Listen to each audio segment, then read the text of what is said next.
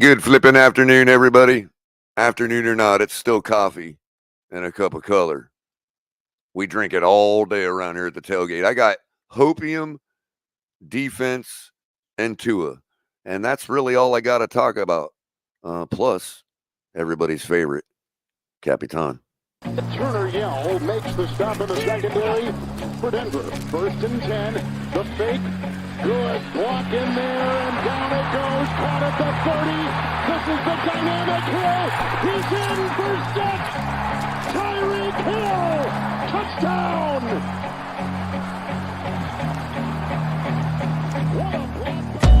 Take into your hands a plan, your own hands can land your own brand. And damn, I feel like no one takes accountability. They want the credibility, convincingly unwilling to put in the hours it takes to get some power. Don't be f***ing sour, take a cold shower, scream until you're louder, work until you're prouder, and f*** all the doubters, they're just your downers. I swear to God they all let me down.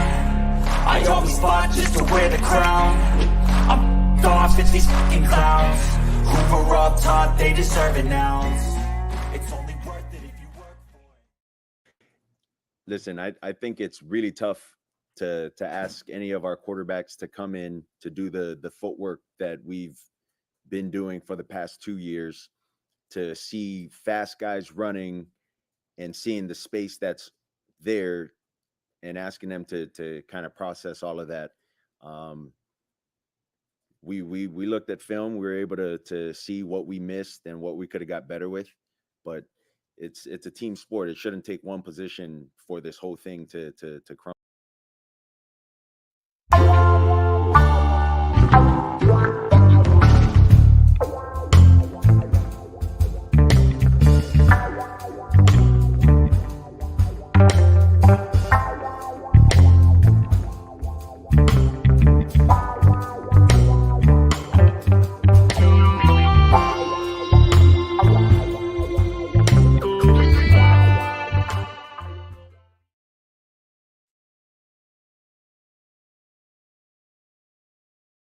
Once again, good morning, good afternoon on the East Coast of Florida. It is yours truly, coffee and a cup of color with me. Drink it all up, drink your coffee, drink up what I have to say, because I am here to tell you what you need to hear and cull out the rest of the nonsense. As you heard our quarterback say, we can't be dependent on so much on one guy. I think he was actually speaking for himself there as much as he is caping up for the backup quarterbacks. Because look, he's saying the same thing I've always said. I've told you 1,000 times. Nothing of what we've seen the last few weeks is going to be anything Tua can work with. That's what he's seeing from the sideline. I can't work with none of this. And I think it's cool because, you know what? There is a real phenomena. There is something to be said about putting the game down for a second and seeing it from a different angle and then picking it back up. Because I guarantee you, in practice today, he's telling them guys, look, I don't know what you all expect me to do here. And he's saying it right there. Exactly what I keep telling you all. So I don't know. I hate to say it. Maybe this is the spot. Everybody wants to always, over the last couple seasons, chime in at these opportune moments and say, oh, I think he's finally arrived, or something's changed, or whatever. But he knows what's at stake. Bet that. There are all the people out there like me that are like, oh, he'll never be able to do it. I just know, I'm not convinced. No way. He don't think that. Don't matter what I think. Matters what he thinks. And football is 90% mental. I stand by that statement. So we can talk about the lack of physical attributes, blah, blah, blah, yakety schmackety. It don't matter. What matters is what's on our plate right now. And that's the Arizona Cardinals. And he said as much in that presser as well. So, hey, to me, I've got the same energy as when the season started. Yeah, I probably would have been off of him after Buffalo, injury or not, but the team wouldn't have been. So here we are. I'm keeping the same energy we had when we started the season. We need an 8-3 run from that guy right there at the podium, who is fully head forward, ready to try to accomplish that task. So I can't do anything as a fan myself in my own code, but get behind his ass and say, hey, you know, oh, pause. I'm sorry for those out there that got to read into everything. All I need to do is support that because, you know, I'm pissed at the NFL too because I wanted a chance to evaluate him over the last 4 or 5 weeks, and I have not had that opportunity. So guess what? Whether you want to tank or not, we're not tanking. We may lose, but we're not tanking. And I'm glad to hear that. And who I think it's maybe you could say instead of saying something's changed, I could say that I am surprised to hear it in the way we're hearing it from that man right there, Tua Tagovailoa. Because you know what? As I've told you 1,000 times, whether he does it at the NFL level or not, the man is a champion and he speaks like a champion. That was the most enjoyable presser I've seen in months. I don't care if I disagree with him. I don't care if I believe him or not. None of all that matters. That was 10,000 times more enjoyable than watching Mike McDaniel try to freaking excuse all the bullshit. Because Tua ain't excusing nothing. And he's not very happy. And I suspect that entity that he's not very happy with is the NFL. He can't say it. I'll say it for him. You know, so all I have today is hopium, defense, and that man right there, Tua.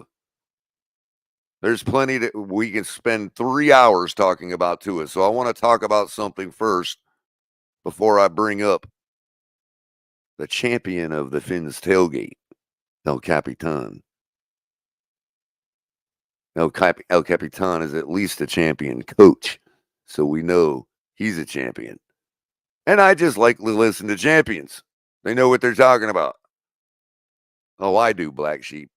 I watch them and I roast them because somebody's got to. I do that for you all. I do that so you don't have to, Black Sheep. By the way, welcome to everybody in chat. Make sure you're hitting the like button and subscribing to the channel. If you're watching us on Twitter or Twitch, please come over and subscribe to the channel and hit the like button. It helps grow the channel. It's the easiest and most free way to do it. Or you could become a member. Donate through super chats and super stickers and Cash App and all that. That certainly we're not gonna say no. You can do it. It don't hurt. But I ain't gonna beg. What's up, Flava J? First one in the chat. Fins up 74, Aquavision, and of course, respectable resident Bills fan, Red, White, and Bills, aka Sean, aka not Michael K. CCRR, what's up? What's up, Dragon? Tua Tuesday, always coming in and saying hi. Adam Sadowski, how's it going? The Marketeer, Mansa Chill. I'm gonna get through this really quick because I'm obsessive. I cannot leave one of you guys out. Cat for Life, what's up? Mansa Chill. Black Sheep, of course. We already spoke with Black Sheep. There's Michael K. Somewhere in the middle of Missouri, getting eaten by ticks, trying to hunt for deer or something. What's up, CB83? You gonna get back on it, man? I've been missing a show, man. You used to fill a time slot that it's like a void there now. I got to go back to politics, man, and that just gets me aggravated. What's up, S Harris? AB. I see you here, AB. You've been all right. I just haven't got around to unblocking you yet. What's up, Dakota? The coolest Jets fan I've ever met.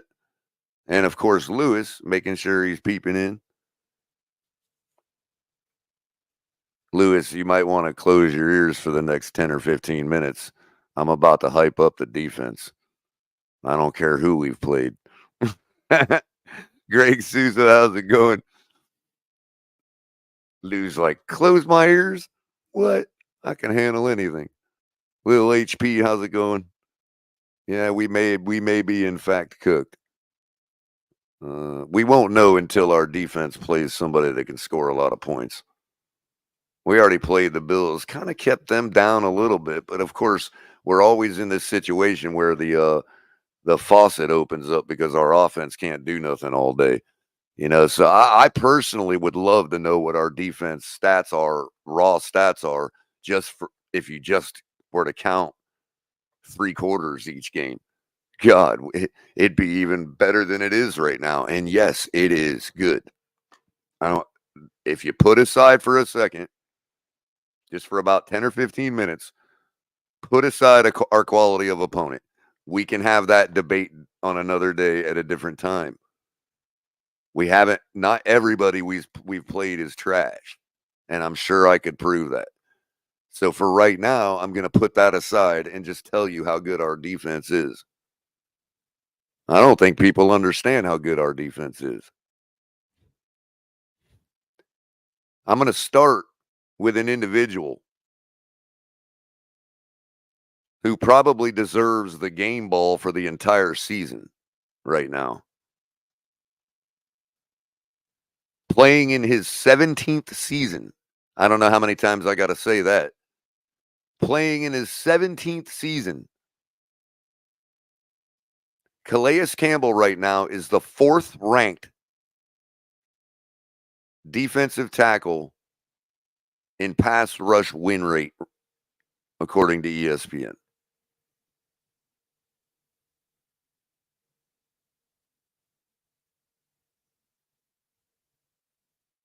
That's crazy. Did anybody know that? Oh, Calais Campbell. In his 17th season.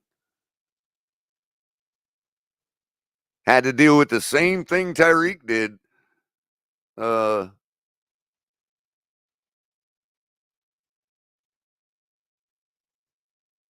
With the boys in brown. Yet has no problem. None whatsoever becoming the 4th ranked DT in pass rush win rate on the season. Moving over down the line, Zach Sealer, 15th ranked.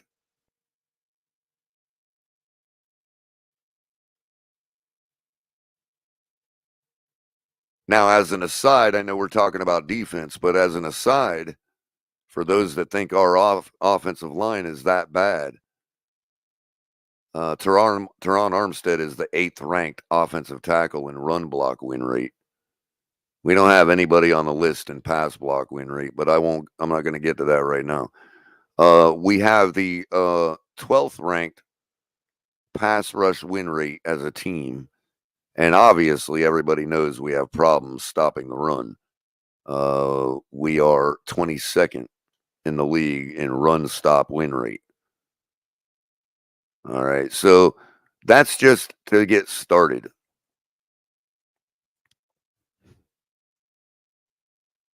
Going into the game last Sunday, the Dolphins were ranked number 1 against passing touchdowns and number 1 against 3rd down conversions. We are getting off the field. That is aside from stopping a team from scoring, the number 2 responsibility, the number 2 prime directive is to get off the field. Is it not? Real quick, I always like to make sure that I'm confirmed in my opinion. El Cap, really quick. Number 2 directive by a defense, besides holding a team from scoring, is getting off the field. Yeah, I mean, You could argue number 1 directive because that helps you to stop them from scoring. So you could say it's the number 1 directive. but getting them off the field is secondary to keeping them out of the end zone. So I don't care how you slice it, because you keep them out of the end zone. I don't care how long you're on the field. If they never score, you don't ever lose. Exactly. You know what So I'm saying? you're right. So it's like 1A and 1B prime directive. Yeah, I think it's a byproduct of number 1's directive. Right. Gotcha. That's why I just wanted to make sure I wasn't speaking out of turn or don't know my football or whatnot. I'll bring you right back in a second. All right. So, I don't know. Getting off the field on third down, that seems like a very important stat. And if you watch the game Sunday, you would notice that once again, they did not score on us with a passing touchdown. So I suspect that we will remain number 1 this week in that category. And as you noticed, we were able to get off the field on third down quite a bit. So I'm pretty sure we're going to still be number 1 or right around the top there.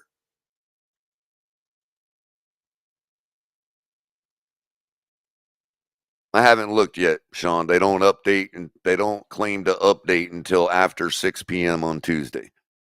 So I'm waiting for those numbers to make sure they're all updated. That way, because they'll start to update, and then the numbers will be wrong. And then after Tuesday at 6, they'll all be different numbers. So I'm waiting on those particular numbers. However, ESPN was updated today on their win rate numbers. And what I'm about to get into, defensive stats. Oh, you guys are going to love this. Because let me just say something really quick to help people understand why I'm just putting aside the quality of opponent right now and how I can justify doing that. Because we've played 6 games. These are NFL offenses. Everybody else has played 6 games too. There's quite a few teams that have played terrible opponents. There's a few teams that have not played a superior opponent yet, like an upper echelon yet. I'll give you that. We've played Buffalo, but we haven't played any upper echelons. We played the Seattle Seahawks, who have been quite productive the last couple seasons. I don't know why everybody thought they're a slouch all of a sudden. The Colts. Well, hell, we made them above 500. So whether they're a trash team or not, they're an above 500 team. And they did it with still no offense. Still holding them to under championship levels per game, which I put at about 17 points a game. If your defense on the season is holding teams to 17 points a game, you're likely a champion. Or at least competing for that trophy.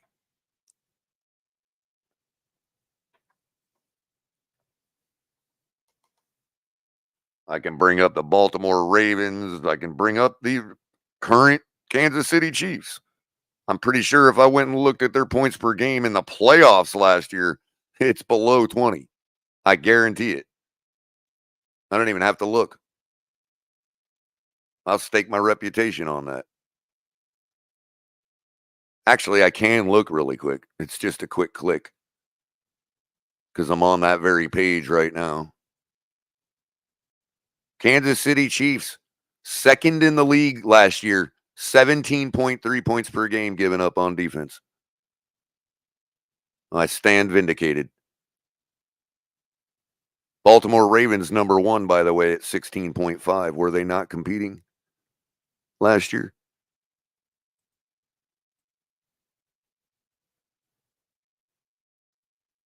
Now, it's a little early. If you want to talk about, 6 games in and teams playing trash offenses, well, yeah. the leader right now is the Chargers. They're giving up 13.8 points a game. Steelers number 2 at 14.4. These will all rise by the end of the season to if you're a good defense, at about that 17-point level. Kansas City Chief currently right now at 17.2 points per game. So they're playing the same defense that we saw at the end of the year last year. That's why they're undefeated right now.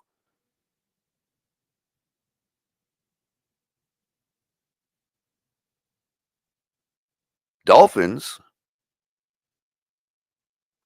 now under Brian Flores' best levels. The best levels we saw from Brian Flores' defense was 21.8 points per game.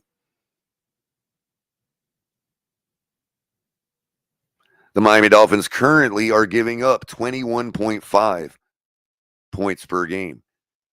That's including the fourth quarters and including junk time, which we know we've been involved in the past couple weeks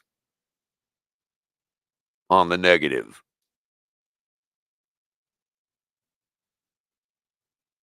I'll start with the rushing numbers because that's our worst, the worst part about our defense. In yards per game, Miami is sitting at 1, 2, 3, 4, 5, 6, 7, 8, 9, 10, 11, 12, 13, 14, 15, 16, 17th ranked. As bad as it's been, giving up 130.7 yards per game on the ground, Miami is still only 17th ranked. That's how the cover 2 has affected the league. Buffalo, 1, 2, 3, 16, 18, 19, 20th ranked. Buffalo giving up 132.9 per game. Bengals giving up 136. The Jets just in front of us at 16th ranked, giving up 127.7 per game.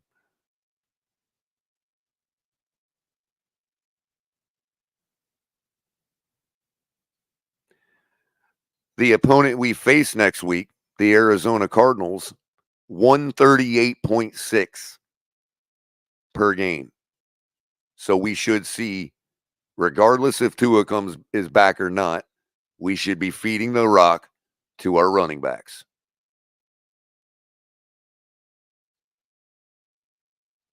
If we want to win this game. Rushing yards total on the season. 1, 2, 3, 4, 5, 6, 7, 8, 9, 10, 11, 12, 13. Why don't they number this? Why do they make me count? Miami Dolphins 13th ranked in yards rushing overall, given up at 784.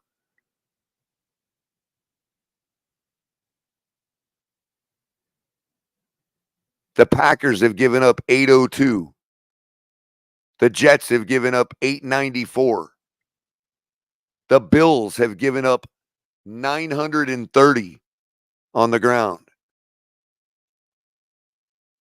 Our opponent this week, the Cardinals, have given up 977.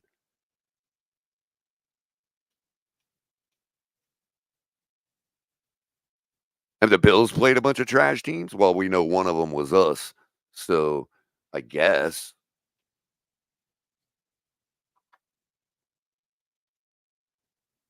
They're not undefeated, so.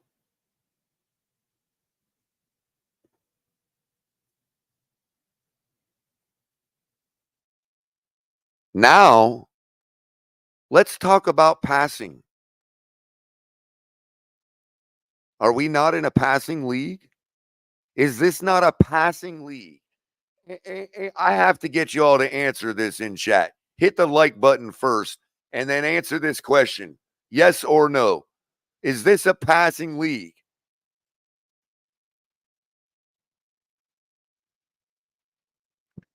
Real quick, Culler, because I got to run, but I'll be back. But I just want to say before you read off this stat, just realize that the output on defense, if the offense showed up at all, and can get a lead in a game. Oh, I haven't gotten to that part yet. I know, but I'm just thank you saying, for bringing bro. up. You can, sure, and I appreciate it. Continue to make your point, to land your point. Go ahead. If this offense was doing what it needed to do, this defense would probably be top 5, if not top 3. Unless you don't believe in complimentary football. Which that doesn't even make sense. Football is complementary and not in theory, in fact. One thing is a byproduct of the other. Because as much as the offense is not getting it done, the defense is not allowing the game to get away from them. We're number 1 against third down conversions. That means we're continuing to give the ball back to the offense over and over and over and over again. That's it. We're leading time of possession. I don't know if anybody realized that. Thank you for asking that backstage before the show, Cap. We are leading time of possession in our games. It's crazy for such a putrid offense that we possess right now. We're leading time of possession. That's crazy, dude. What else is there for a defense to be responsible for other than scoring itself? Well, scoring points is what Brian Flores did, but we don't like that type of stuff around here, Culler. We don't like that type of football. No, that's called lucky around here. Punching the football out against Jacksonville, that was lucky. Yep, not coached, not ideology. Yeah, we don't have 3 broken hands from our DBs right now because of practicing punching the football out. I know it's only a correlation, it's not causation, but I'm not surprised to hear that 3 of our DBs have broken their hands. You know why? Because I watched the Jags game. That's called effort, not luck. But in this world of reality of complementary football being something, the Dolphins offense, if they would just show up, this defense is giving them everything. And this next stat is going to tell them the stat real quick, Culler, because I got about 2 minutes. Sure. Passing defense. Number 1 in third down now, Culler. What are the Dolphins passing defense ranked? Oh, in third down conversions? We're third down conversions. We're number 1, you said. We were number 1, yes, going into the game. They haven't updated that stat yet on Pro Football Reference because they don't do that till 6 p.m. on Tuesdays. I can't imagine it changing with all the times I saw the Dolphins. Considering. Well, you know what we can do? We can look at this real quick. Let's not do all that. Give me the number. Give me the passing. What are the Dolphins? So I'm moving right. I'm going down that column right now. Okay, in yards per game, it's 10 yards per game difference from number 1 to number 2. Coming in at number 2 is the Jets with 164.7 passing yards per game given up. The number 1 team, Miami Dolphins, has given up 154.5 per game. Damn. That is number 1 in the league. Damn. And after 6 games. Think of all the offense has done to hurt the defensive stats when it comes to that. It's crazy. Now you might say, Culler, but man, they have to be passing on us a total. Okay, well, the Tennessee Titans are number 2 in yards total given up in the air at 1,000. The Bears are number 3 at 1,080 given up through the air total. The Miami Dolphins are number 1, having only given up 927 yards through the air. That's right. I just said we have the number 1 passing defense in the league after 6 games. Number 1 against the pass. Number 1 on third downs. Number 1 against passing touchdowns. Passing touchdowns. And if the Dolphins could have had the team we thought we were going to get, a team that could score points It would force opponents to pass to keep up, which would play right into the hand of the defense. And if that's the case, this team would be one of, if not the best team in the NFL. And so when people say Chris Greer's got to be fired, I'm sorry, I can't get on board for He that. hired Anthony Because Weaver. not only did he hire Anthony Weaver, but Anthony Weaver is delivering on what the ideology is. This team's going to score points on offense, so teams are going to have to throw to keep in the game on defense, in which case we're going to cook them. Now, the other thing, in case you didn't notice, is they didn't throw a passing touchdown on us this week. So we will remain number one in that category.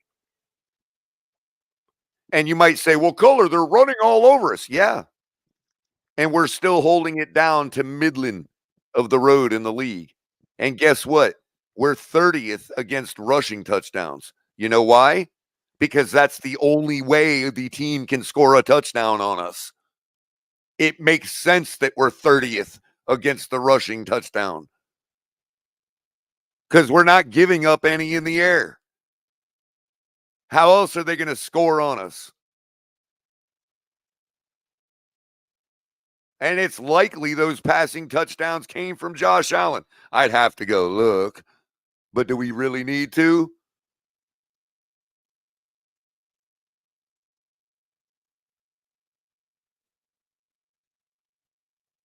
Now, overall total,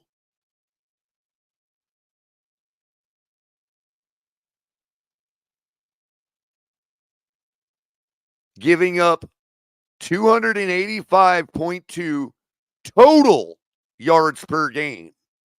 We could talk about them running all over us. We're obviously not breaking, because we're giving up 285.2 yards total per game. And that is good for 4th ranked in the league. Total yards given up this season in 6 games.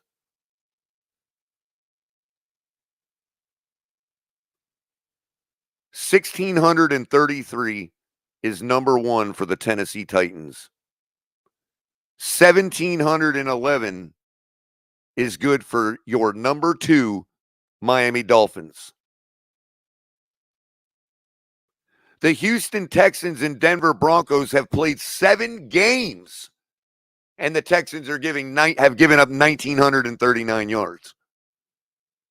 The Minnesota Vikings, the vaunted Brian Flores defense, same number of games, 6, has given up 2,042 yards total and 340 yards per game. Now, they definitely don't break, because they're only giving up 17.8 points per game. So I'm not throwing shade.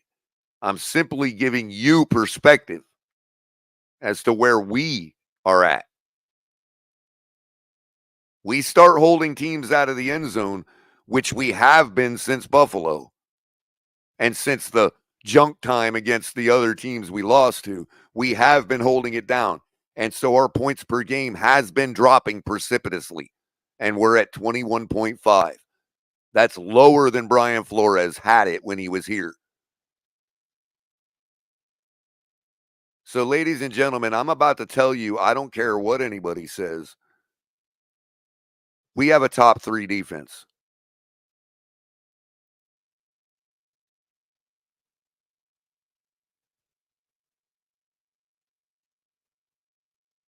It don't matter what our quality of opponent. It's been a mixture between trash, above average, and elite, if you throw in Buffalo. It's a good sample size. I'm turning in the paper. The test is done. The evaluation is done. Yeah, we'll probably get a lot of points scored against us against Buffalo. You know why? Because of what Capitan just said. Because our offense can't stay on the goddamn field. Excuse my French.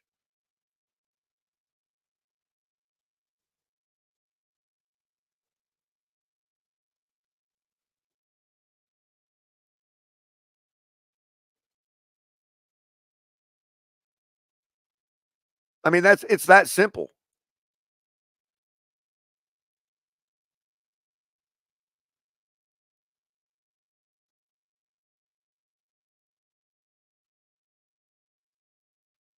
I mean, if you're talking about like complimentary football and all that,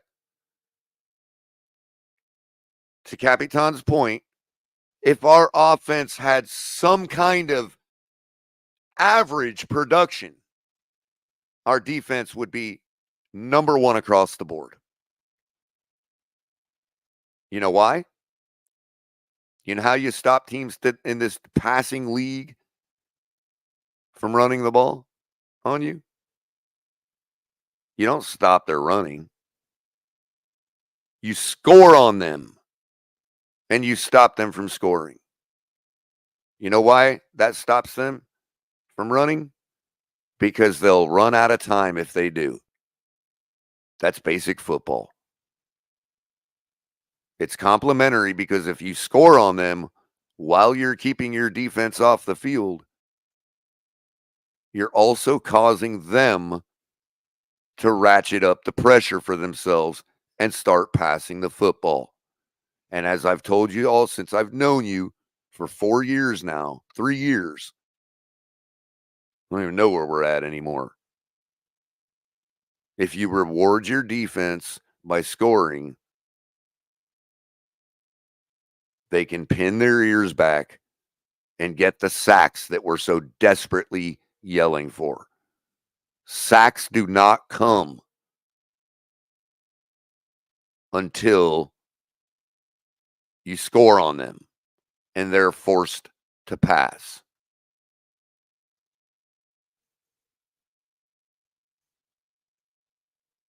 It's just like Weaver said, or was it Weaver or it was our defensive line coach? You got to earn the right to rush the quarterback. You got to earn the right to rush the quarterback. What he's saying there is you got to earn it. You got to earn the ability to pin your ears back and go. So until the offense is responsible for that, partly by scoring,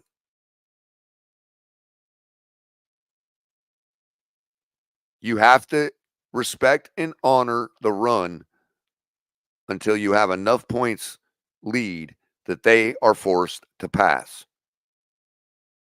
I don't understand how it's that complicated to understand for people. It's basic football. No matter how much the game changes and how different it looks than it did when we were growing up, that part of it will never change. That is essentially the game. If you were playing flag football, you would still have to win that way consistently. You'd have to score points so that your defense can go after their quarterback and put their quarterback under pressure.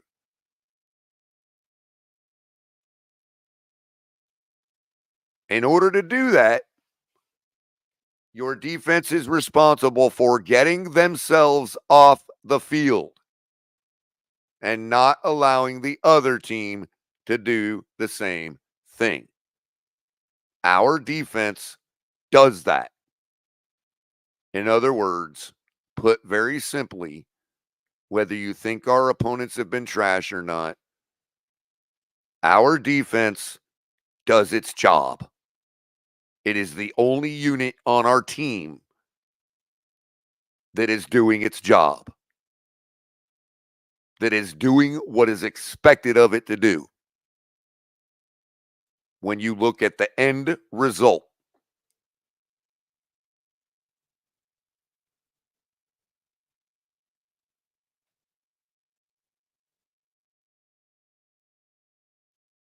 when Tua threw an 80-yard bomb to Tyreek Hill for a touchdown on another play, on the very next play after Javon Holland got a turnover and stopped them from scoring, That's called rewarding the defense. First time they had done it all day, I'll give you that. But that's what I'm talking about. You have to reward your defense. They're going to stop playing for you if you don't. We see it every single game in junk time. It's why junk time exists. These are grown men and grown professionals. They are only going to accept you not doing your job for long enough. They're not going to accept it forever. You don't. When there's 3 or 4 or 5 employees around you effing off and not doing their job, you're not going to continue to do yours forever. You're an idiot if you did.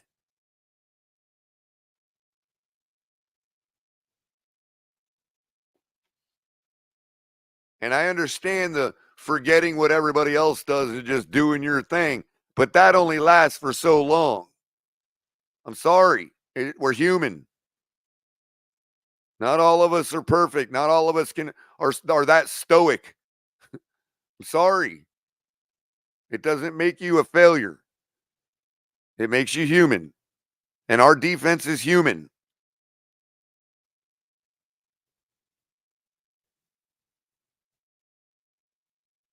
So I would hope going forward, one thing, getting on Tua real quick, is that there is some kind of benefit from sitting out, and regardless of whether he's pissed about it or not, there is some benefit to be sitting out and being so anxious to get back into doing something. You know why he's anxious and he's pissed? Because he's been sitting there seeing things that he could jump in and do to help the situation. That's frustrating. The word he used is very apropos. It's frustrating. It's like when you give up the video game controller to your brother or your sister and you watch them making mistakes and you just want to grab the control out of their hand and do it for them. That's where Tua's at right now. That's a good place.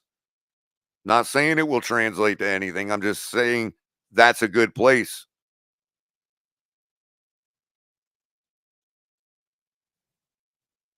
And when I say it's a good place, it's in the context of what I just told you our defense has been doing. You can chalk it up to we played trash teams. Okay, fine. Let's say you raise the quality of our opponent over the last few weeks. Does that mean we're top 10 still? I'll take a top 10 defense with Tua coming back. I don't need Tua to be Dan Marino anymore.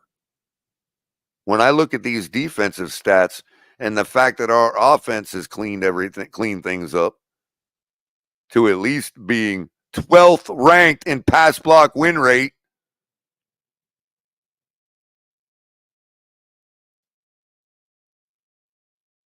the best attribute we have is we run the ball, and we have a better pass block win rate than we do a run block win rate. Riddle me that one.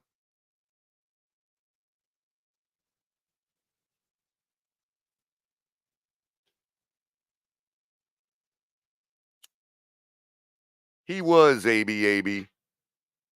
I think it's a bit hyperbole to say it was all him missing receivers, because I'm sure the all 22 will show a lot of receivers stopping on their routes constantly and all that other nonsense too.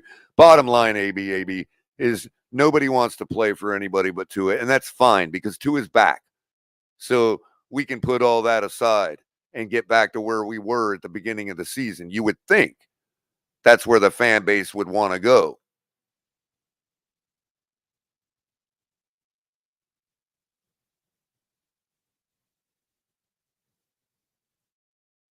But apparently for both sides, it always has been just about Tua. For both sides.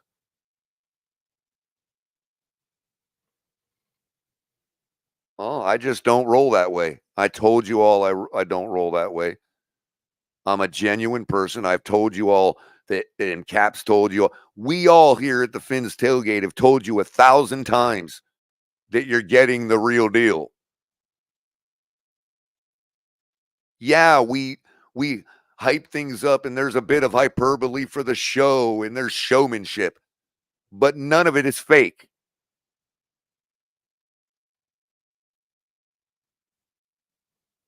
The reason we're not millionaires doing this thing like everybody else is because we're regular people. We are actually genuine.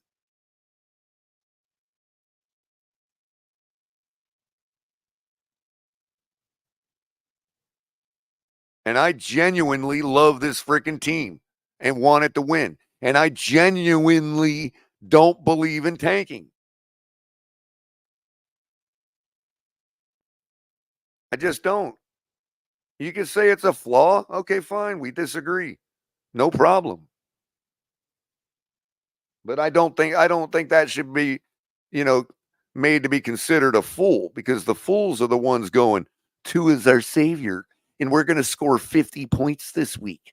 Hey, all that's possible. Sure, he could be that pissed. You know what I mean? I get it. But nah, I ain't, no. But do I believe that we have a way better chance to win than we did, given what we've seen out of the backups and the fact that it seems like it don't matter anyway? They can't do enough for people on the team and the coaching staff to want to do anything to support them. So it don't matter if they're good or not. The guy that everybody thinks is good is back. Now I'm back to where I was at. Is he really that good? Well, I haven't seen it yet. In the 2 games he played this year, horrible.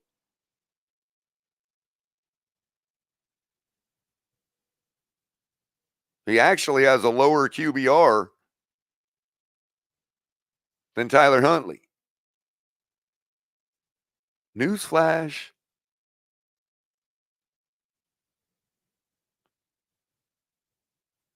I don't expect us to win a Super Bowl, Black Sheep. I never have. That's actually really hard to do for all 32 teams. That's why it's so respected as a sport.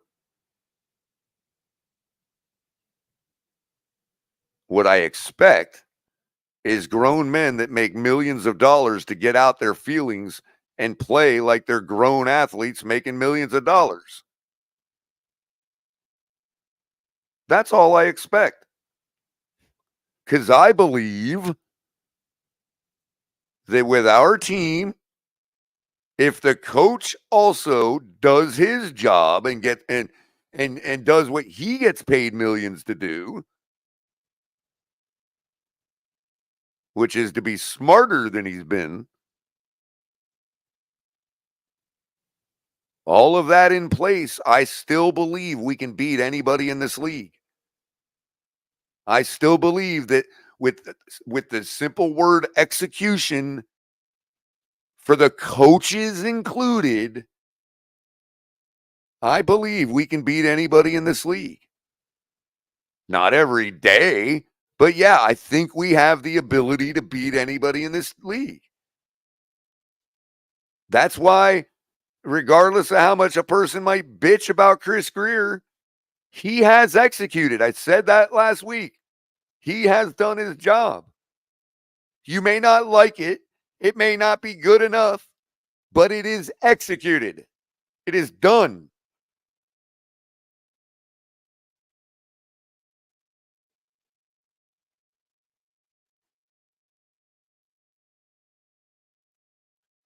That's true, Black Sheep. See, I like Black Sheep. He's fair. He knows how to actually says trajectory shows we're not making the playoffs, yet alone win a playoff game. You're absolutely right. And I would just say to that the trajectory last year showed that we were going to win the division and the conference up until the Tennessee game. So it goes both ways. At least in my mind, it goes both ways. I don't know why it wouldn't. I guess it's harder to win than it is to lose. You could argue that.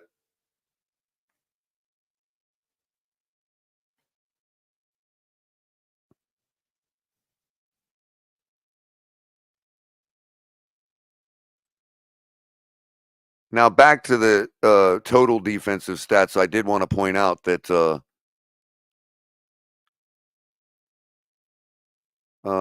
in yards total given up,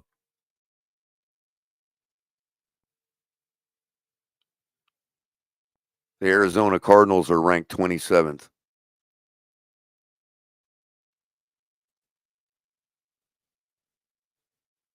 In yards per game given up,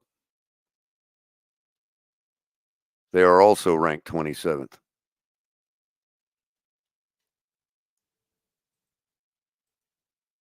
In points per game, they have given up 25.4.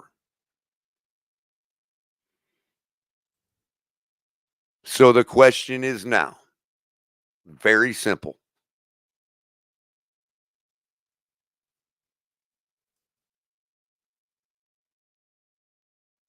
A defense that averages 21.5 points per game scored against them.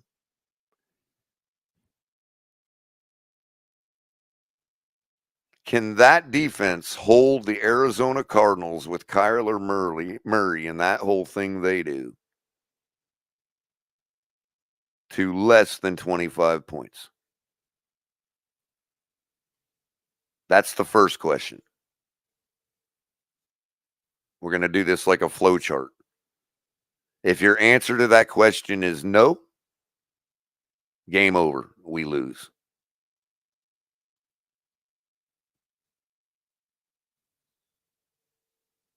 If the answer to that question is yes,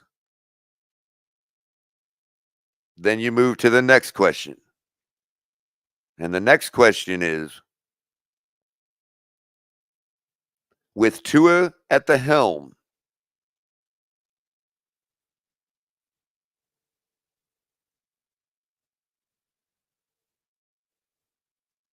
and the team showing up for him,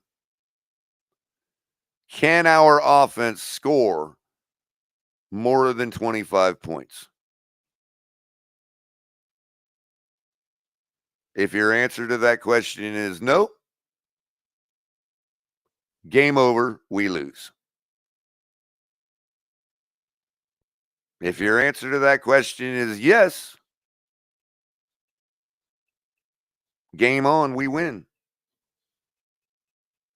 It's that simple.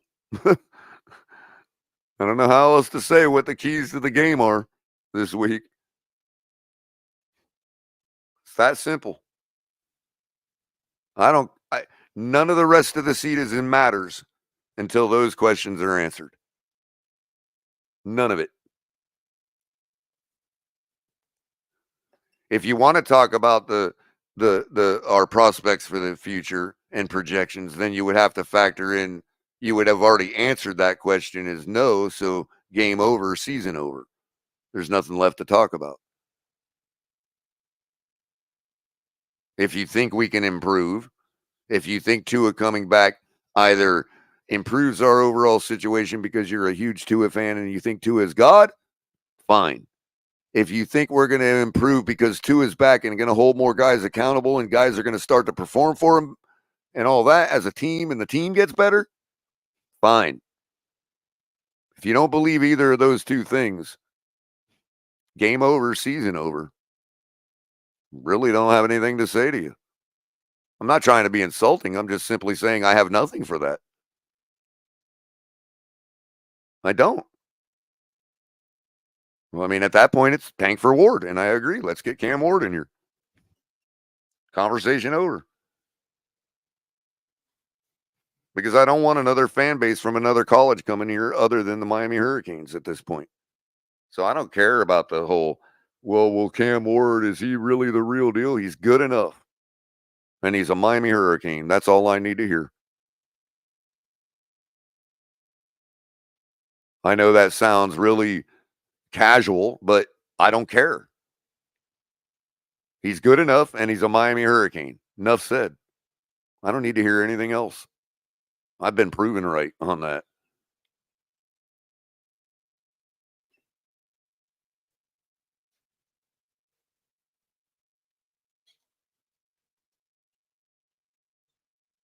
Several times.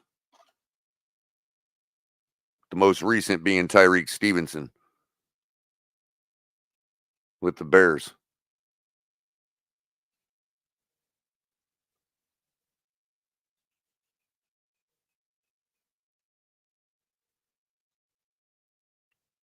Anyway, hit the like button, everybody. Tell me what you think. I'm gonna continue with a couple little tidbits of news. Maybe answer some of y'all's questions. We're almost at the hour mark. This might be a shorter show than I even thought. Cardinals, by the way, in action last night. Cardinals eked out a win against the Chargers 17-15 in Arizona. And of course, the Baltimore Ravens just took it to the Buccaneers pretty good, who tried to come back in junk time, lost both their receivers trying to do it, and took a really bad loss, 41-31 to the Ravens. And of course, the Ravens just absolutely looking like nobody can beat them. And Lamar Jackson is at the best his game has ever been. At the top he's ever been. He's 3 levels better than that right now. So I look forward to seeing if the kid can finally get it done. Put the past playoff demons behind him, Baker Mayfield, the passing leader last night with 370 yards. Derrick Henry rushing for 169, and Rashad Bateman being the number 1 receiver on the night at 121 across both teams. In the other game, Justin Herbert threw for 349 yards in a losing effort. James Conner rushed 101 yards, and Will Dissly, the leading receiver for both teams, at 81 yards. It looks like that was a snooze fest. ESPN has released their power rankings. The Dolphins dropped 1 spot from 24 to 25.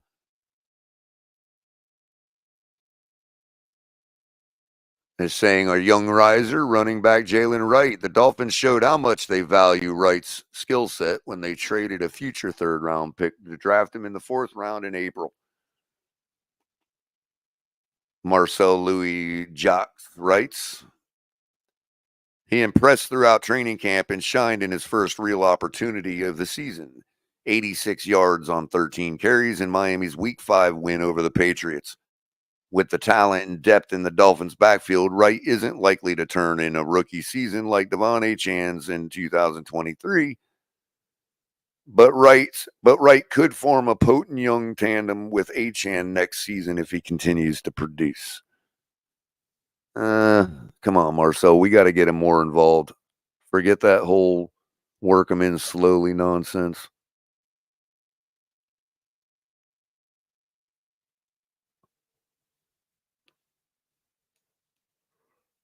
So again, as I keep saying, we got to make an 8-3 run, as I think 10-7 is the last level at which you could be considered respectable and be a contender and actually not expect to be a one and done in the playoffs. I think that level, it might be 10-7 this year at the bare lowest. 9-8 might get you in, but 9-8 is a one and done. 10-7 could be a one and done, but some 10-7 teams will be actually competitive. So can we be one of those teams? Well, again, if you look at our schedule and we need an 8-3 run to do that, then you would have to say, why couldn't we be considered respectable having gone through that schedule and going in? Depends on if we're losing on the way in or are we winning on the way in. I mean, that's kind of where it depends on. Then there's also the aspect of, well, what if we get really lucky and go on a 9-2 or a 10-1 run? Well, that's respectable. So look, yeah, if we don't do at least 8-3, we're going to finish no higher than 9-8, which is not respectable. So a lot of people in the fan base are just at the point where it's like, if we can't be above that level, there's no point in doing it. Unfortunately, you're not going to be able to convince Tua of that. Based on yesterday's presser, I don't think you're going to be able to convince Tua. So that's where we're at right now. Tua wants to win. I can't say I don't want to see him win. I can't say I can't. I can't say I disagree with him. I want to win too. Can he do it? It's not up to me. I don't believe he can. But it's not up to me.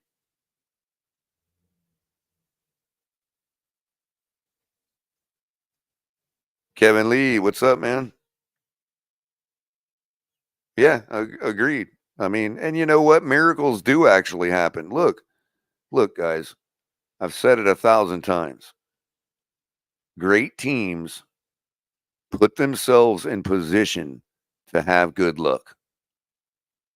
Again, there is only execution. If you execute, that's the only thing you can control, is your level of execution. It's literally the only thing you can control. The rest is the chips falling where they may, and the rest is luck. But if you're executing, by definition, you are putting yourself in a better position to have good luck than the rest of the teams. And yes, Joe, I will be.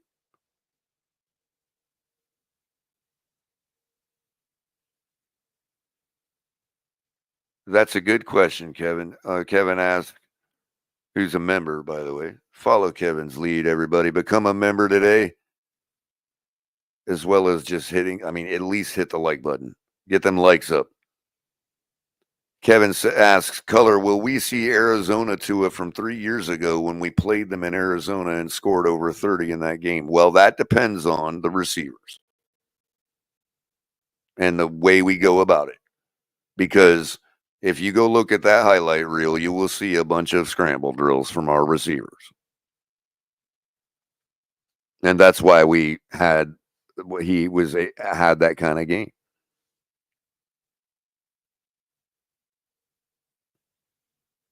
It is the players, Jermaine. It's both. I don't understand why you can't be a both kind of guy. It's both. When I say execution, I'm including the coaches. You have to hear me when I say that, bro. Execution isn't just a physical thing. It's what the coaches do when they call the right plays at the right time, when they do their job.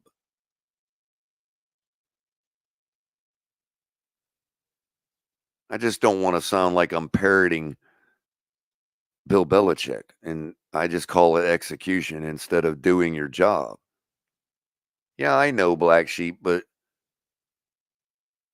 he still is at least fair-minded, and that's what I'm trying to help him along there. Like, it can be both, bro. But I'm pretty sure that the coaches would look a lot better if the players were executing. It'd be a lot easier for the coaches to execute their job. You have to admit that. When you execute your job, doesn't it make it easier for your manager to execute his?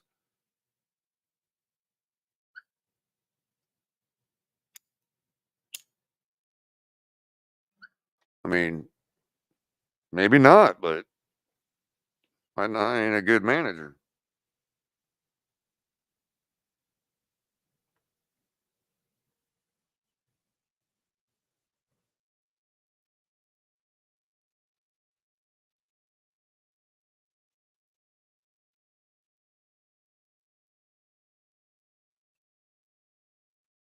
Do people actually still answer these scam messages about your package delivery and all that? Do people actually buy into that crap still?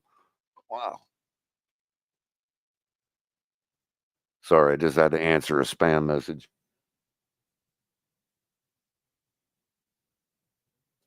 I wish they'd call me like they used to. It's much more fun aggravating them on the phone.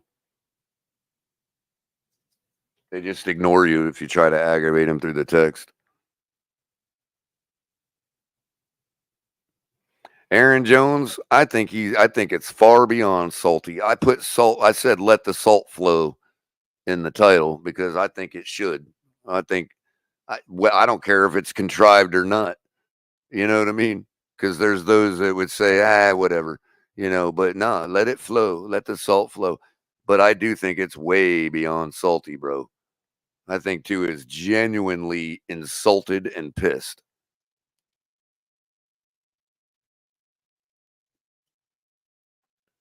Well,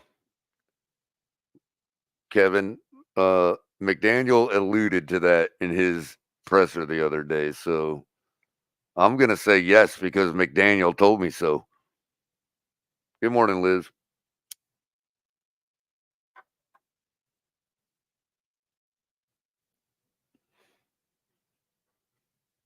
Yeah, I agreed, Chef. I can't disagree with either of you.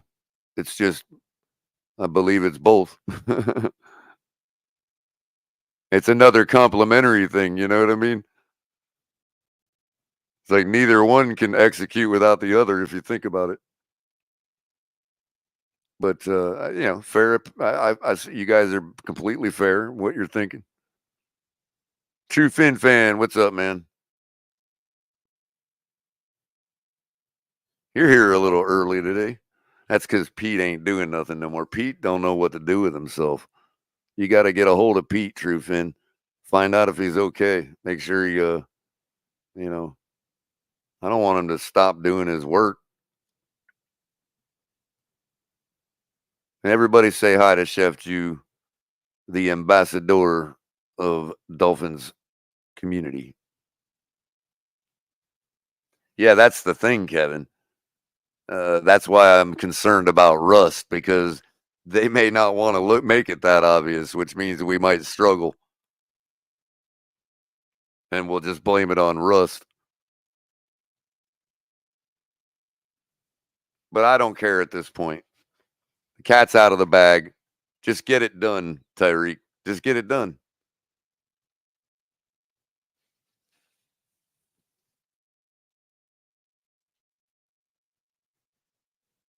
That might be true, Aaron Jones, but you know as well as I do that was never going to fly with the fan base. It just wasn't.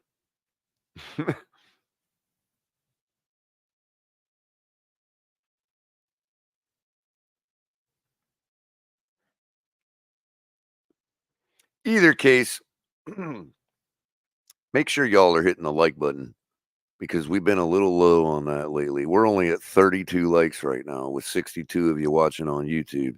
If you're over on Twitch or Twitter, come over and hit the like button and subscribe to our channel. Hit the notification bell so you know when we're going live. Because sometimes football can cause our schedule to be a little erratic.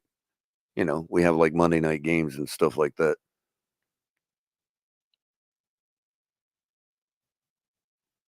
And make sure you're checking out TFTGnetwork.com, your centralized location for all that is TFTG. Bookmark it, make it your homepage. That is actually a website, TFTGnetwork.com.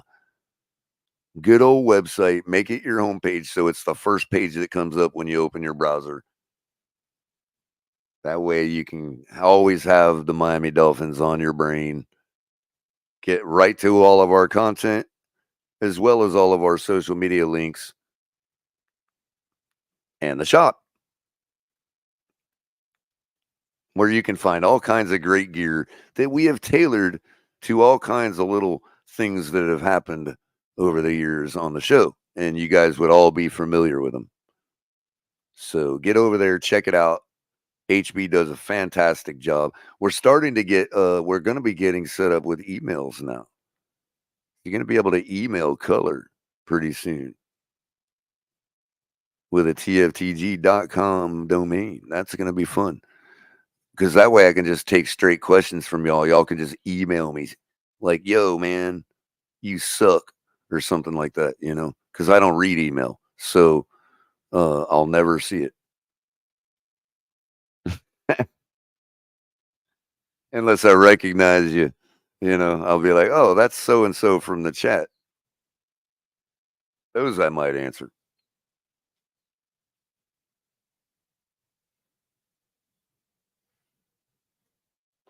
Or any, you know, show suggestions, show notes, show requests, stuff like that, you know. Some people still use email. A lot of people do. I'm surprised. I see a lot of other content creators that are like, oh, yeah, I got this email from so and so. And I'm like, y'all use email still? Really? Like everybody in the world can see email.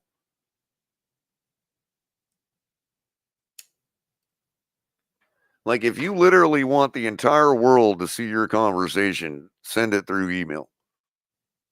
That's how I've always treated email. Yeah, I'll be there, Cali Fins. Welcome to the chat, by the way. Cali Fins fan.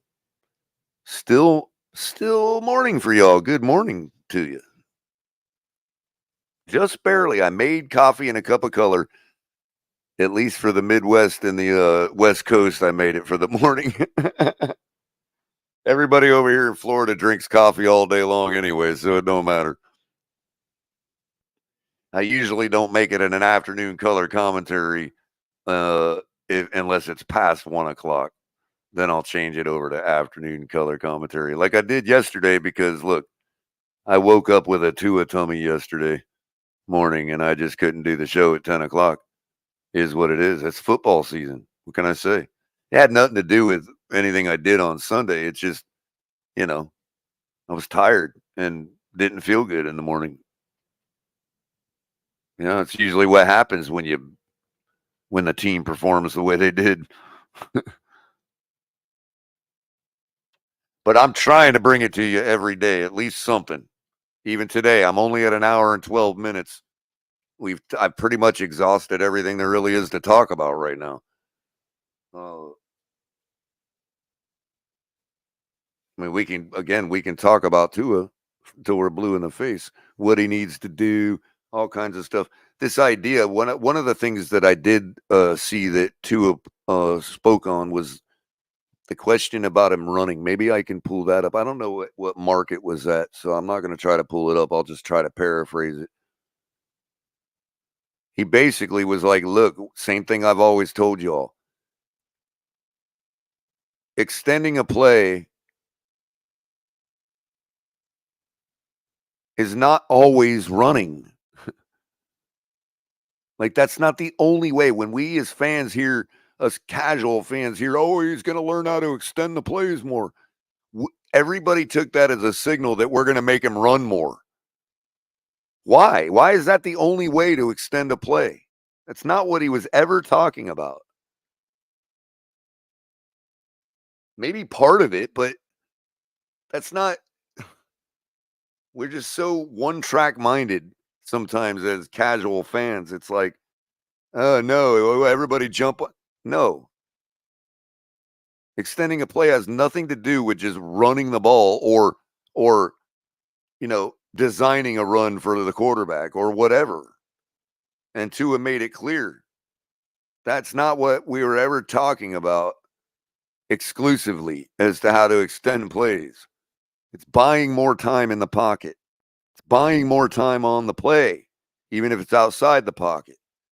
Allowing these guys to start doing scramble drills and stuff like that. You know, that's what they're talking about, extending plays. All we heard was run. Like, that's so one-dimensional of thinking pattern. What's up, Tony B? Start praying. Yep. Finn's rule. How you guys? How you guys doing? I got some late stragglers. I might have to find something else to talk about. Lo-Fi, how's it going, Lo-Fi? I saw you come in earlier. Sal's in here. Yeah, Sal, I'm back. Nothing's forever. Not even cold November rain.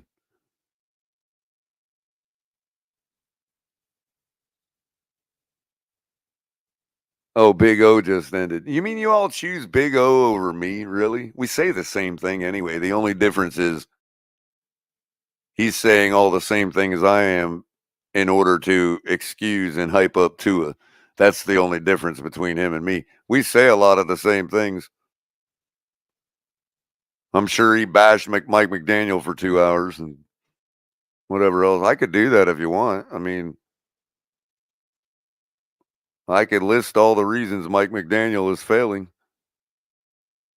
But even if the thing that people are failing to realize is, and the reason I say it's both players and the coach, is because let's say Mike McDaniel fixed all that stuff, right?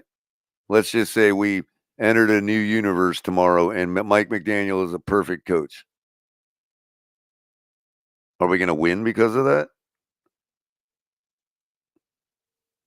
Are the players just still going to be able to stand there with their thumbs up their butt and not doing anything?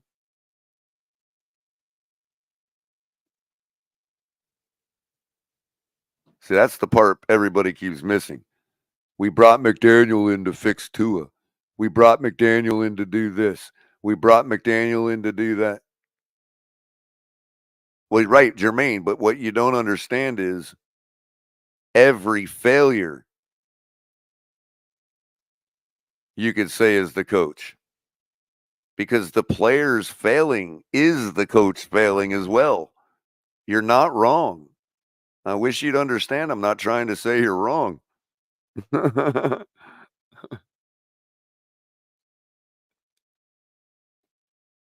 It is incumbent upon the coach to find some words to use or something to make them execute. Yes. But he can still not do it for them. He cannot go out onto the field and strap it up and do it for them.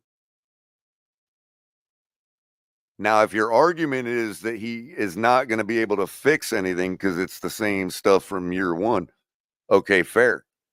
You're just out on him. Okay, that's fair.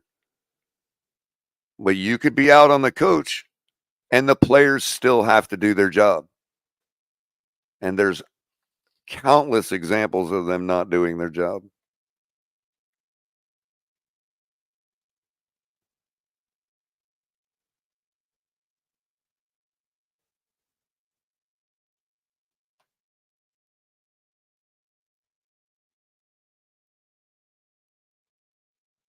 I mean, it just is what it is. If we fired him tomorrow and made Anthony Weaver the coach, this is the point I'm trying to make.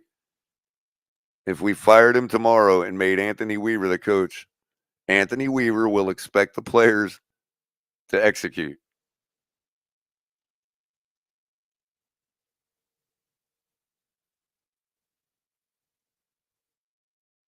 You're absolutely right, Jermaine. Everything you're saying is absolutely right. I'm upset about it. It's one of the first things I said was, where the hell was Jalen Wright all game? Again.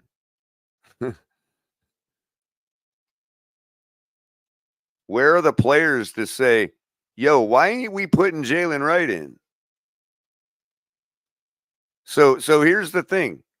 McDaniel says they can come to him and say, hey, don't worry. Put Mostert back in because we trust him, even though he fumbled. Can you please just do this for us? And he did it. But they can't do that to get Jalen Wright in the game?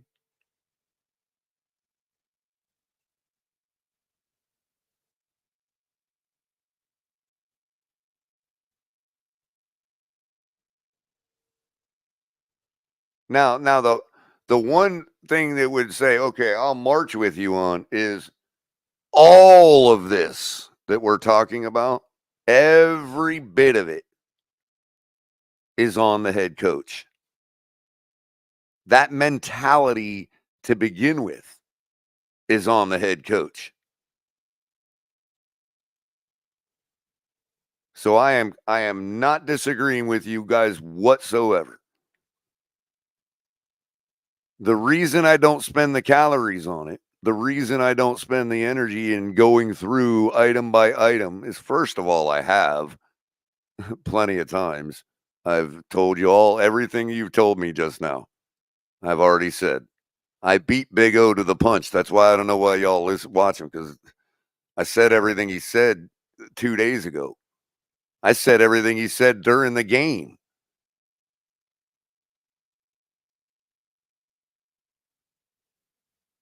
So I just don't have the energy to keep litigating it. There's other fish to fry, because the owner has once again decided to leave him there in place. He's the only head coach we have. Our players have to find a way to work around his quirks and work around his mistakes. And the only way for them to do that, whether it's successful or not, is to execute their job. Whatever McDaniel is asking them for them to do. McDaniel could be asking them to run out to the parking lot, which will cause us to lose the game. But they have to do it. How else can Ross see what you all see? And I want an answer to that question, Jermaine, if you don't mind.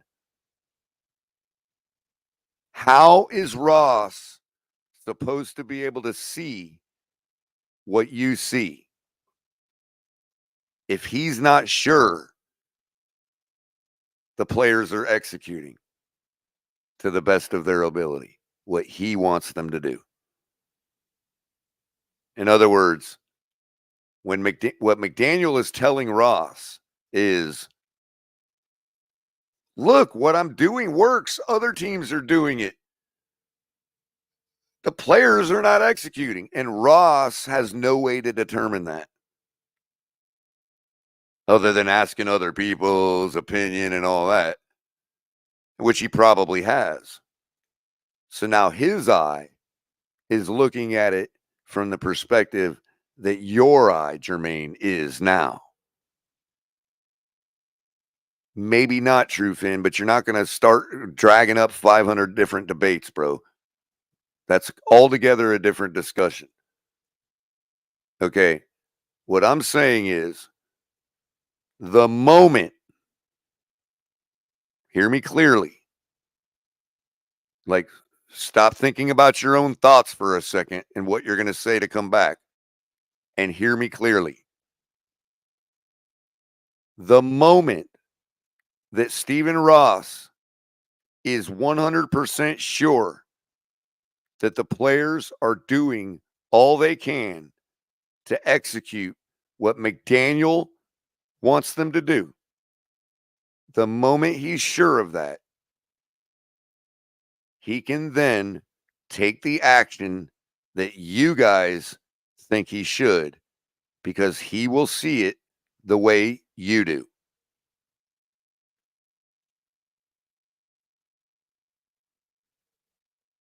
But he has to be sure in his own mind.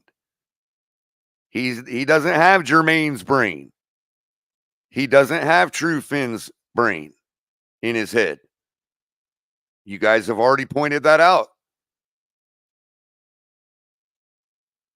In other words, I'm giving you your flowers.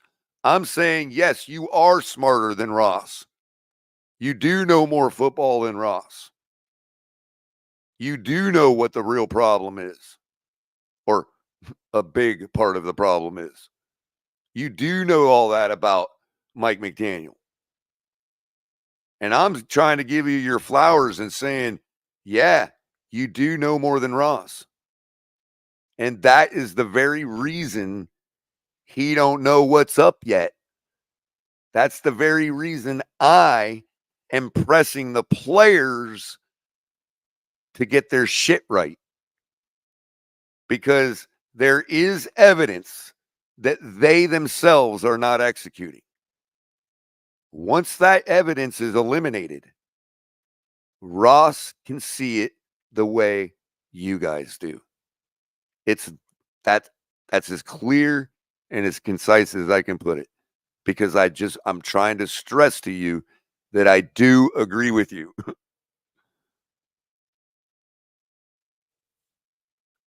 Tua is a problem. CCRR. I mean, I know what you're doing to Jermaine. That's y'all's own business. But I'm saying that Tua is a problem. I just stress that what we have learned over the last 5 weeks is he is not the problem.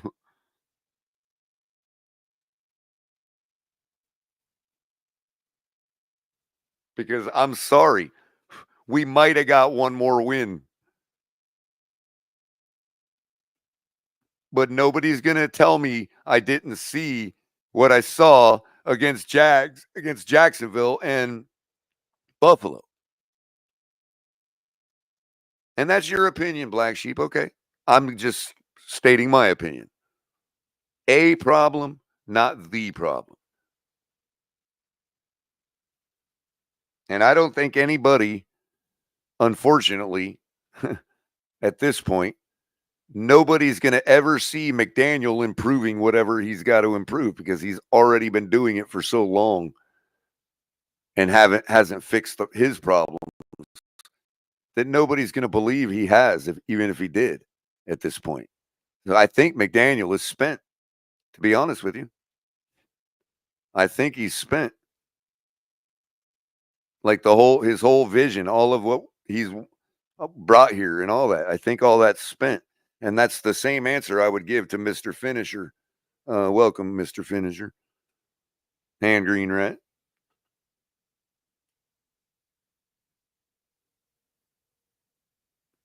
Yeah, I know. And that's what gives him the advantage, CB83.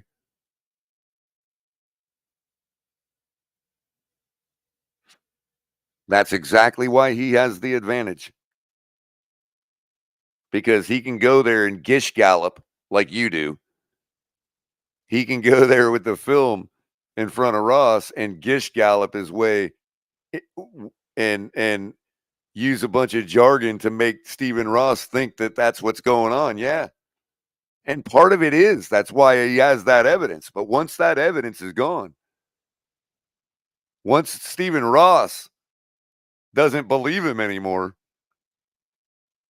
because he's like, yeah, I think the players are executing. As soon as that happens, then Ross will see it the way you guys do about McDaniel. It just takes time. The dude's got so many more things on his plate than we can even imagine as a billionaire philanthropist, that, I mean, really, I'm not trying to excuse him. I'm just saying it's a reality. It's like steering a yacht. Dealing with a billionaire is like steering a yacht.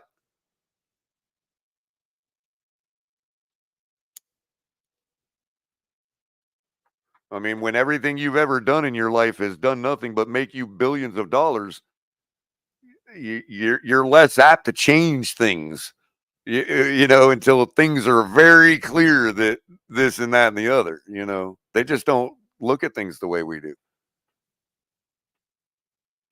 I kind of myself think that there's still time. And I'd like to believe McDaniel, with his Ivy League education and all that, is, you know, can still fix stuff and change. But I can understand guys saying, look, zebras don't change their stripes. I can understand that too.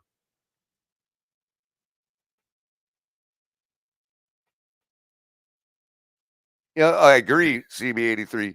Partly why the whole thing was working, but it shouldn't be that way. And we don't know how Ross feels about that. Shouldn't have to be the only way you can do it. You know, let's be real. Good afternoon, Lewis. My daily dose of Tanky has just arrived, ladies and gentlemen. I hope you got the link if you feel like chopping it up, Lou. I have nothing else but hopium defense and Tua as I opened the show with this morning. If you didn't happen to hear it, yeah, that's all I have to talk about today. I've spent an hour and a half talking about hopium, defense, and Tua. Pretty much. Guess who's back, Lou? Let the salt flow. What's up, word of mouth? Marino's goat. All right, some of the more regulars coming in. Maybe we'll find out let's find out what's going on Twitter, because there's some funny things I came across that I wanted to mention to y'all at an early convenience.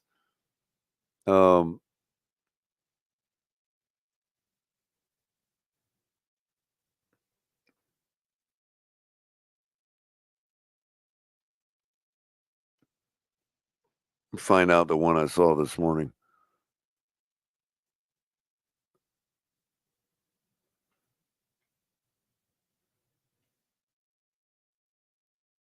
Oh, here we go. Yeah. I was wondering, the tweet this morning by myself, as a first-time season ticket holder who was not allowed to pre-purchase a yellow parking pass and was relegated to gray parking.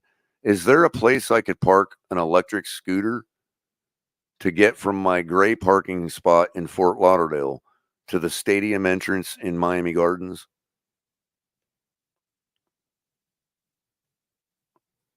Shout out to Ms. Relentless, who helped me out with some parking for this season. I do have some yellow passes, but yeah.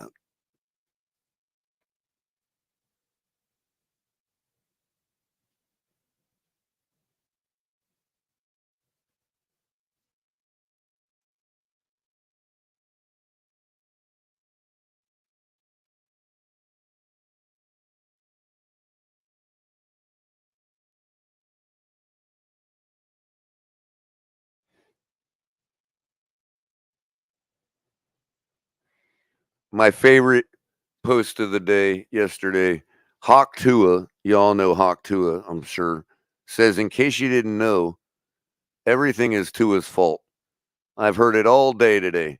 And frankly, the last 8 months, everything is his fault. Every penalty, injury, play call, missed field goal, shitty player signing, draft pick, contract, blocked punt, fumble, and even the fucking coin toss. All of it Tua's fault. And so I replied, now we are ready to win.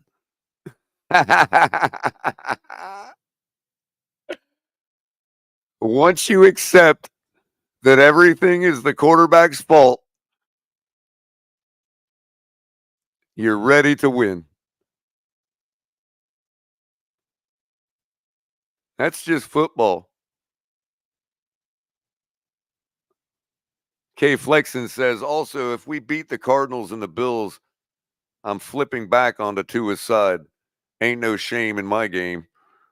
I mean, that has to be the post of the day yesterday. I love it. I wholeheartedly endorse that statement.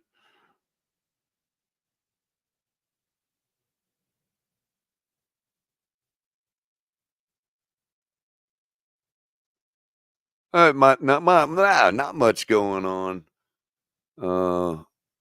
Twitter. I don't see any news coming out. We're just going with it. Practice today. It's raining right now, but practice was over already.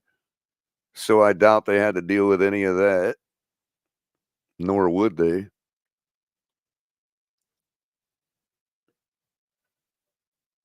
Uh-oh. Hold on a second. I got to do this right. Y'all know what doing it right means. Make sure there isn't nothing coming up on the Dolphins YouTube page. No pressers today. Sorry. You're spared, everybody. No, but what we do have is some breaking news.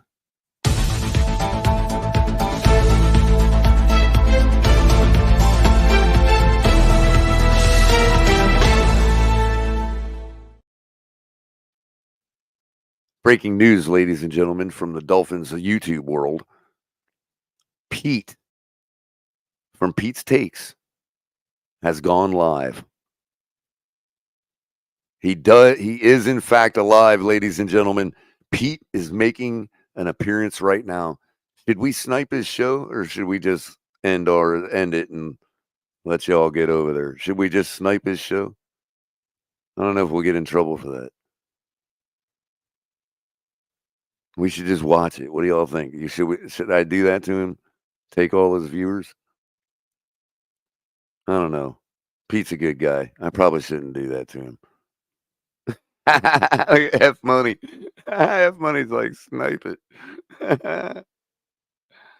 Oh, I just can't do it to him, man. I can't. People are like, why not? By the way, if you want to know what the problems are on our offense, don't ask this guy. That's the answer you get. In the meantime, hit the like button, subscribe to the channel. I don't have much else for you today. We need to keep playing sound defense, keep the Cardinals out of the end zone, keep Kyler Murray from running all over the freaking place, or let him, but just keep him out of the end zone. Let's prove to everybody why we have a number one pass defense in the league.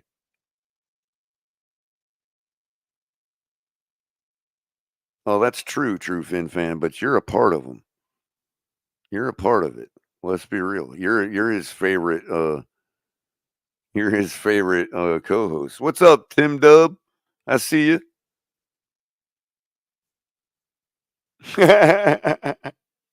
If I turned it on right now, it's probably still in its countdown. He sits there and resets his countdown over and over again until he's ready to go. He's got to get the juices flowing, To his back, so is Pete. I knew it. He's a 2-in-ear, says Green Rat. Yep.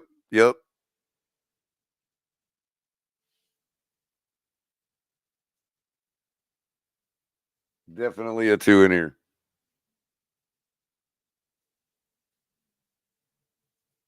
I'm just giving a little extra time. Make sure my team don't got anything to say today. And we're probably going to call it quits for the afternoon. Nice, short, concise show. Serving up hopium, defense, and Tua. If you guys didn't guess correctly, Tua's back. Batman's coming back. Yeah, that's already started too. Pete's back. All the salt is flowing on both sides of every issue. We wouldn't have it any other way here in Dolphins community. Yeah, I'll probably lurk over there, Mr. Finisher. Not that I I know you guys want to sit here and listen to me talk all day, but we'll start getting into all kinds of stuff that has nothing to do with Miami Dolphins because they ain't telling us nothing. Like, we don't know any more than where we were at. If you want me to do like X's and O's breakdown, well, that leaves, everybody goes to one guy for that. And anybody else that tries it has 5 people watching them. So sorry, I just don't do that. I'm going to tell you, give you the rough overview. What's up, Alex? How you doing? How them Mets doing? Oh, where is that something floating around now, Alex? Because I'm the one that said it first about 3 days ago. Somebody make a meme. Is that happening now? Or that we bringing him home, Cooper Kupp, for a 2nd round pick? I'd do it all day long. Trouble is, we ain't going to throw the ball to him.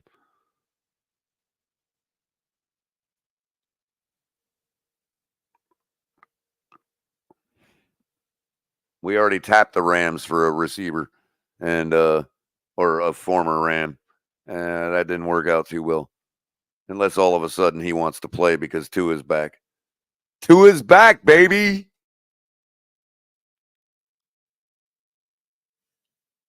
No, not officially Finn's rule, but given his time there and the injuries and all that, it's likely their last hurrah with him. No, I didn't say it. I suggested it, and I don't know of any. If you're telling me that they're saying they want a second round for him, I hadn't heard that news yet. But I did make the suggestion that jokingly that the other day when I heard that he was injured again, or that if they don't start winning, he'd be out of there.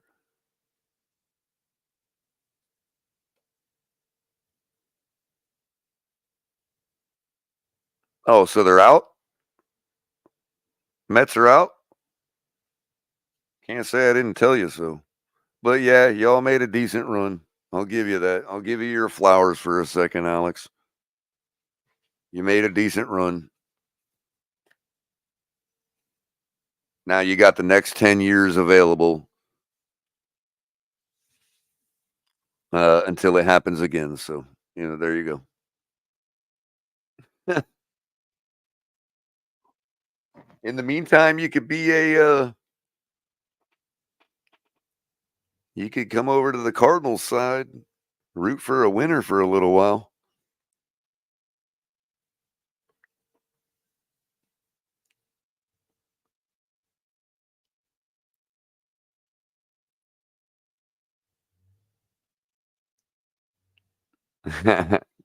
Yeah, Green Rat, that's what happened. Mets suck again.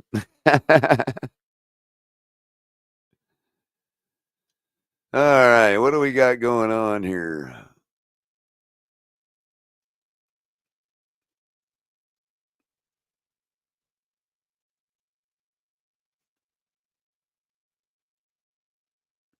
Oh, wow.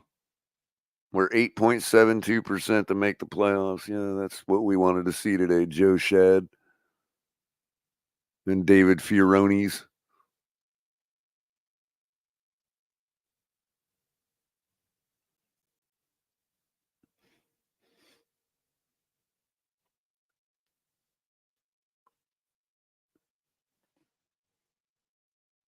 Let's say Tua gets hurt again. Are we back to 10 points a game?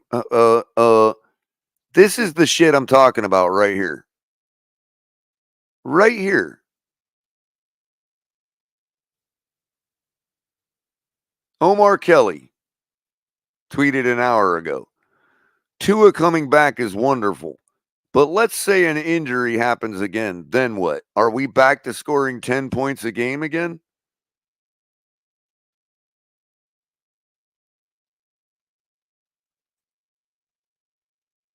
How do these people actually okay, I get that they're getting paid. It has to be the only answer because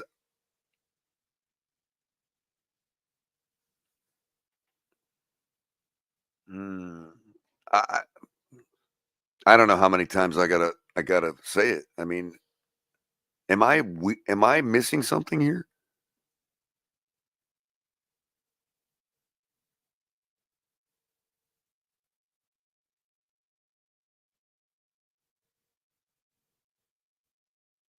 Did I miss something?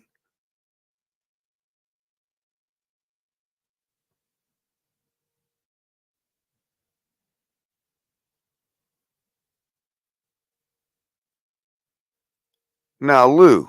Oh, good morning, by the way. Mr. Tank, we'll call him. Am I missing something with that statement from Omar Kelly? What statement is that, Culler? He said,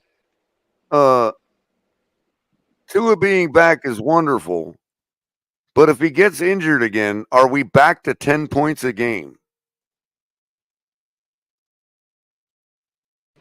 Well, as far as my calculations go, Tua had a part in the 10 points that we're averaging, right? Tua played this season. So I mean, that's the part, unless I'm missing something. Yeah. I don't understand that, but that's the shit I'm talking about. He's been doing that for 3 weeks, Lewis. Yeah. It's completely ignoring what the last 10 games of football. Yeah, Like, it's ridiculous.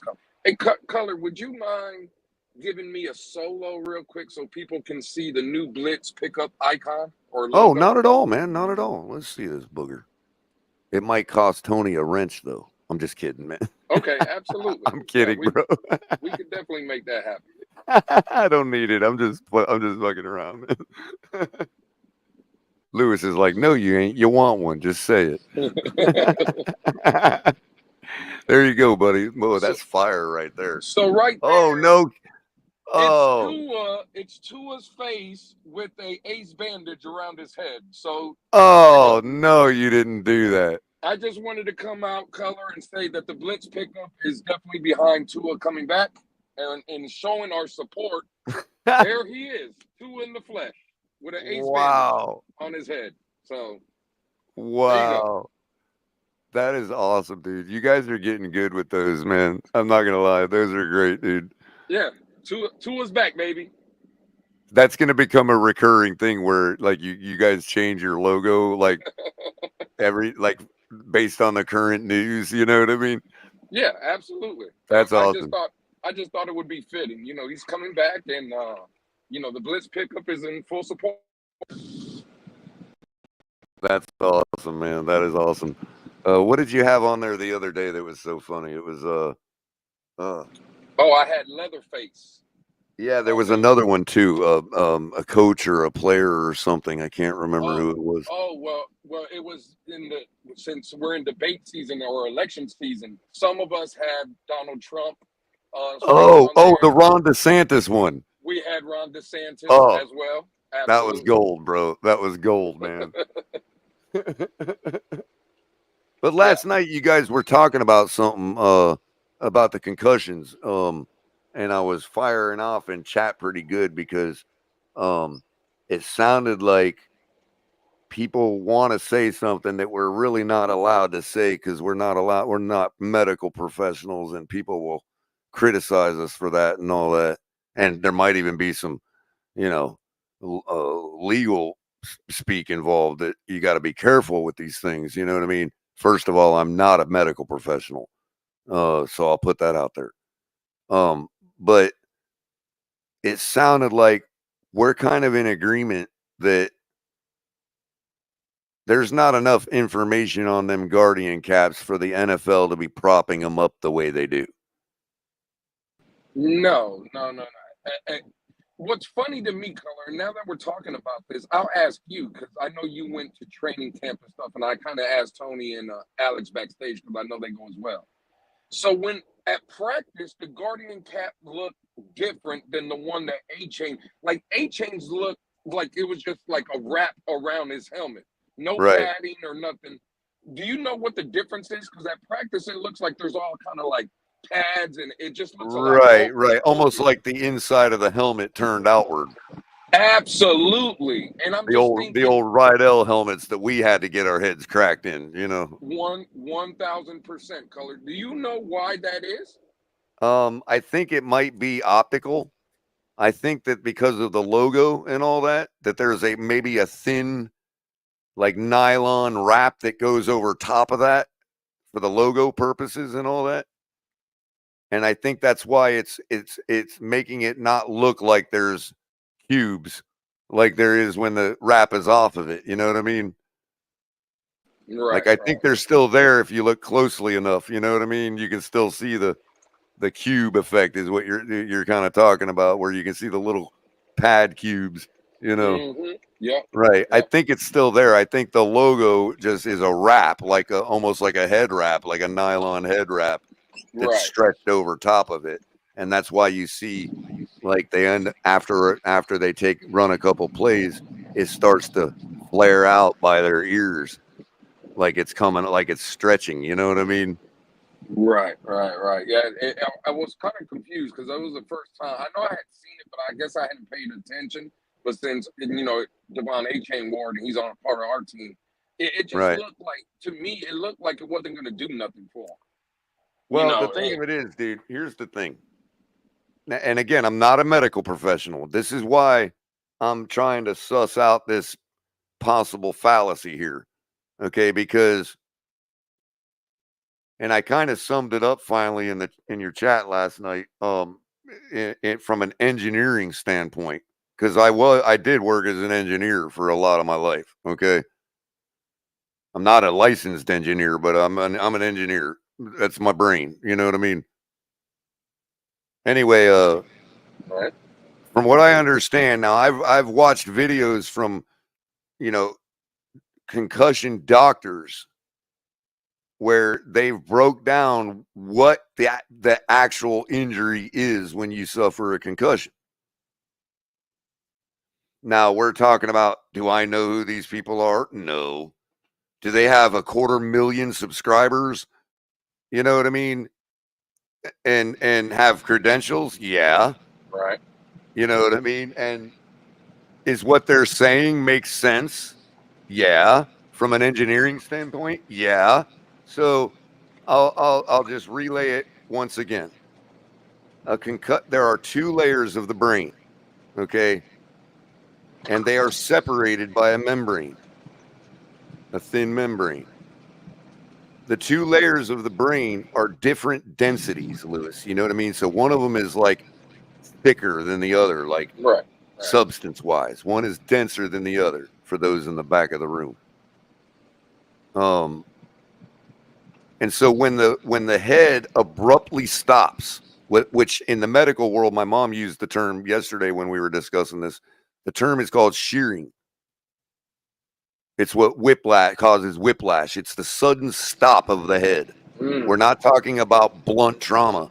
We're talking about sudden stop of the forward or backward movement of the head. Okay. And what happens is that's called in the medical world shearing. Okay. And what happens is, since the 2 layers are different densities, when the brain wobbles forward and smashes against the skull, because there's space between the brain and the skull. Okay. When that brain wobbles back and forth from that sudden stop, one layer moves forward or backward quicker than the other one. And so that causes a tearing of that membrane that is between the 2 layers.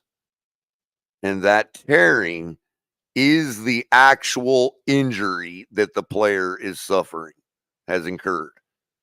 Right? So from my standpoint, as perspective as an engineer, when they also say, the doctors say, hey, a vibration, this is why a back injury could cause it, because a vibration could be sent up your spinal column into your brain that causes the brain to wobble like that, which will also cause that shearing of the membrane. You see what I'm saying? So this is why you can get a concussion without any blunt trauma to the head whatsoever. That makes sense. Right. So to me, adding more padding to a situation that is caused by the sudden stoppage of the head seems to me to be optical. Yeah, like, pointless. Yeah. How's that good? And no further can you consider that if you consider the idea that what happens, and you guys asked the question last night, it's brilliant. What happens if Tua puts that cap on and gets another concussion with it on? 1,000%. I was just about to ask you that because we brought it up last night and you just used the word optics. From an optics standpoint, if the NFL is trying to sell this Guardian cap as a safety measure and then the poster boy for concussion gets a concussion, I mean, where do we go from there, Culler? Right. Like, what do we do? Right. Exactly. This fallacy that I'm referring to, this possible fallacy without being an expert, will be exposed. And some of those 1,000%. people, some of those doctors that have done YouTube videos on explaining the nature of a concussion injury, some of those doctors have said that this is a fallacy. And what I'm concerned about is, while it might help for certain blunt trauma caused concussions, which is why they probably see the 52% drop or whatever, you know what I mean? it's not going to stop the concussions that we're witnessing on TV. Those concussions will not be stopped by that padding. And I say that from an engineering perspective, based on what I have been taught a concussion is. Now, when you talk about that membrane stretching, if I'm without knowing for sure, it sounds like that causes elevated levels of some fluid that they can measure, and that's how they know how injured that membrane is. And they can also know at what stage of repair and healing it is. You know, they use other indicators to find that out, and that's when you hear about these elevated cellulose levels or whatever they're talking about. You know what I mean? The only thing to heal that injury is time. And so a lot of everybody on both sides is right to say a lot of what they do about Tua being on injured reserve and all that other nonsense. But technically, from a cognitive standpoint, he was ready to play the next day. I believe him wholeheartedly. Oh, 1,000%. Absolutely. I believe him as well. You know, you take out a week for concussion protocol like you did for HN and you put him back in there. I mean, that's what he wanted. According to him and his body language, that's what he's pissed about. And I'm sure that's what the Dolphins wanted as well. That's why I came out as soon as it happened, and I thought that the NFL is the one that put him on IR. I'm not so sure he's blaming the Dolphins, dude. I think you might still be right about that. He didn't seem like he was pissed at the Dolphins, dude. No. I don't think Tua was pissed at the Dolphins. I think Tua is pissed at the NFL. I agree wholeheartedly, 100%. And this would go to my next, what I want to say for the people that are going crazy. Well, real quick, Lou, he's pissed at the NFL. Yes, because I'll make it about me. He wanted to prove Culler wrong. He's like, damn it, that Culler's never going to shut up now. Yeah, well, yeah, I think he wants to prove a lot of people wrong. But I just think, there's a lot of people, right? Because I see it on the timeline a lot on Twitter and even just in conversations. People are like bringing this up to me when I hear that. Well, Josh Allen had 2 concussions these last 2 weeks, and the NFL didn't shut him down. And, there's concussions in every game for the most part, and nobody shuts him down. Why for Tua? Well, let me be the first one to answer that question for the people that it's crazy to me how things of common sense that you can actually see. Yep. You don't understand. And Josh please Allen, answer, because your answer is going to be precisely why Tua is pissed. Go ahead and answer. 1,000%. The fact of the matter is, yes, had concussions. I'm not here to debate that. Just like Tua had concussions. The problem is, Culler just said the word, and I'm going to use it again, optics. And from an optic standpoint, you didn't see Josh Allen's fingers in a fencing position. You didn't see his arm extended up in the air where he had no control of it. Yeah, he might have been concussed, just like Tua. But the problem is Josh Allen didn't have an ambulance come onto the field and rush him out of the stadium. He never had that. This, again, from the optic standpoint, right? Yes, we've seen, for people that's been watching this game for the 80s, 90s, and we know when players got concussions, absolutely. But this is the first time that I can remember. I don't know if you two gentlemen, this is the first time I remember ever seeing anyone fence on the field. I've never seen this. Nope. So and again, here's the thing, that's Blue. The difference, Culler, for me. It's the and that alludes to what I was saying about the Guardian cap and what I fear the most about the fallacy allowing to continue is it possible that we're seeing a false sense of security here? And guys are going at it harder because they think they've been able to save their head all training camp by wearing the Guardian cap, and now they can just go at it. I never thought of it like that. Yeah, for sure. The other thing is, there's a reason that the NFL. I found it fascinating that the NFL is started to allow 2 different helmets for alternative color schemes. We saw that last night with the Cardinals, and the NCAA is obviously allowing it. because teams change every week these days. But the NFL used to have a rule that the reason you couldn't do all the stuff and it couldn't conform to their throwback gimmick is because you couldn't change the helmets. Once they have a helmet and their backup helmet, the NFL had a rule against changing it because repainting it and all that, you'd have to use a new helmet. And they didn't want nobody using a new helmet that wasn't already cracked in, basically. You know what I mean? And that was a real rule. So now we're seeing, and the helmet was standardized. There was one, maybe two models that players had to choose from. Right. So we're doing all this testing, crash testing on helmets, and all these new manufacturers are jumping at the chance to be the first one that the NFL prefers and their design to tackle this concussion problem. The NFL probably even put money out there for investment for these companies to come up out of nowhere, and even the Rydells of the world to have a whole department focused on helmet improvement and all that shit so they can look like they're doing something about it, right? Now, Rydell makes a design and they crash their helmets against each other and test them. Then company B makes a design and they crash all their helmets together. Then company C invents the Guardian cap, puts it on a couple helmets, and crashes those two helmets together. Has anybody crashed a helmet with a Guardian cap against a helmet without one? Given that the player who has the Guardian cap on has a false sense of security as to how much force he can apply? Has anybody done that testing? Has anybody tested Rydell's design helmet crashed up against company B's design? Now that we have players with 500 different design helmets to choose from?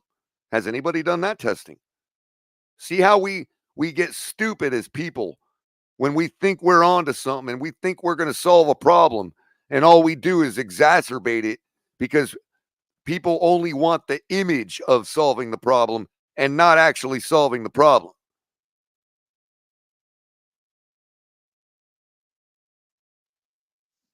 And now we're seeing a rise in, we're seeing guys fencing on the field, to your point, Lewis. Could this be the reason? Yeah, it's all reactionary. Yeah, and I'm being just as reactionary as they are right now, Crypto. But you know what? What I'm saying is logically makes sense. Because from an engineering standpoint, based on what I know about concussions, the only really way you could solve the problem is by bracing the brain from inside the skull. No, to stop it from wobbling. Right. To stop it from wobbling. Not enough fatty tissue between the brain and the skull. That's where you have differences between human beings. Right. As well as some humans have a little bit more space between the brain and the skull for it to have more sloshing action. Right. Everybody's different. Lack of the space only real way to do it is to brace the brain from inside the skull. And that's just coming from an opinion of an engineering standpoint, like trying to protect the egg like we did in high school, where we all had to make a contraption to protect an egg. Remember that? Protect an egg. Right. Yeah. Same thing. It's the same principle. You'd have to get inside the egg if you're trying to protect the yolk from becoming scrambled inside that shell. You would have to get inside the egg and brace that yolk. Yep. Don't matter how much padding you put in on that. You might stop the shell from breaking, and your teacher's like, "Ooh, good for you. Look at all that padding, and the shell didn't break." But I guarantee you that yolk still sloshed around inside there. To that point, Culler, I saw somebody do an experiment with an egg where they actually scrambled the egg inside of the shell and then cooked it, and then it came out a pure yellow. You know, it was like they cracked it open, it was a yellow egg. And the shell is perfectly intact, bro. Right. That would be an example, maybe an analogy for the spinal injury traveling up into the brain and causing it to slosh, or to vibrate. Because all it needs is vibration. It doesn't have to be a big sloshing movement. A vibration, because the two layers are different densities. That vibration will make the membrane vibrate and possibly stretch, which is what the injury is. That's what makes you go all haywire and interrupt your electrical signals the wrong way and all that. Mm. Yeah. Wow. Now, all of this is stuff we know, but we're not 100% sure of because there's so much involved in the brain. So this is why everybody says, don't talk about it because there's so much nobody knows. I get all that. But what we do know is, as an engineer, extra padding ain't going to stop something from moving back and forth. I'm sorry, it just ain't. People get people get concussions all the time from hitting an airbag in their car. That's extra padding. You're not hitting the steering wheel. You're not hitting the windshield.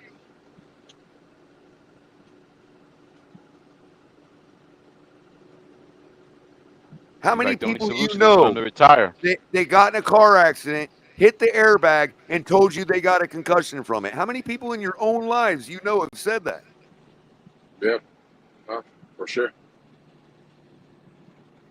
Now put the padding from the Guardian cap in front of that airbag. Do you think that matters? No, absolutely not.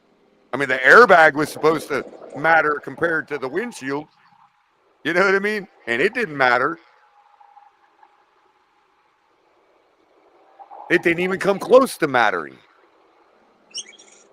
Because the person's brain is not braced on the inside of its skull.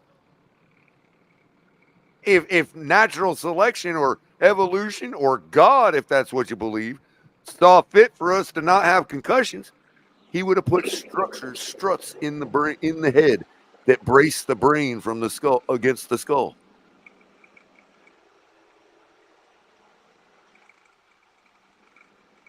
Maybe that'll happen in a million years. Maybe if we don't continue to be such pussies and we let grown men make decisions for themselves like Tua has, right? Maybe eventually we will start evolving those structures in our head. Because as a wise man once said, what don't kill you only make you stronger. And that's a fact. That is a fact. What? Let me ask you guys a question, because I brought it up last night on the show, and Culler, I know you played football. Crypto, I don't know if you ever played, but I'm assuming you played football in some kind of organized fashion or whatever. Yeah. Remember when Tua first came back from his original concussion or whatever, and I forgot who it was, maybe the Steeler game or whatever, and one of the first plays of the game, he ran into a defender. And everybody got in an uproar and was like, what is Tua doing? Rah, rah, rah. Right. And I came out and I said, no, I like that from Tua, because at the end of the day, it's football. Didn't Mike McDaniel speak on that yesterday? I believe he did. He said something to the effect of he hit the guy, and when he came back to face McDaniel, he just said, yo, sorry, I needed that. Absolutely. Absolutely. So the fact is, like, for me, I was always taught, and now I teach when I coach other kids, again, and I've seen you respond to when I said it yesterday in the show, Culler. This game is 90% mental. How do you tell a player not to play this game that we all know, came to know and love, and actually played, right? Because when I used to play this game, my coaches used to tell me all the time, you cannot play football scared, right? You might be able to play baseball scared. You might be able, but a sport that's a contact sport where you know there's going to be collisions, you're going to get hit, or you're going to have to hit, you cannot play scared. It just seems like when I hear people say, well, Tua, you just got to slide, or Tua, you just got to do this, or bro, that's playing scared. And yeah, he might play, all 17 games, because again, people have said last year he played scared. That's why he survived the season. But to me, I just don't understand, and well, hopefully you guys can answer this for me. How do you play football scared? Because eventually you're going to have to run somebody over. Eventually you're going to have to do things to where you're going to have to put your body on the line. And if you mean to tell me that I have a player on my team that cannot physically do that, am I the only one that sees that as a problem? No, you're No. not. You know how I know you're not? That would be a limitation. Right. And you know how I For the know you're not individual. the only one that sees it as a problem? Because I actually, you might go back, I think it was Sunday in the post game, might have been during the game, but it like nobody's had said it yet. And I still think people are missing this point. It's not just about Tua. We're sitting here trying to figure out why our players are acting the way they are. Because guess what's at the front of their brain every single day that they see Tua sitting on the pine? When we talk about McDaniel, I accused and have been vindicated because of McDaniel's own admission that the players have been making business decisions for the past 4 or 5 weeks. Let's call it what it is.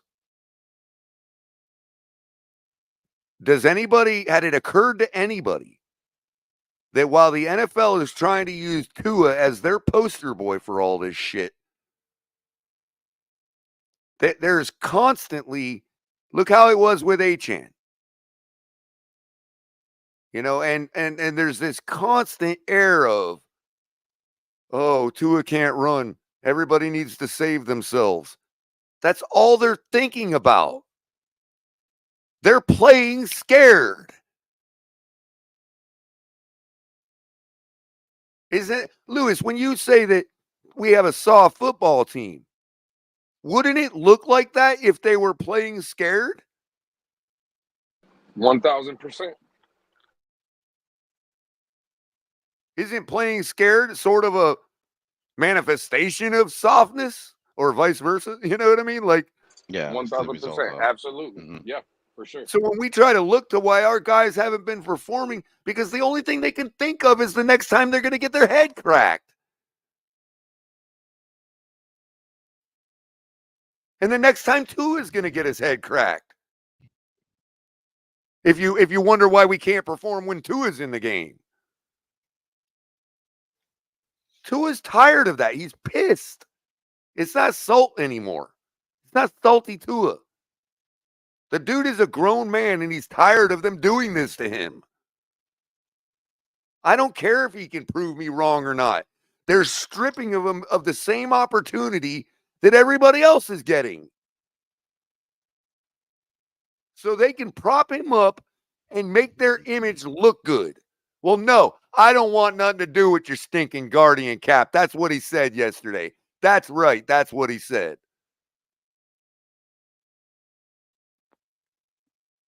For other players, that's fine.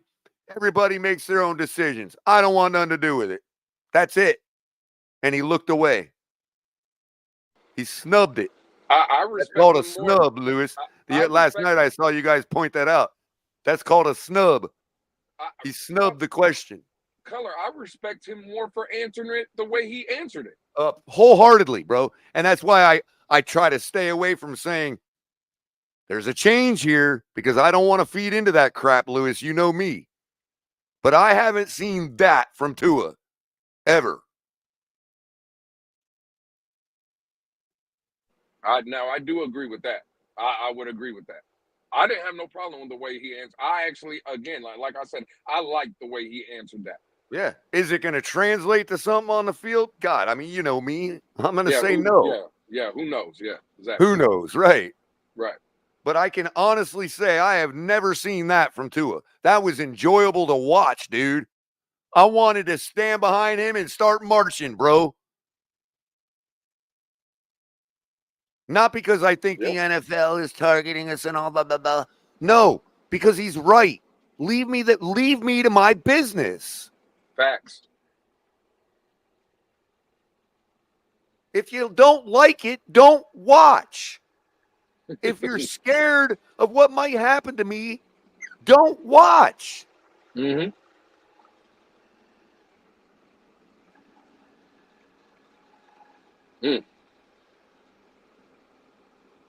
Hey, and he could easily say to people like me, Well, if you don't like my game, don't watch. yeah, but I don't You even know? think it's just a Tua issue because of we were sitting here complaining and jarring a certain individual on another team that plays quarterback on how skinny he got in the he look coming into this regular season. But based on last night's performance, it don't look like that person was playing scared. He was taking on hits and freaking running with his head down No, and because not there ain't hook nobody, sliding every because 4 there's seconds. nobody on the network and everywhere else making a big deal about it. It's only 2 and ears Right. and Dolphin fans that come on Twitter and make a big deal about it. Right.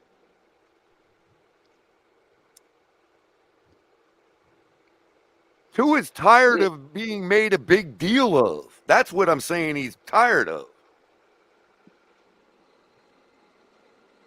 He's He wasn't tired out of there. He being the was playing one. loose. He was out there not playing because he was scared. No, based on I'm his not body saying that. frame. I'm saying that the players that concussions now in general are on the forefront of everybody's mind in the fucking building. Right. Nobody can function. They can't act. Right. I'm not excusing it. I'm saying it's a psychological phenomena. They are crippled.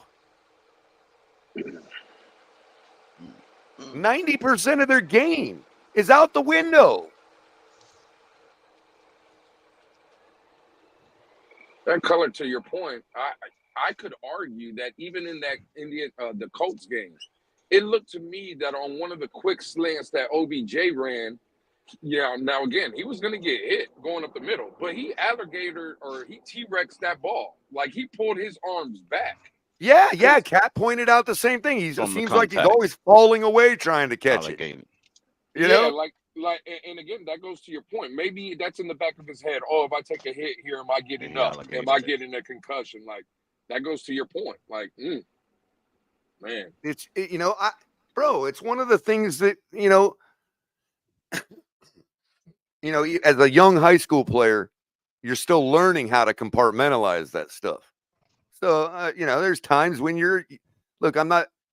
fear is a powerful ally, bro. So I'm not begrudging anybody for having fear. You know what I mean? But you do, even as a younger guy, when you don't know, you haven't been doing it for years, and your coaches are like, you can do nothing but trust your coaches, but you're scared. Don't let no high schooler let you think they're not. It's something you just say, okay, I'm not going to be able to act if I let that fear consume me. If that's all I'm thinking about, I can't even take my first step off the snap of the ball. I might as well not even be out on this field. The fear is there. It's always there. How you like that you said that. compartmentalize it and do your job is by trusting your teammates to do theirs, trusting your coaches that they're going to put you in the right place, and trusting your quarterback that he ain't going to get your head cleaned. It's all you can do. The only other thing you can do is choose not to play it. Choose not to act.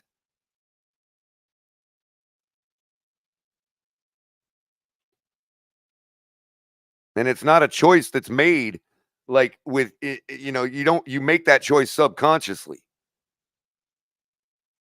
You're crippled if you let the fear get a hold of you. You are crippled. I've made this analogy before.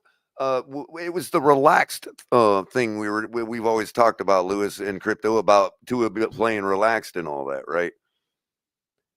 I made that analogy before, and a lot of you have seen this show, the movie or the show Band of Brothers, right? Remember that? Oh, about absolutely. World War II. Yep. So there was the one guy that was just paralyzed in fear, right? And he's down in the foxhole, and a whole big skirmish happens, and he's just, frozen. And after the skirmish, the one guy comes up to him and he looks down at him at the foxhole, and tells him, he's like, look, the second you realize that you were dead when you got here, the easier it'll be to do your job.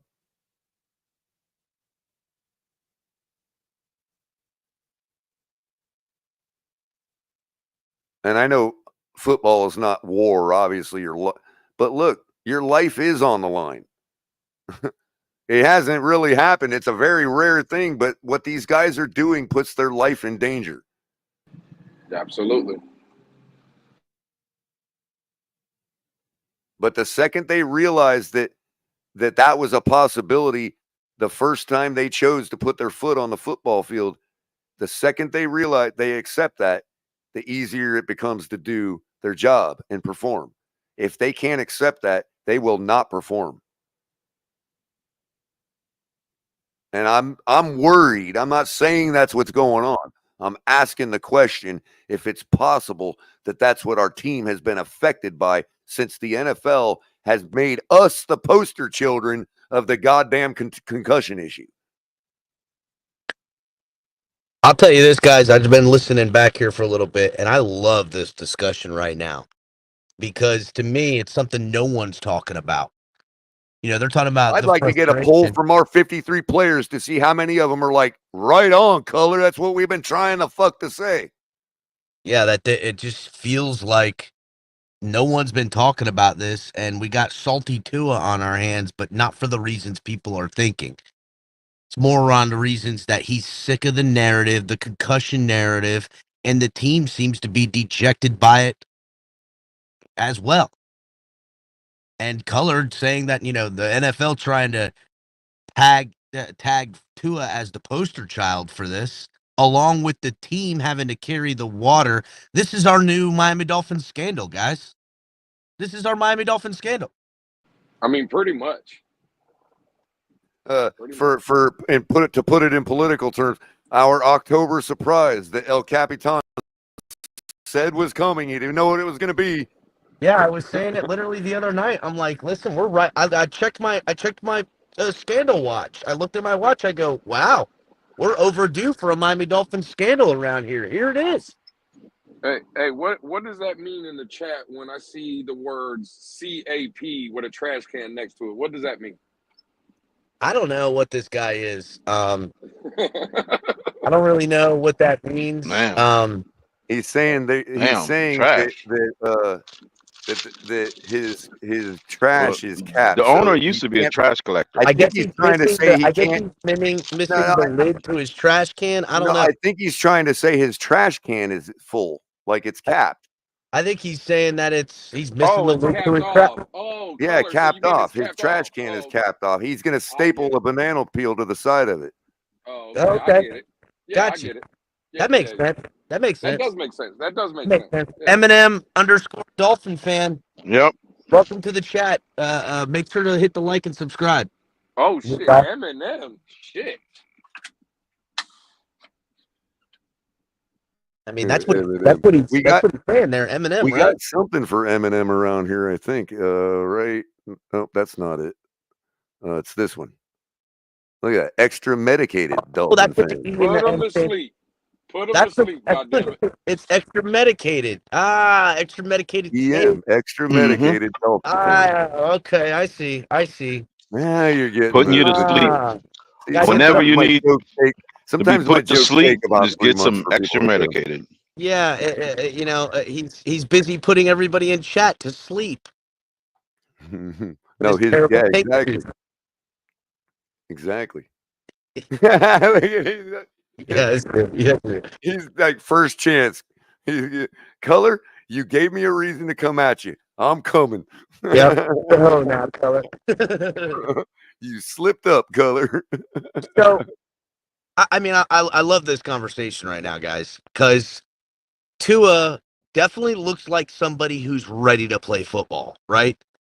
He looks like someone who's angered because I mean, look, he's had to be not playing a competitor, watching the team struggle mightily offensively, and I liked what he said about the offensive weapons and the execution with the backup quarterbacks and how it's not all on them. A little bit implying that hey, first of all, it's really hard for anyone to come in here in a short time work on what we've been working on for 2 years, and then also he kind of put the onus on the weapons, not showing up Yeah, for these guys yeah, a little yeah. bit. He kind of did, and He basically said what I've been saying. He said, "Look, if you think I'm going to come in here and do all this for y'all, you're wrong. yeah, Y'all need to step it the freak up." that's pretty much what I heard, boys. That's pretty much what I Exactly heard. what I heard. And the frustration with them leaving this for him to come back to. That's a tall order to now put it all back on top of his shoulders. It's kind of interesting if you think about it. And then coupled with the fact that he's probably sick of hearing about, oh, Tua seeing a specialist, Tua with a doctor, Tua's going and seeing specialists from Elon Musk that, they went and got some space stuff. Some dumb shit. Well, Captain, let me ask you this, because I know me and you are on the side of the fence of not so much of blaming Chris Greer. Let's say Tua does come back and, according to your post, this is when the Miami Dolphins run starts, right? Like, if that's the case, let's say they do go on a run and Culler, that what Culler's been preaching is right. The Dolphins, let's say, go 8-3 in the next 11, and they're in the playoffs. So Chris Greer was a bad general manager the first 6 weeks of the season. If the team finishes the next 11 games at 8-3, does that make him a good general manager? I just don't know how. I don't know how that works, Cap. Nah, listen, for those that say he's a bad general manager, they were saying it no matter what. Here's the thing. The loud, when it comes to shitting on people who's not at fault, everyone likes to blame this one or that one, right? And there's like, I would say like 10% here, 10% there, 10% there. When Tua's not playing or the Dolphins are losing, 100% of the Tua sexuals align themselves to whatever 10% they want to blame next. So you turn around and you think, wow, here's 55% of the fan base blaming Chris Greer, when the reality is 40% of that, more than half of that 55%, they don't care who to blame as long as it's not going on Tua. You know what I'm saying? So I think it'll be quieted, to say the least, if the team starts getting better. There will still be those that don't like Chris Greer, but there'll be plenty of those that don't have anything bad to say about Chris Greer because their boo is doing good. Damn, yo, I just seen a freaking bald eagle land in this guy's backyard. A huge one. Shit. Oh, shit. Well, let me ask the panel. Well, what I like is a guy, it may be Chris Greer, it may be somebody else, but what I like is a guy that can put together a top 3 defense like we have right now. That's a good point. I heard you earlier, Culler. I thought you were spot on. Even though I do think that the talent we have faced so far is not elite, you did make some. You did make right. Some you have to points. temper. Right. You have to temper your excitement with realizing our quality of opponent. Sure, I wholeheartedly agree with you. Absolutely. What were you going to ask the panel, Lou? I'll ask you boys this. Assuming we got 11 games left, let's say Culler is right, 8-3, we're in the playoffs. Do we run it back next season? I'll tell you what, we win that playoff game, we do. So that it would determine, even if the team went 8-3, and let's say you had to face the Kansas City Chiefs again, let's say in the first round, and you lost to them, but you finished. You again, the way the season started, your last 11 games you were 8-3. Does Chris Greer come back? Does Mike McDaniel come back? Hell, does Tua come back? I say yes to all 3, but the Dolphins are needing to be wise and drafting a quarterback in the first or second round. That's what they need to do.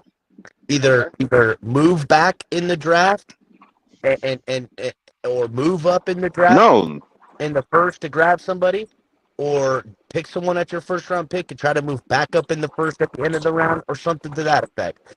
I don't know, but I am not okay with this team operating where if Tua, one person goes down, and this is out of Tua's own mouth, Mm-hmm. one person leaving and the team crumbles, Still this got to pull a plug, organization and Lewis. this fan base cannot survive like that anymore. You think maybe he thought? No, to be consistent, you gotta pull the plug.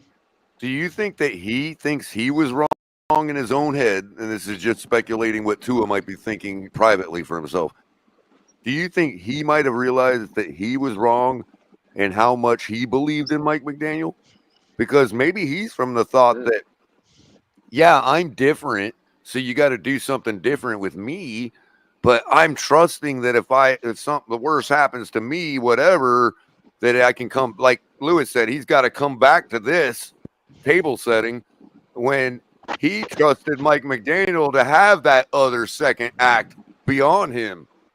You know, I don't know. and now he's I do realizing, wanna, yo, No, it is all about me. at Holy shit!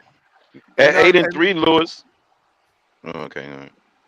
and what I was saying was, not I was if it was always about me, then why the hell is the NFL stopping me from trying to do what I can to help us win? What do you What think, do you Crypto? what do you think, Crypto? 8-3. Everybody Well, coming back, Crypto? no, because that's still a sign of regression. That puts us at 10-7. We was 11-6. So that by definition, that's a regression. And to Okay. lose in the same fashion in the playoffs, then no, you still pull the plug. Okay, so real quick, Crypto. Let's just stay on the three gentlemen: McDaniel, Greer, and Tua. Does any of them stay at 8-3, or is all three of them gone? I think Stephen Ross pulls a plug on the general manager, then the new general manager cleans house. You're crazy. You Mm. put. Listen, here's the thing. If you fire the general manager, That's the that's order. exactly What what happens. happens? They're not even gonna fire Mike McDaniel. The new general manager is gonna fire him. If you fire Greer and bring in a new general manager, that's exactly what happens. The whole thing gets shuffled. So I don't think that. Now, if they elevate Chris Greer and then make Marvin Harrison the friggin' general manager, nothing changes. I do want to get in this Oh, chat at least real wholesale quick, though. changes for him. I do want to get into this chat real quick because I see Von Joe in here, and he said, "Where is that? Where'd Von it go?" Joe. What's up, Von Joe? Is he a part of the Dolphins community? Wait a minute. I don't know. Is crypto popping for you guys, or is that just me? Yeah, it's a Not, little watery sounding. yeah, Crypto be popping all Crypto, the did you time. get a phone call or something? You might need to jump in and out. You got a poppy mic. Okay.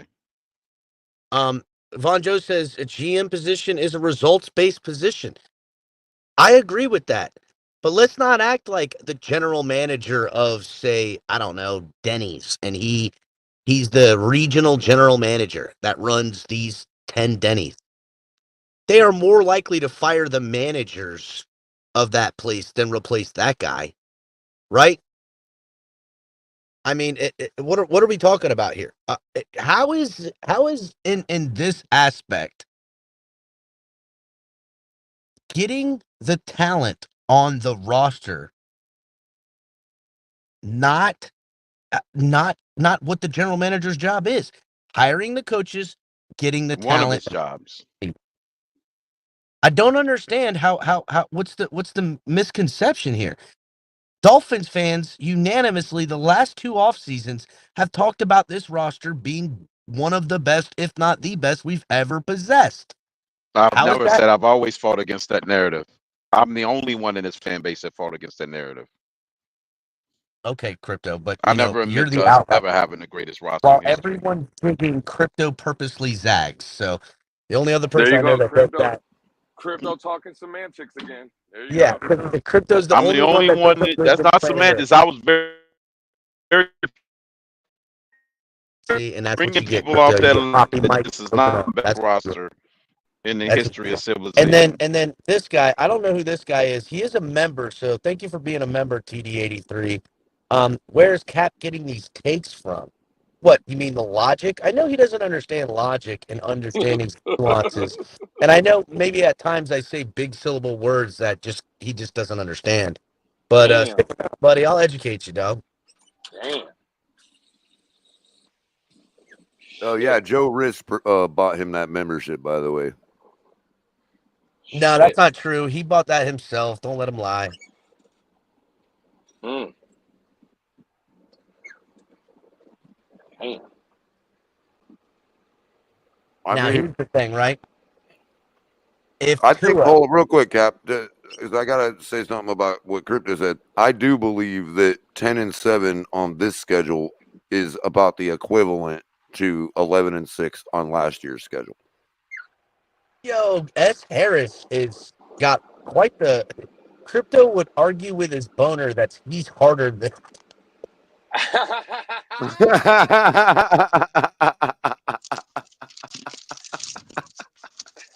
And he's a Oh fucking my idiot. God. Whoa. Oh my God. Whoa, Crypto, calm down, buddy. Crypto. You're about to turn Crypto up, S. Harris. I don't know what you're thinking, man. I mean, I just seen it in chat and it made me laugh. I couldn't help myself. S. Harris, dirty move. Crypto, it's in the afternoon, Crypto. Well, that's him fantasizing about penis sizes. All I know Just is fascinating over people's. yeah, it is kind of, no Diddy. I mean, he's talking about your fucking boner, dude. It's crazy. No Diddy. Is that the new way to say no homo, no Diddy? Yeah, all the kids no Diddy now, dog. It's all no Diddy. Are you fascinating with people in the fucking shower? Oh, okay. Slow down, Crypto. Jesus. So, okay. Now, here's the paradigm that faces us, right? Let's not act like the Cardinals are world beaters, right?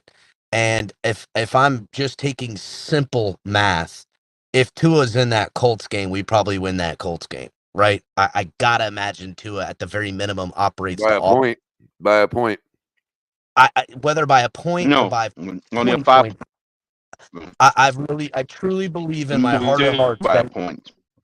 I truly It's only believe a in my heart of 5 hearts. difference over the last 10 games between quarterbacks. Oh, y'all done got Crypto started now. Yeah. It's only a 5-point difference. We would still lost by a point. So that means he would have only scored exactly 5 more points. Y'all done got Crypto started now, goddammit. I hope you're happy, S. Harris, you fuck. Look what you did. Now you got me cussing in the afternoon show. Damn it. So okay, let's just all right, let's just assume. Okay, Crypto, and I know what they say about assumptions, right? But let's just assume the Dolphins offense operate You at don't a just high get to enough tell clip. them when to assume, bro. Well, hold on. The Dolphins offense operates at a high enough clip that, coupled with Tua's ability to run the offense better, also giving the defense relief so they can do more of what they like to do, results in a narrow victory over the Colts.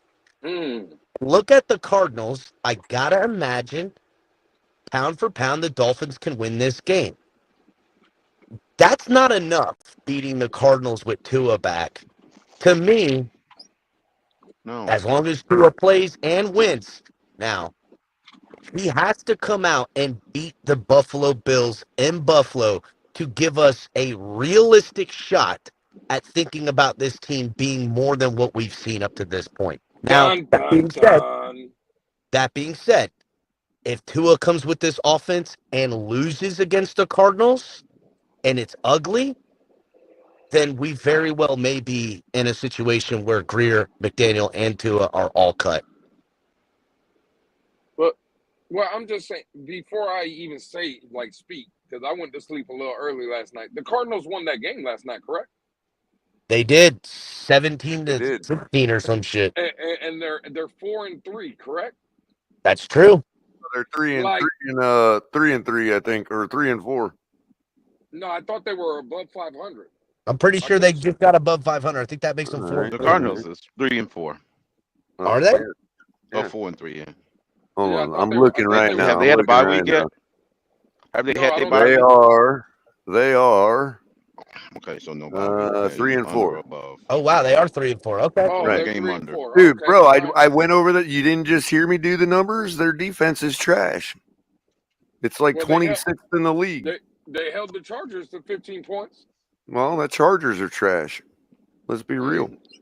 Well, that's a very good point. I'm just saying, like, Well- at this point, from what I've seen, What is the even Chargers with Tua record? coming, well, who cares, crypto? The fact of the matter is, at the end of the day, to Cap's point, until this team proves it, I don't care if Jesus Christ himself was coming down to play quarterback next Sunday. I'm not comfortable with this Dolphin team, even against the Arizona Cardinals, bro. I'm just not like.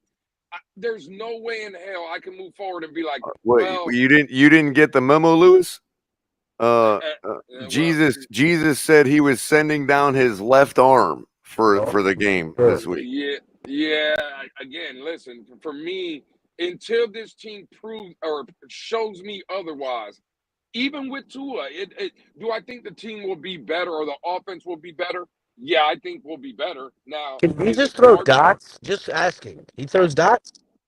Well, I don't know what he throws. I just, is it marginally better? Is it a wide margin better? Like, what are we getting? Because I do think we're going to be better. I just don't know how much. To Crypto's point, is it only 5 points better, or is it 15 points better? Well, even Right? again, here's the thing, right? Even if the Dolphins come out and put up 26 points, 27 points in a decisive victory against the Cardinals that only amount 17 or less points or 20, whatever. I don't want the overcorrection, overreaction. I mean, we're going to get it. The fans will be like, we're back, blah, blah, blah, blah, da, da, da, da, da. I don't want to get back on the hamster wheel when we come back out the following week, get our booty cheeks clapped by the fucking Bills, and then them all go, well, that's just one of the 3 losses we can sustain from now. You know what I'm saying? Absolutely. Well, and I've heard Culler bring this up sometimes, right? Is there a way, and I'm just asking you, gentlemen, is there a way to go to Buffalo and get a respectable loss? Like at this point, with the team, I mean, not really, just because of the history. I mean, you and I could see something Yeah, as the history is respectable, but we wouldn't be able to convince nobody. No, right? Because that would be just too long. Yeah, of a we track would. record. Again, at that point, it wouldn't matter what we feel about it. Nobody would. Yeah, we wouldn't be convincing nobody. That's for sure. right, and that's the only reason I was asking. Even a 1-point loss is demoralizing, Lewis. Right. Listen, and I'm with you. I would agree. At some point, you got to beat up the bully, and we just haven't been able to beat him up. So, I agree. Yep. Now, here's the thing, right? That would be worse. The 1-point loss. Who really thinks that we're going in the? I mean, honestly, going into Buffalo and beating the Buffalo Bills. I mean, that's the thing. That's the early thing. November. That's why. No. Again, that's the Week thing. 2 was our golden opportunity to do it. But that's the thing, boys, is that get this victory this week, come any which way at all, and go to Buffalo and beat Buffalo. Then I'm willing to listen about what this team can become. Well, yeah, because your buffer zone just got larger. You haven't got any of those 3 losses I'm talking about yet. I've already given. I had a 2-game buffer. And now that we are coming into the second game, I said the Colts and the Cardinals. Now, that still is true. Whether Tua plays this week or not, the Dolphins lose this game, then shut it down. Well, I mean, I don't see how you can recover. I don't see how McDaniel could survive one more week if we lose with Tua. That's what I'm saying. Against that's what I'm saying. Do we get to the Buffalo week? That was my next question. Do we make it to the Buffalo week? The trade deadline where people are buyers or sellers. The sickest part of this entire conversation is this. Say they fire McDaniel and get an interim head coach and yada, yada, and make Frank Smith the OC. Oh, yeah, Smith. Or, well, I guess he is the OC, right? They make whomever the interim head coach. If the Dolphins, how can the Dolphins deactivate Tua? We have no available quarterbacks on our roster. Even if we have that would become an 8-2 run that we'd need to go on. That's what that would become. well, we're not going on an 8-2 run. I That's know. I'm just saying what it But would I'm saying, become. like, I'm just saying, like, right, we lose this game with Tua, Mike McDaniel gets fired. There's no, I don't see how the organization can say to the fan base, even if they fire Mike McDaniel or whatever, Yeah, we're there's gonna no way. deactivate Tua for the remainder of the season and tank it There, away. there is. Like I don't see how that doesn't get him in trouble because we don't have any other Right. quarterbacks on the roster Exactly. other than now Tua and Doyle. Exactly. No, Tua would have to Well, play see, the role. it has nothing to do with who would, bro. You could have whoever on the roster. There would be no those, and I hate calling them Tuaneers, but I for this particular, the Tuaneers would riot outside of that facility if you lost with Tua against the Cardinals and just the Dolphins said, you know what, we're pulling Tua. Being healthy, like him being healthy and able to play, and the Dolphins just come out and say, we're taking Tua off the field. Oh my, they would listen, Chris Greer, they would try to assassinate him. They would assassinate Ross. And because of that, Lewis, if they were to pull the plug on Tua, that's it for Tua as a Miami Dolphin because the fans will abandon the team. The fans, absolutely. his fans will abandon us for doing that. The only way, if Tua comes back to play this season, which we all think he's coming back against Arizona, the only way you don't see Tua on the field is by injury. Period. But that's the thing, too. There is an injury clause on this contract that you can't put him in as injured because we'll be on the hook through the 2026 season. Dude, look at this, man. Well, real quick, guys. Shout out to we all know him. We all love Damian Deese. Comes in, ain't seen him in months, and the guy comes in rocking a $5 donny. Appreciate that, Damian. Salute to you too, man, and your family, bro. Yeah, Dame, salute. No, let's. Y'all need to be more like Damian. I would agree. Dame is a real one. But to Cap's point, right? Like I get it, the injury concern. If he comes back and he gets hurt, now we're on the hook to 2026. But then he shouldn't be coming out to play now. Then they should have already just shut him down for the season. What I'm saying is that you cannot let him play against Arizona. And then let's say we lose, and now you tell. No, he can't. You're right. He can't be benched for performance. You're right. There's no way. There's no way to stay away from. They'll dream up another injury before they do that, Lewis. Absolutely, but they'll be like, "Oh, he stubbed his toe. Didn't you see it on play 2 of the second series in the first half?" But that would go to Cap's point. Like Color the Green Bay game, the imaginary concussion. Wouldn't that get dicey though? Like if the Dolphins came out and said he had an injury, wouldn't that mean that the Dolphins would be locked in until 2026? That's what happens when you lie, Lewis. They start catching up with you. You know what I mean? Right. So that's what I'm saying, bro. Like, yep. Tua should have just been benched. If that's the concern, right? He should have never came back. But unfortunately, if he comes back, there is no way to pull him off the field besides of an injury. What did he just say yesterday? Until the death of me, you're not going to pull me off that field. Those are the man's words, Color. Absolutely. They're going to have to pry this game out of his cold, dead fingers. Now, imagine what that made his fans feel like yesterday. Look how it made me feel. And you know what I mean? And I'm not a fan of his beyond being a Dolphin fan. So look how it made me feel. What do you think it made Tuaneers feel like? Yeah. Not only will it be the death of him, they'll die before they pull him off the field. Yep. They'll be like little fucking suicide bombers running at the goddamn stadium, goddamn it. Fucking shit strapped to their chest and shit. Bunch of fucking crybabies. Explosives. Yeah. IED explosive devices.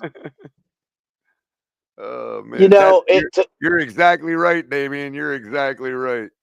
If play it, Color. If they pull him off the field, Tuaneers gonna be showing up at the building going, he dies.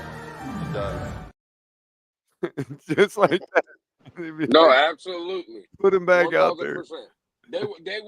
They building. If the Dolphins just said we're pulling Tua and Tua not being injured or nothing, they would ride. Yep.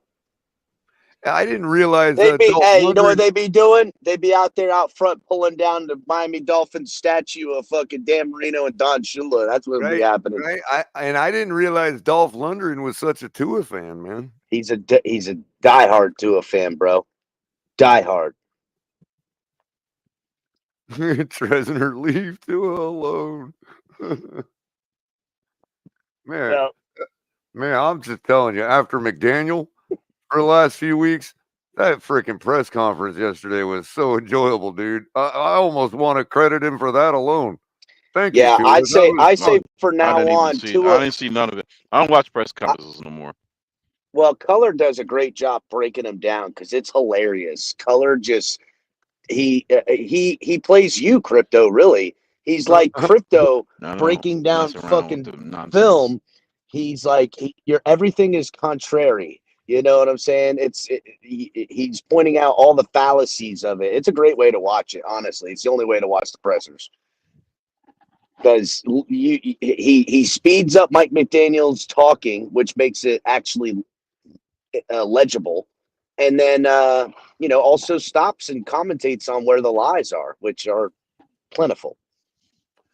Yep. Point out the body language. See, not everybody is keen on body language. Plus, we got a lot of people just listening. So, you got to look at the man's body language too, Like yesterday, Tua's body language, he could have not said one word yesterday and I would have got the whole message. Yeah, he could be like that guy that people were paying thousands and thousands of dollars to stare at him and they would cry and shit. You seen that dude? Right. Hey, Culler, listen, you're my homie, but I would be remiss to say you looking at another man's body language is a little wild. I know. I've been treading lightly using the body language verbiage, bro. Yo, bro, I just choked on that one, bro. That was fucking good. Oh man, I didn't catch it, Lou. Good job. Well, and the fight earlier, I said, he's talking like that. I'll get behind him, and I'm like, oh God, pause. Here we go. Y'all gutter minders out there, man. Like I had to stop and clarify for all the gutter miners out there. I'm gonna support I will march with him. I'm not getting behind him. I don't ever get behind no man. Marketeer wants to know. Marketeer, the question is no. Answer is no to your question. I don't think opposing defense is going to worry about holding back on trying to hit our quarterback. Well, there is something that they're going to be motivated to hit them. There is something that I did hear people speculating in the dark corners of the Tua sexual verse, okay, where they're talking about because the NFL, and you can hear it from the announcers, how much the NFL misses Tua, and that the show that the Dolphins, the greatest show on surf, that they expect Tua to start getting the Patrick Mahomes treatment. That's what I heard. Wow. Not a chance. The Patrick Mahomes treatment. Do they really need? Do they listen to themselves? Not a chance. Like, He's gonna get. Hey, Tua's gonna come back and save the whole team because the NFL's gonna take it easy on him. Do they even listen to themselves? Yep, that's what I heard. That's what they're saying. That way, I can go tell everybody. The NFL taking it easy on them. So that way I can go. I'll tell the Bills fans that Tua's better than Josh Allen, even though he needed training wheels to do it. If you're wondering what the Patrick Mahomes treatment is you know that what I'm saying? What is the whole? What is the treatment exactly? I'm going to tell you. So the Patrick Mahomes treatment is that while Patrick Mahomes is in the pocket and then lets go of a ball and a player that swiped at the ball hits him in the head, that guy receives a $25,000 fine after the game. Right. That's the Patrick Mahomes treatment. And when you next time you see quarterback him, in NFL treatment. That happened against Yo, Aaron Rodgers Lewis. a couple weeks ago. Lewis, speaking of this topic, it was a big topic of conversation in the space yesterday. I know everybody hated the topic, but So you're gonna bring it up? No, I'm not going to bring it up. I'm going to bring up something I saw yesterday was a video of another play in recent history where Patrick Mahomes rolled out to the sideline, stood up kind of like he did, you know what I mean? Had both of his feet still firmly in bounds, and a safety comes flying out of nowhere and just shouldered him out of bounds hard, like hard enough to knock him to the ground, and they threw a flag, bro. While still in bounds. While still in bounds. Shouldered him. And because it threw him out of bounds so hard. Yep, that's the type of shit. And that's the rule of unnecessary roughness. That's a rule actually in the rule book. Well, that's what they'll say. But meanwhile, he could have just shoved him out of bounds. Right. But meanwhile, Crypto, if you don't get a hold of him and you kind of just patty cake him on the sidelines, he's gonna juke you like he did them guys the other day. He's gonna juke you and take a couple more from you. So again, the NFL wants to make that a fair way to win. To all the other guys' you could point, just push your hands and push him out of bounds. No, but here's the thing. Here's where I agree with the other guys. If the NFL has decided that that's a fair way to win, then other quarterbacks need to do it, and defenders need to learn how to stop it. So you say that he could just push him out of bounds, Crypto. He could just push him out of bounds, but let's not act like he wouldn't just completely drop and flail as if he just got freaking assaulted with a freaking shotgun. You know what I'm saying? So again, there'll be a penalty against Mahomes for acting. That's now you can't flop. If that's a rule, that's a rule against that. They need to make that a rule. They need to make it already is. You can't do that. They can? Well, what? I've never heard of that rule. Is there a no flop rule? I think there's been cases where they threatened to throw a delay a game on it. Yeah, where a guy flops so long that it's like you know what I mean? I don't know. But I see them do it all the time. Just watch Josh Allen. Just watch Josh Allen. Yeah, he Josh flops. Allen is a flopper. Yeah, he's the flopping. Sure. He's a flippy McFloppenstein. I could have sworn, and that's the guy. I could have sworn that's the guy that called on him. Caitlin Clark wouldn't have a career if they banned it over in the hey, leave the rookie of the year alone, Culler.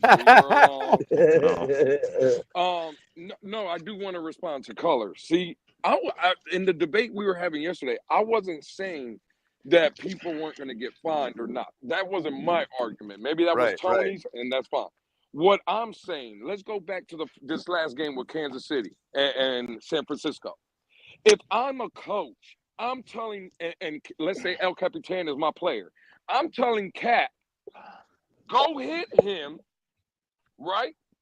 And I'd rather take the 15-yard penalty from where you hit him. The 35-yard run. Than letting him run 35 more yards. You see what I'm saying? That's no different than a purposeful PI to stop a touchdown, bro. That's valid strategy in the game that they're coached to do. And that was my argument. Like when people were saying, well, he did something wrong. Well, again, he did something. So as a defensive player, guess what I'm going to do?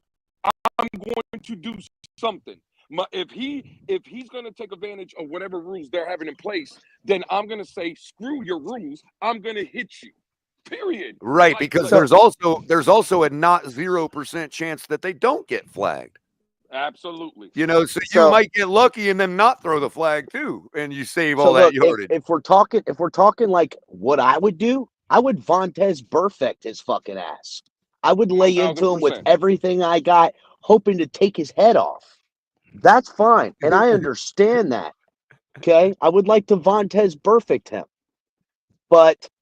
And for all you guys don't know, ex-linebacker for the Cincinnati Bengals, notoriously mean, vicious, penalized hitter. Oh yeah. So vicious, mean as hell. That's somebody. I want to say. They didn't allow him to play a total of a year over his 8-year career. That they had him suspended from games for doing shit like that. But again, The easiest way to say it, Cap, is Vontae Burfict is the epitome of what you were not as a football player. I mean, that just it's the easiest way to say it. We all know you weren't hitting Wow. nothing out there, Cap. me, We all know it. You, Wow. Cap, Me? absolutely. Wow. Yeah, Shots fired. you weren't hitting nothing, Cap. Oh, that Come ain't. on, man. Listen, first of all, they've had to pull the Mhm. ambulance on the field a couple times when I laid into somebody the way I Here we wanted. go. Here we go. They had to Here we pull in go. the ambulance a couple of times on the field. I've Are broken we? 3 kids' collarbones playing football, bro, and I don't even know how many arms and hands and other shit. But Does on this the story get collarbone published in the ones, fiction section of the library? Does this go in the no, It fiction or gets non-fiction story? This is fiction. I don't know, Cap. I remember a guy, CB something, said bring your helmet and cleats out to the game one time and I suit already up. told That's what I that remember. I already told that little girl that I don't play football against girls like that. So Whoa. that's the word. And Wow. I said to make it fair on her that she can wear all the gear she wants. I'll come there freaking no shirt on and light her up. Is that Sheeby 83? You know what? I'm getting up out of here. I'm not. I don't want. I don't want no part of this. Wow. Oh, that's some nasty work. Some nasty, nasty work. Damn, not Sheeby83, dude. That was fucking good. I ain't gonna lie, that was pretty good. That was good. How did nobody get that before, dog? Not Sheeby83. But yeah, no, Wow. she don't want none of this. But you know, again, man. I understand why, right? It's football. It's a game getting hit. As soon as the quarterback crosses that little line with the ball, he is no longer a quarterback. He's treated as anyone else with a football on the field. But let's not act like there isn't a propensity by the NFL to protect the quarterbacks. We know that they do. And it's being abused, and favoritism is done by the refs for the elite salesmen of the game. That's why Josh Allen flails about like he does. Yep. The other thing is, to Lewis's point, if one of them guys cold clocks Patrick Mahomes, even if they get flagged and fined, you think Patrick Mahomes is going to play that nonsense again? Absolutely, he would, because Patrick Well, Mahomes ain't going to of sleep. course, because he's a He's dog. tough But as what shit. I'm saying though is, like, do it enough times, he's going to get sick of it. His coaches are going to get sick of it. That's not Tom Brady, bro. That's Patrick Mahomes. Tom Brady got hit. He didn't like it. Patrick Mahomes gets hit, and then he gets 15 yards how long on before top of it. How long before Andy Reid stops liking it? I don't think Andy Reid gives a fuck about anything other than winning every play. Well, what's Personally. 15 yards? Now, what I will say this, 15-yard penalty if he's sitting on the sideline because he's hurt. What I will say is this: what Andy Reid will do about it is scheme up a freaking fullback to come across the middle of the field and absolutely light up whatever linebacker that did that. Yeah, true, I promise you that. True. I promise you that.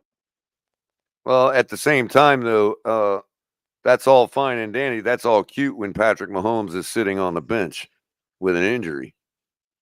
Now, again, Patrick Mahomes, Josh Allen, haven't seen these guys take hits and get injured.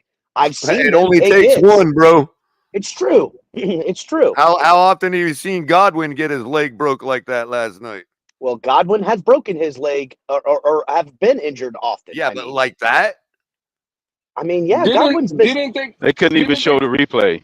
Didn't they take that play out of ain't that a rule though that you can't tackle like that anymore? Well, ain't that so like they didn't call it, but they didn't call it because the hip drop, technically, you have to be like. They didn't call drop hip play. The drop hip. They didn't. They didn't call the hip drop tackle play on it because he was moving forward and he kind of fell into it. You got to kind of like bring them down. It's a little different. I do think they missed it though.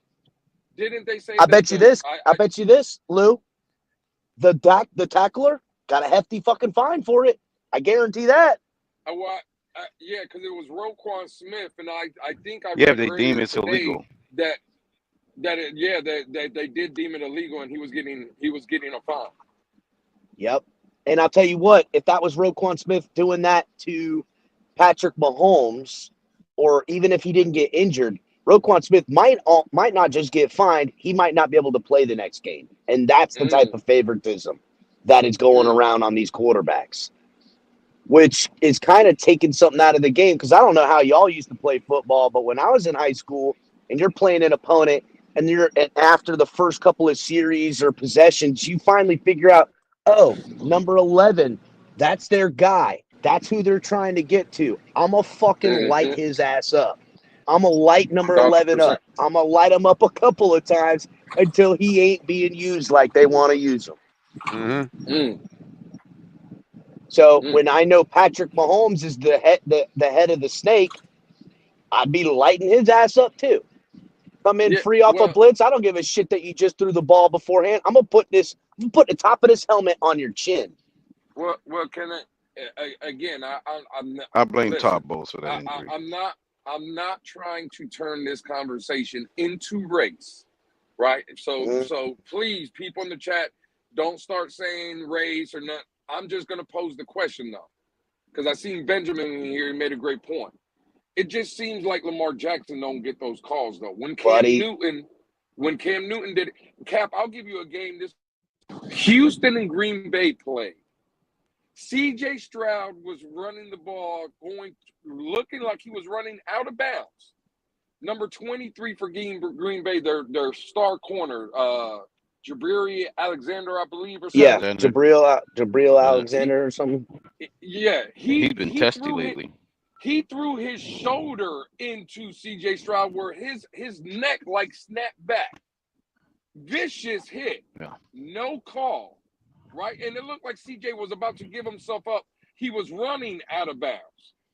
And again, C.J. is a black man. Cam Newton, black man. Lamar, black man. You're bringing up Patrick Mahomes, white boy. You're bringing up Josh Allen flailing, white boy. Is there isn't Patrick Mahomes half black though? And he's on the spectrum. I would say he's this. biracial. I would say But this is he though. politically, but is he politically black? Damn Color. The fuck. One thing I will say, the one thing I'll say before Cap goes though, right? Even with Patrick Mahomes, to your point, Crypto, he's on the spectrum, right? He's in between. But the optics of when you see him, he looks more white than black. Complexion. Yeah, as far as his complexion. Okay, the only pushback I'd offer, that aspect.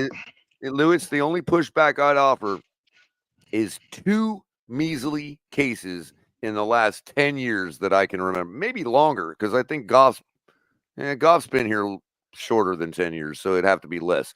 So in the last 10 years, I can come up with 2. You just gave us 5 examples of black quarterbacks that have not gotten calls like that, right? Mm-hmm. I can only give you 2 of pure lily white quarterbacks that got blown up be lily white? And nobody called a flag. One, when Richard Sherman blew up Jared Goff on his way out of bounds back when he was still with the Rams. Matt Moore's the other one, isn't it, Color? No, well, you could argue Matt Moore. I think we got a flag for that shit.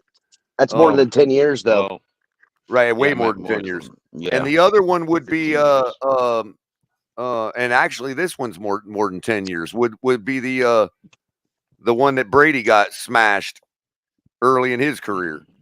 Well, what about when Ndamukong Suh and Cameron Wake killed that one guy that was a Jets quarterback for a little while? I mean, that guy died. I've never seen him again. I think he died. But I mean, look, I'm reaching for examples here. You know what I mean? Agreed, right? And there's also an unfair favoritism to more running style quarterbacks who, for whatever reason you want to put in, are more of the ilks of Lamar Jackson. So there is something to be said about an unfair play calling by the refs for quarterbacks they're expecting to run around more. But we don't see that done to the likes of Josh Allen. Wait a So minute. y'all, Last night's game, Lamar took a helmet-to-helmet shot. They say, "Oh, he was a runner. That's why he's not going to get the call as a quarterback." exactly. But it was clearly helmet-to-helmet. Which wouldn't even be legal on a runner, helmet to Nope. helmet. Right. You know what I mean? So, Exactly. real quick, as a white guy, I default to guys like Benjamin Scott here. I trust Benjamin's Trust judgment. Benjamin. He Oh, says wait. the black community traded Mahomes and his brother years ago. Can That's you guys true. That's a do fact. you guys concur with that, Crypto Lewis? Yeah, Lou, you Yes. ever heard Trust anything like that?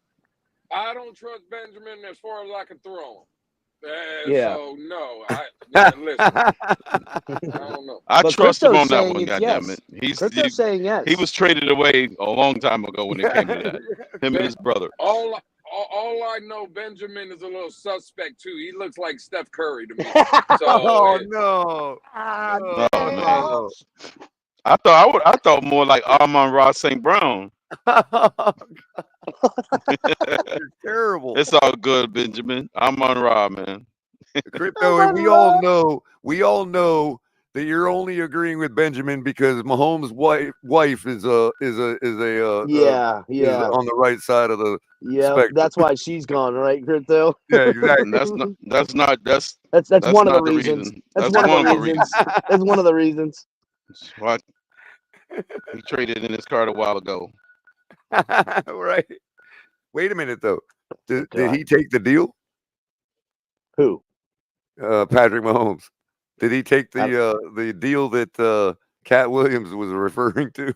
Oh shit! The Diddy deal. Damn. All right, now we're getting off track, boys. Now we're getting track. deep. Yeah, we're Probably getting this too rabbit. deep This for is channel. nice going, Lewis. You fucking opened the rabbit hole and I we don't know fell nothing all about the no way deal. the fuck down in it. I don't know My nothing bad, about man, that. my bad. We fell I said all it the fuck wasn't way about down in race. it, dude. Lou's like, God. did you all not hear my caveat? I said it was not about race. Well, it's he said he doesn't want to make it about race, but it's literally about race. So listen, That's I why I don't love see how Lou, man. anyone who has paid attention, watched football No. for the last 15 to 25 years or beyond and doesn't see what we're talking about here. There is an unfair. Well, I can care less what his political affiliation. He never came out. This is his Like wife. Ben I can't saying, fault him for his wife. Lou, Ben saying, dang, I thought we was Yeah. twins, man. Hey, Well, I can't so fault what? Patrick Mahomes for his wife. Hey, Just like so I can't what- fault Rush Limbaugh's By wife the way, for I him. just learned that lingo recently thanks to Tyreek Hill and everybody explaining it to me. What, twins? Yeah, twins. I thought he was So- calling the cop twin. Like you're just like the rest of them. No. And when Cap says, Lewis said, I don't want to make it about race, but it's about race. That's what's called being a good show host, Cap. You know what I'm saying? That's what that's Yeah. called. That's calling the kettle black while still being the pan and getting away with it. Is what it is. Mm. But for real though, if you're a real NFL fan and you watch not just your favorite team, but have watched the sport for the last 20 years or whatever, it's blatantly obvious. Since what's his name came out with the Falcons, I'm blanking on his name right now. God, one of the greatest quarterbacks to do it, dual threat quarterbacks. Since then, when God, what's his name, boys? I'm fucking blanking. Don't all jump in at once. Fucking Falcons quarterback went to jail for dogfighting. Michael Vick. Michael Vick, thank you. Yeah. Since Michael Vick came in and made everybody look like a fucking idiot all by himself, they were like, I don't care that it's a quarterback. You hit him like you hit everyone else. Right. All the time. But this is what I don't understand with that, because Cap, I think you're right? Well, I know you're right, but what I would, because when I see Josh Allen makes people look like idiots, but they give him those calls. Yup, they give him the calls. Why? What's the difference between Josh Allen and Michael Vick? Well, you're not going to raise bait me, Cap. Goddamn it! You ain't gonna Okay, and I'm gonna One try of them to, was I'm born gonna with try a to- lot of melanin, and the other one wasn't. Okay, since we've That's gone right, there, that's right, Chris. since we've gone there, and it is, and I am the show host, it is incumbent upon me to bring this to perspective and context, right? right. Do I think that there's referees in their mind going, ooh, he's black, I'm not going to throw the flag? No, that's not the type of racism we're talking about. That would be easy to identify, right? What we're talking about is there something in the back of these referees' mind because they've grown up with certain certain ideas in their head of, let's say, the physical attributes of a black man compared to a white man and where they lie. For instance, you know what the tropes are. Okay. I don't need to list them. Okay. Well, some of the things that guys like are they saying, look, that guy's just I'm going to less level the likely- playing field? Is that let what me they're land. saying, Color? Let me land. Is it that in the back of their subconscious bias, are they thinking this guy is less likely to be hurt? If you catch my drift. No, I think they're saying this guy, I need to, for lack of a better term, level the playing field. It's bias, bro. It is I understand it's absolute bias. bias. What I'm trying to determine is whether it's deliberate or whether it's inherent. Like, in other words, are they thinking, oh God, maybe I should just come out and say it. Are they thinking that these guys' heads are harder? No, that can't be it, Color. I think more along the lines are like, hey, this guy is doing everything to them, and I'm gonna let them tee off on him because that's the only way this team stands a chance. Now, if it's Josh Allen doing it, I don't like what I see because there's some underlying fucking whatever. But to me, well, you could have said, Color, that can't be because nobody's got a harder head than Josh Allen. So that's true. You know. And Josh Allen's eyes are too close to himself because that he's would on be the more of the spectrum. ideology that guys like Antonio Brown would agree with 10 years later in a rambling speech. Right. Or what's the other guy that was around these parts that we had to get out of here? Crypto. The guy that was talking about genetics. Oh, fuck. Josh Allen and Josh XL. Allen is the XL. Yeah. Josh, the next you understand? I'm trying not to be that guy, but I'm trying to put the question out there without people accusing me of being that guy. We're trying to understand the mind of bigotry, and it's hard to make sense of things that we don't see or understand, but we do recognize it in our society. And when I see it on the football field like this, again, maybe it's not so much racial as much as it is I can't. No, it's got to be racial. It's got to be. I'm just wondering if it's subconscious or not. Like, in other words, are the refs just assuming these guys can take it more than the lily white guy? Listen, Lamar Jackson takes the ball into the secondary and lowers his shoulder and gets blasted. Okay, on that same type of run. On that same type of run, Josh Allen does it, and they're saying that it was a helmet to helmet. And they're not saying that it's a run. He's a runner neither. And I've as seen an excuse them, not to throw the flag. I've seen Josh Allen get hit around the hip, and they say he got hit low. While meanwhile, I've seen people dive at at Lamar Jackson's legs and hit him, and because he's a superior athlete, that was a still get the ball off. Right. Now keep in mind, the helmet to helmet we're talking about could have been fined in retro. Because which it probably still will. It can. We all might have forgot because they're not flagging it in the game anymore because it affected the game. It backfired on them and it affected the game. But there is a rule against the offensive runner now putting his head down and going helmet to helmet first. And it should be because they can do just as much damage. Right. Now, they stopped calling it on the field because it ruined the game. They realized really quick that was stupid. But they are still fining players. A running back, I forget who it was, just got fined last week. Color, I got a great exercise. Yeah, that's the spearing rule. That Color, you can't spear. I've got a great exercise that I want you to look up right now because you can look it up. As soon as I thank Joe Riss for gifting a membership to somebody, let's find out. Can anybody see the regular chat to find out who it was who got the free gift? You'll have to look. You'll have to look at it in the regular YouTube chat, right? Yeah, in the YouTube chat. I've got something I want you to look up, Color. What? All right. Because quarterbacks get fined too. What fines have Josh Allen gotten, and what fines has Lamar Jackson gotten? Because I have seen both players run people over. I'm going to lose my shit if I see that Josh Allen has no helmet to helmet hit fines. Against him, that's Well, going to be tough to find, dude. There's literally a No, website that don't does need it. stiff arming. There's a website that does it. Like you can look every week and see who got fines that week in the NFL. Right, They but post it. finding a keyword to get Google to show me that website. Just say list of Josh Allen fines. List of Josh Allen Right, but fines. again, I've done that already, and it's telling me how many times he was fined. That's what I want to know. Him being fined. Josh Allen. Josh Allen getting fines.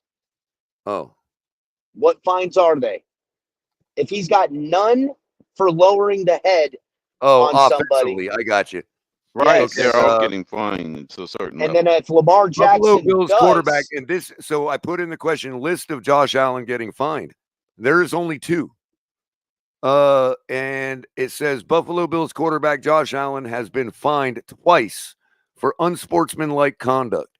November on both 2023.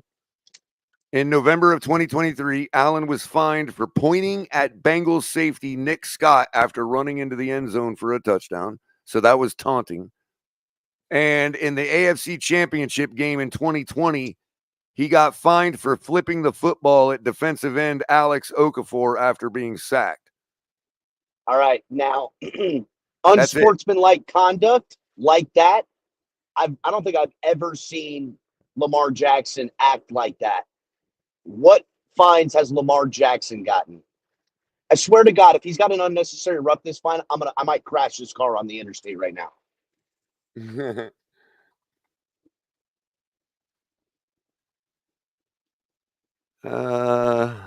You mean a fine against them or A fine against him a fine? for unnecessary roughness or some shit.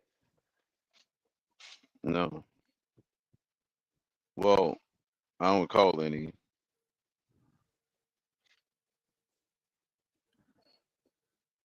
I see none. Not a fine. No fines? There's no site that came up to give me an answer right away. No. Huh. All right, then. You can have a penalty against you, but I don't Yeah, know but about the fine. fines, fine. I was just looking because it's hard to find penalties. You can't even review plays that are penalized, which I hate. I wish that the NFL let that be done, but they can't do it because when they fix football games by throwing penalties that don't mean nothing, they don't want us to break down that film. I would do a Well, you whole have fucking to. All YouTube 20 The channel. only fine he's ever gotten You is can't. They don't. No. the only Listen, fine he's ever gotten is for off-season absence that cost him $750,000. They don't show the penalty film, Crypto. It's not on No, the no, all no. I'm 22. talking about It's not on the there. penalties that you got through the game. Yeah, you could go back through and watch the game tape. You have but to it's watch not, the game, right? You'll have to watch the game tape and literally, but again, you don't. Mark it down. It's a game tape, Well, it's They're rare cutting for to a 10 quarterback. They go cameras. total penalties, right? It's rare for a quarterback to go head first anyway, like that. Like actually hit at somebody with their head. And So. Lamar wouldn't be the comparable to Josh Allen. The fact of the matter is, when if I'm trying to break down players, I would say Cam Newton and Josh Allen is the comparison. Right. Oh, They're about great. the same size. Look up the Yeah. Cam Newton fucking unnecessary roughness fines. Well, I wouldn't even say that. Yeah, he's the same physical size. I'm just saying we all know, bro. We don't have to look it up. The fact of the matter is we've seen and heard what Cam Newton has talked about. He's even talked about this. The fact of the matter is they used to beat that man up and there would be no calls. And to your point, Cap, like, let's call a spade a spade. We all see Josh Allen and he gets every call that he begs for. He flops and gets every call. And all I'm saying is 100%. when I look at the body types, the way they play and stuff, they're virtually almost the same. One is black, one is white. It is what it is. Like, I'm not trying to be race. I'm not. But again, we got to be able to call a spade here. Like comparing Lamar Jackson to me to Josh Allen is a bad comparison. But if you compare Josh Allen's game to Cam Newton's game, I would say they're It's a great very comparison. comparable. You know what I'm saying? And I fucking hated Cam Newton, not because of any reason other than the fact that he was unstoppable. And I think the NFL hated him too, and they wanted to humble him. And that's bullshit because they don't treat Josh Allen the same. Well, Red, White, and Bills, I don't know why you say you're losing respect for us. Like, I don't understand why. Hmm? Like, Yeah, what do you mean losing respect? Why would you say why you're would that losing be? respect for us? We're not.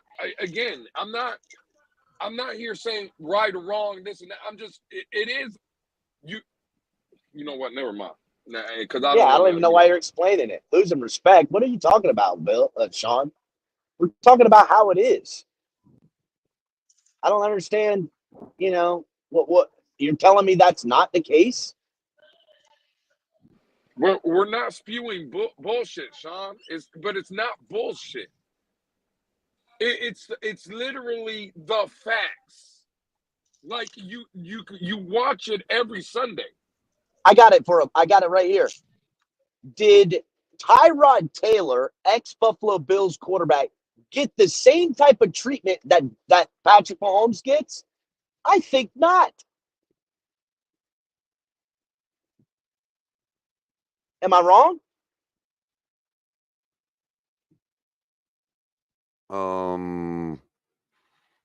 I couldn't tell you.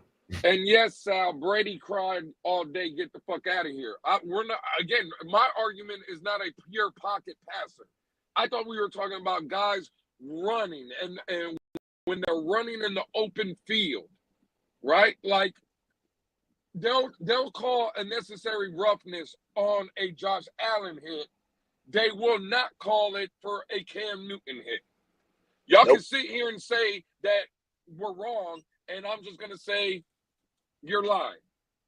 And it is what it is. Well, they literally, you know that Cam Newton was never got the treatment because the refs literally told him it was because he was too new. Yes. Like, why should that matter? There is that too. Where no, what I'm saying is that's bullshit, LCAP, because why should that matter? Well, look at it like this. So they're willing to blow up their young quarterbacks and not their old ones? That's right. In the NFL, and that's an outright lie. And again, H, but look at H. H just said Cam Newton played in a different era. Cool, H. And again, I'm not going to say that you're wrong. What I'm going to tell you is C.J. Stroud played this Sunday. That's in this. Would this Sunday be in this era? Because Alexander, the corner for Green Bay, absolutely lit him up while he was running to the sidelines to get out of bounds. Wasn't Anthony Richardson's first injury? I was watching that game. I saw that game, Lewis. Wasn't Anthony Richardson's first injury got hit pretty hard? Absolutely. Yes. Was anybody flagged for that hit? I don't know. Maybe they were. I'm just asking. You know. I don't think so. Not that I remember on his first one. Well, again, I don't know about his first one. I know that the C.J. Stroud hit was not flagged at all. I know that for a fact because I was watching the game at the time. So there is something else there too, guys. That I don't even know if he got penalized. That you talked about there, Culler. Young quarterbacks literally they don't get anything. It's almost like the NFL, and it's weird, right? Like a team will tank, they'll have a bad team, they'll put their rookie quarterback out there and allow him to just be obliterated. It's almost like there's like a test series in those first few years of these young quarterbacks. They allow them to get blasted from behind, all that stuff. I was watching the game live when Richard Sherman hit Jared Goff. Now, again, the one example I've been able to find in 10 years of a white quarterback getting blown up and not getting a flag was the Sherman hit on Goff. Guess what year that was for Goff. It was either his rookie year or his second year. Yeah. And the refs Again. didn't flag it, nothing. And guess what? Defenses respect Goff now. It was almost like a rite of passage that night. Nobody called the flag. Everybody was like, wow, what a hit. They were all complimenting Sherman. And I'm thinking, was that necessary? I mean, that was an unnecessary. That's precisely what unnecessary roughness means. Like, was that necessary for him to blast him the way they did? He did, pushing him out of bounds. Hit him right in his ear hole, bro. Like, blasted him, dude. Now, you see, I don't recall that play. I kind of regret even starting this conversation because this, what is it, Sal? Newton taunted opponents. He got what he got, like he deserved. So Also, I Josh wanna Allen address don't that. taunt nobody. Well, hold up now. I want to address that. Jesus. Taunting him and wanting him to deserve to get smacked around is all fine, cool. But treating the rules differently because of that shows clear bias by the referees. Right. They That's need to be precisely the why only- taunting. Cap, you're right, because taunting, that's why taunting is a penalty. What he That's right. deserved was a penalty for taunting, not getting hit, blasted by a linebacker. Not allowing him to get lit the fuck up like you wouldn't allow anyone to light a fucking quarterback up. That's where the refs need to take their feelings out and be diligent. I just want to know, though, because, again, Sal, we know he's a Bills fan. Does Josh Allen taunt people? That was my whole point. Josh Allen definitely taunt people. This is the exact reason why it's a penalty. It's a reason why it's a penalty. Hold on a second. You mean the guy that's got 2 fines from taunting? Yes, he fucking taunts people. Now, again, does Josh Allen deserve to be hit and lit up for taunting? No, he deserved to be fined. Oh, okay. Like he was. All right. I just wanted to make sure we were all on the same page. Well, that's my point, Lou, is that the reason taunting is a penalty is precisely if they don't penalize it, guys will taunt each other until they're fighting. So taunting has a penalty. So if Cam Newton deserved anything, it was a yellow flag for taunting, not to get blasted by a linebacker. And taunting, the flag taunting, is not a relatively new thing because it used to be unsportsmanlike conduct. Right. Yeah. Well, they actually, what they do, taunting was just added to it. It's still the same symbol. It's still unsportsmanlike conduct, but when they call the penalty, they label it supposed taunting to now. specify it, right? They label it with that condition: unsportsmanlike conduct, taunting on so and so. You know what I mean? Yeah. They just define it further. And I believe that unsportsmanlike comes with the same penalty if you do it twice as any other unsportsmanlike, which is ejection from the game. Culler, can you look up Cam Newton fines?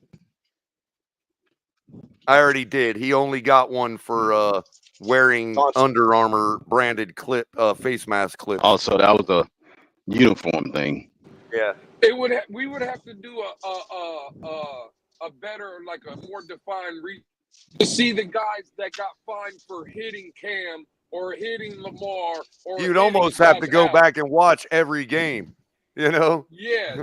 You would have to see like players that, like to your point, Cap, Vontaze Burfict that hit up a lot of people to see how many, let's say, black quarterbacks he played, for instance, how many fines he got for there, according to how many fines he, let's say, got hit for hitting white quarterbacks. Right? Yeah. Just as an right. example. You'd have to look at the defensive player from that perspective. Yep, exactly. Right. You would have to look at more of the defensive player. Like for instance, Richard Sherman didn't even get flagged for blowing up Jared Goff. Did he get fined for that hit? I think he might have. Right. Yeah, exactly. Again, there's an Richard obvious and Taylor Swift with Patrick Mahomes, the biases of the refs and what penalties they do and don't call, it's clear as fucking day. It's not as bad as Brady, but listen, Dolphin fans and Bills fans alike won't argue how Brady got fucking everything, but you're going to argue how Cam Newton didn't get it or how C.J. Stroud isn't getting it. I don't understand how one thing can be real and the other can't. It's not true. There is a bias in how refs call penalties or don't call penalties when it comes to quarterbacks. And it is a further bias how they're doing it with black quarterbacks that are good runners with the ball downfield as well. So let's not act like it ain't there. It's there. I see it all the time. It is what it is, as Lou says. And then there is something else too, right? There is something where, again, the young kids that come in, they let them get lit up. Okay, they do. Sherman was penalized and fined for a late hit on Titans quarterback Marcus Mariota. The hit sparked a brief scuffle and resulted in personal fouls on both sides, which meant the play was thrown out. Titans coach Mike Mularkey took issue with that this week, saying that he'd like to see a rule change, blah, blah, blah, blah. So even besides the Jared Goff hit, they're not even showing the Jared Goff hit, so he didn't get fined for that. But he has a history of it. He hit Marcus Mariota. Now, I don't know who considers what Marcus Mariota. I don't care. I'm just saying. Just reporting the information. Hitting Dan Carpenter. Sherman was fined $9,000 for hitting Dan Carpenter. That's a kicker. Right. Sherman claimed the fine was unappealable and that the NFL bowed to public pressure.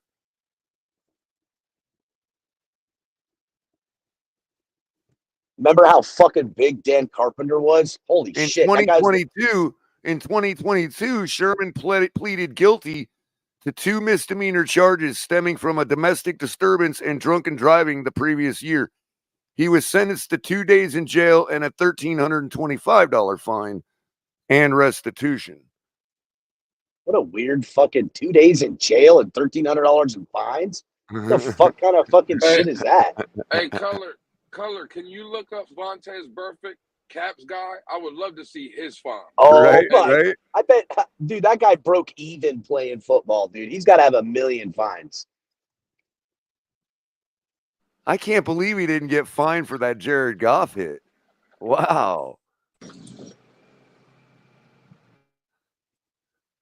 I am interested. I am interested to hear the Vontaze Burfict. It's got like fucking 10 pages on it.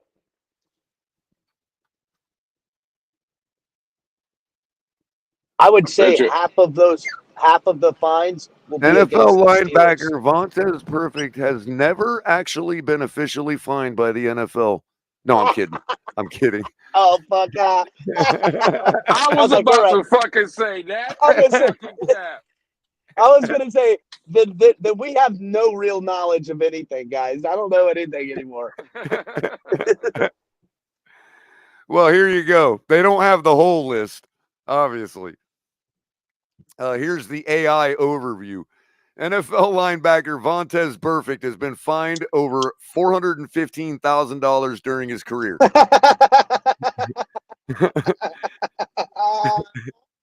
He's making more than kickers make in a lifetime, bro, in fines. What the fuck?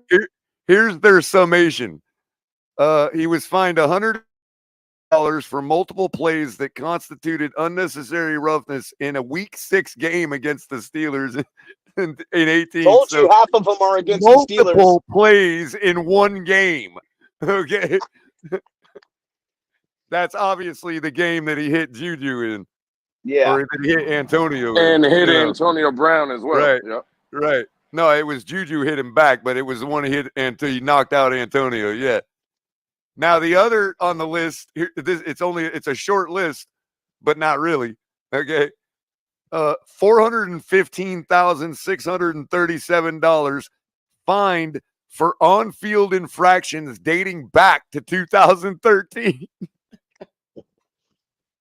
They don't even want to list it. They're like, fuck it.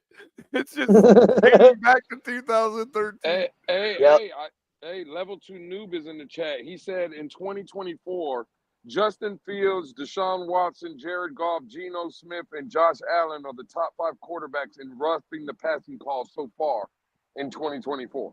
Wow. Well, there's some current info for this season to chomp on. See, that's all we're trying to do, Sean, from Red, White, and Bills. We're just trying to get information and chomp on it, dude. Don't worry about relax. Fucking chill. Burfict has also missed 22 games due to suspension, which is roughly 19% of his career. I told you, bro. He missed like a whole year and then some of his career on suspensions from fucking being too fucking much of an animal out there. Which to me, give me 53 Vontez Burficts. Oh. We're winning football games, motherfuckers. And by the way, the week 6 game in 18 that he had all those fines, that was the revenge game when everything blew up, when Juju exacted the revenge for Antonio, and then the game went to shit, and Burfict kept doing shit wrong that game. Remember that game? That was the revenge game. I remember that game. That game was awesome. It was old school football. I loved it. Right. He got a 3-game ban for the hit on Brown, and that was in his 2016 playoff game. So the Steelers, so Juju got there in 18, probably a little earlier, but it took 2 years for them to exact revenge on Burfict for that. Because he was gone. He was gone. Yeah. He never got that. He kept getting. Right. He's been suspended twice for a total of 6 games. That's fucking funny, dude. He also missed most of his Raiders tenure due to being suspended 12 games for a personal foul. The longest on-field suspension in NFL history. What was the foul for? It don't say. Oh, man, that'd be a good one to know. Well, I think it was the same foul. It's just he's a habitual offender. And they were like, this fucking guy's going to get somebody killed. Holy shit. Dude, this is the conclusion. He also incited controversy throughout his career for frequently violating player safety rules, which caused him to be suspended for 22 games due to 14 separate incidents and accumulate over $5.3 million in fines and forfeited salary. Told you. I fucking told you. I know that guy. When you said like 480,000, I was like, man, that sounds low. 5.5 million, bro. That sounds right. He's forfeited salary and fines. He's got almost $6 million. That's crazy. I mean, who used to be that guy before him back in the day, man? Was it Boz, or who was the guy or Ken Norton? Who was the guy that was just like total dirty and everybody was cool with it? I don't know, but that sounds like a football player to me, goddamn it. That's what I'm saying, bro. Like, you goddamn right. I'll tell you what, it would have been El Capitan if I was big enough, goddamn. That'd be me with all them fines out there. That's how I play the game, bitch. more Vontez, less Tua. I'm just kidding. Not everybody's gonna clip that and be like, see, Culler's an evil person. Yep. Culler wants, I don't know, whatever. What am I gonna say? Hey, well, this was a fun exercise, boys. This was. I thought I had great. Yeah, I mean, shit. I mean, hell for yeah, such boys. a terrible team to talk about, there ain't nothing else to talk about. What are we supposed to do? What you mean, Culler? QB1 coming back in here, gonna save the season. Brought his cape. Turns into lampoon hour around here when we run out of stuff to talk about. Tua brought his cape and spandex to save the Dolphins, bro. Just so everybody knows, got a cape and spandex. He's gonna save us all. I was thinking one day we need to start like a nothing but lampoon show. Dirty. Do what? Crypto? I said Ronnie Lott was dirty. Cecil freaking Fielder was not Fielder, but Chuck Cecil was dirty. Crypto just throwing out baseball player names and shit. He's like, Cecil Fielder. He was dirty. Not Cecil. Crypto, you're in the blender, bro. But I was thinking we should do like a straight nothing but lampooning show, right? No, I said Rodney Harrison. Oh, okay. Oh yeah. Then I realized we The already show is do that Lampoon. every show, Yeah. bro. Yeah, what are you talking about? That's the fucking show. What do you mean? The whole show's a lampoon. So Damn it. Who do we lampoon next, man? people in chat are calling out Bill Romawoski. Bill Mhm. Romanowski. That's who I was Romanowski. thinking of. Bill Romanowski. Yeah, Romanowski, yeah. He's that's definitely exactly what I not was the thinking about. dirtiest. All I know, Not the dirtiest, but if your name is Romanowski, you Mhm. know that guy's up to no good, bro. That's a football name. That is a proper Slavic football name. Slavic a guy. or Swedish, Norwegian Well, football well, name right well, there. a guy that I wouldn't say was dirty, but played the game the right way, donned the Dolphin uniform, and Brian Cox. Oh yeah, Hell yeah. yeah. Yep. Perfect. And that's what I want, and that's what we He was don't like have. he was like anti-hero dirty, like Stone Cold Steve Austin dirty. You know what I mean? Like you wanted to root for him because you knew that everybody he was dirty on deserved it. You know what I mean? Mm-hmm. Like the Buffalo Bills. Yeah, everybody's saying he was all roid rage and roids and stuff. I'm not against roids in the NFL personally. Like, give me the greatest show I can see, dude. Give me a bunch of Nah. freaks of nature out there. No, I got to keep it clean. My only problem with it is it That's lowers the bad. shelf life of an NFL player. You know So, what I mean? Like, so real quick before I gotta run, I gotta get inside here because I gotta do some shit. But running like always. you say keep the game clean. Crypto, what do you think these guys are doing every off season? They're getting right back on the fucking Roid and HGH program and doing it up. And let's not act like the game is quote unquote Not clean. my heroes of the game. They're the cleanest that's ever Okay. on the uniform. Not I my got you. heroes. All right. Well, let me ask you this: Crypto was what was the Giants' defensive end linebacker? Lawrence Taylor. Lawrence Taylor. Was he a hero of yours, Crypto? Because that man was shooting blow No. on Saturday night. and That's why he wasn't. No, he was talking about the parking lot of the He was Meadowlands before disqualified. the game, bro. That guy. Lawrence Taylor was a cocaine animal on Sunday. Give me Lawrence Taylor. Listen, Lawrence Taylor admitted to smoking crack at halftime. Okay, y'all don't think that is Darryl Strawberry was that good at hitting fucking home runs, did you? Facts. Yeah, give me some more of that. Think Darryl My heroes Strawberry don't was do that good blow. at chasing down home runs, did you? Hey, Nope. Dwight Gooden and Darryl Strawberry. Oh yeah, Dwight Gooden. Yeah, that's right. First fucking of all, right. They were on the edge. Yeah, no, they were on the edge of everything. That 86 Mets team was fucking.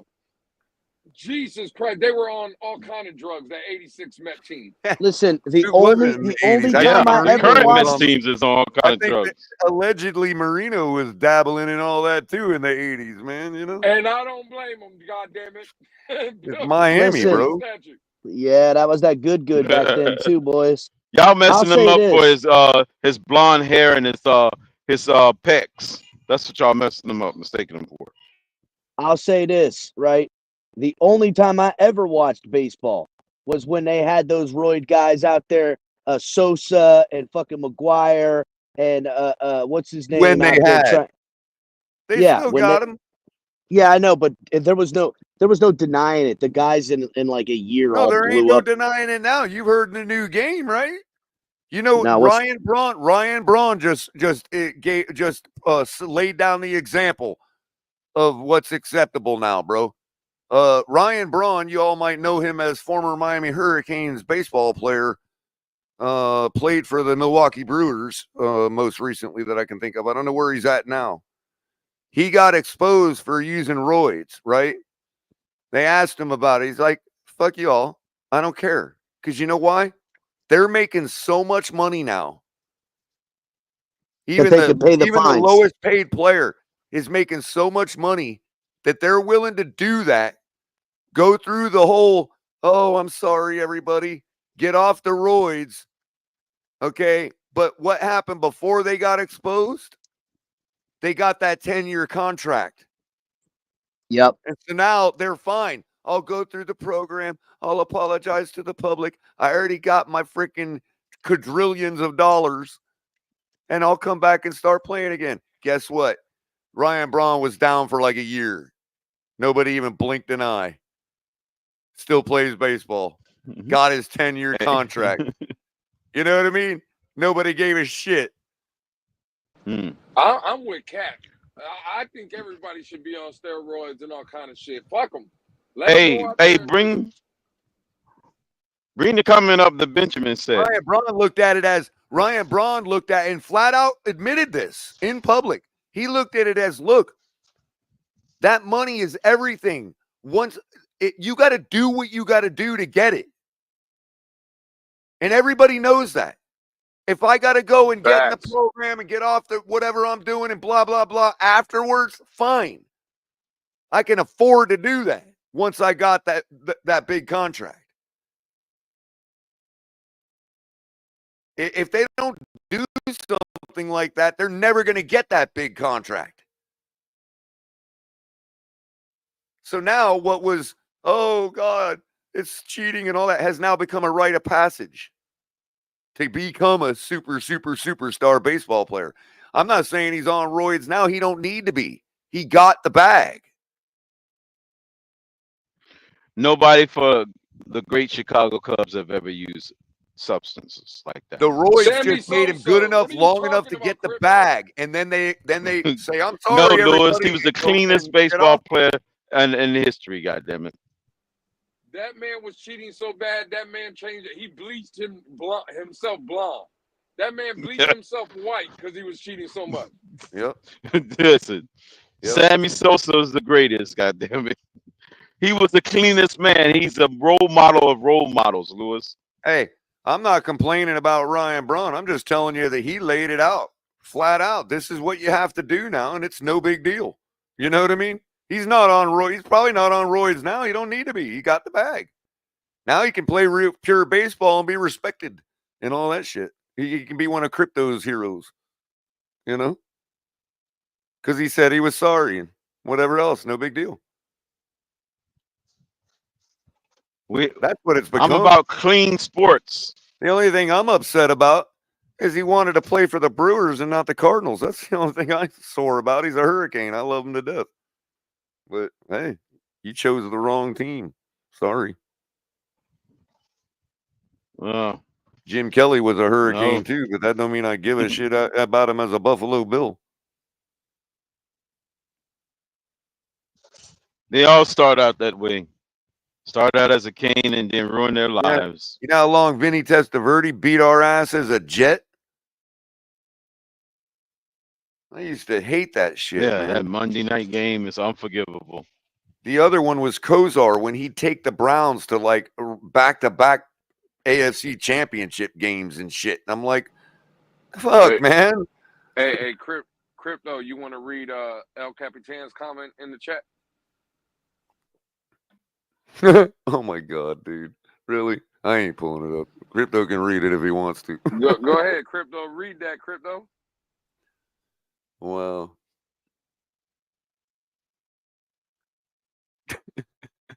Oh, now Crypto wants to be silent. Out of all the times I'm begging myself. Crypto's like, nope.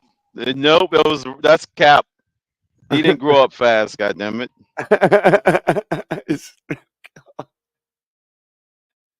Dude, y'all trade him? Crypto, is that what Cap's saying? Y'all traded Sosa? No, he's talking about he took the roids and made him grow up fast. Oh, all right. Turned his skin white. That's what I'm saying. Is that why y'all traded him? I don't know. The rickets on the team at that time. Wasn't there a skit? Was it Dave Chappelle that did that skit where they were doing the whole draft and shit? Was that where I'm getting that from?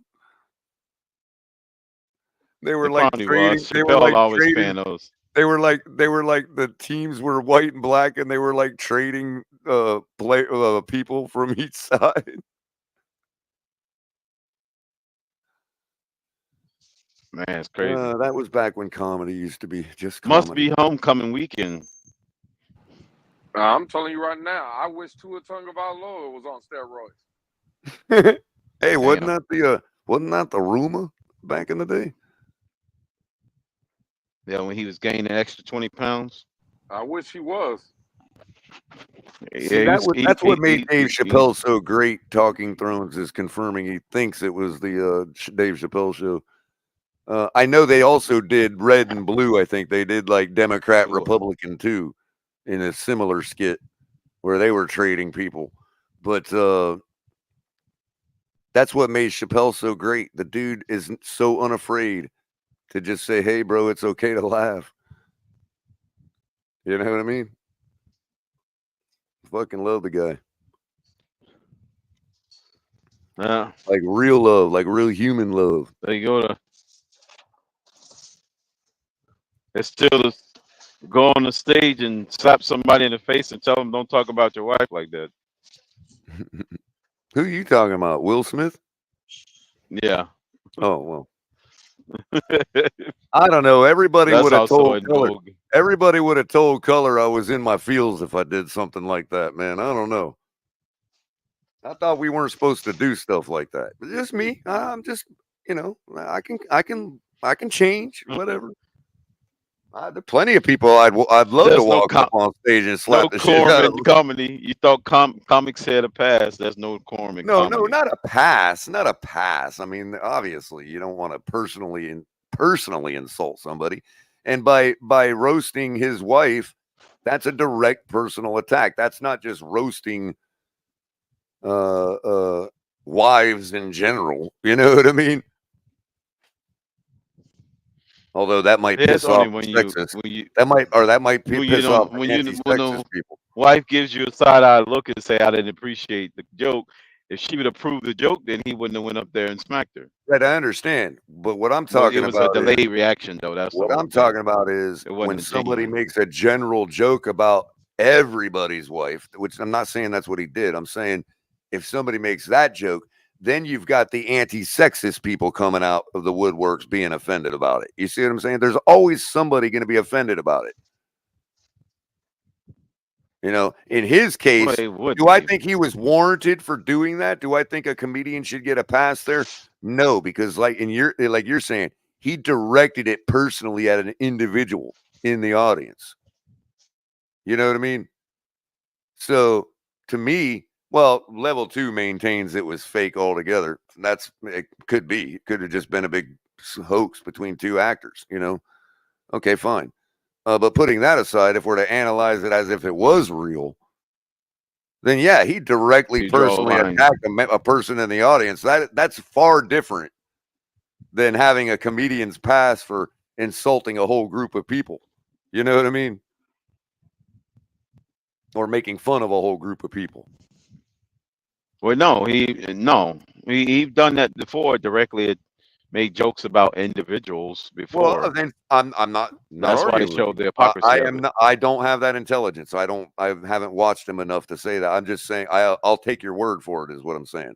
I'm not trying to dispute you there, because I think that as tough as it is for me to say with the way my code is, I think he was warranted in walking up there and slapping the shit out of him, dude. Kind of think he was. Right, but he just got to be willing to deal with the consequences. Because if he would have Which he has. gotten And something guess done what? to him back, meaning Which he has. physically back to him. Which he has. And or as far No, as I ain't talking about verbal and other people. I'm talking about against the individual he assaulted. The individual let him off the hook. That's what I'm saying. Again, so it's even more warranted because Chris is giving him license now by accepting that he did that. You see what I'm saying? And accepting. No, because there for might it. be a different outcome next time. Because if he do it again and he do it, Chris might not be so welcoming of him slapping him. Well, that may be true. But if you're doing it a second time, then that kind of takes away the license a little bit, because now it seems like you're just finding a reason to go slap the guy. You know what I mean? Kind of takes the luster off the original warrant. You know what I mean? It shouldn't, but it would. Yeah, because Chris done said something Still way not a good more idea to out go of around line. slapping people just because they said something you don't like. But I will say, I mean, the dude seemed warranted to me. I don't know. I think Chris should have just kept his mouth shut about somebody's wife that's in the audience, especially when both of them are sitting there.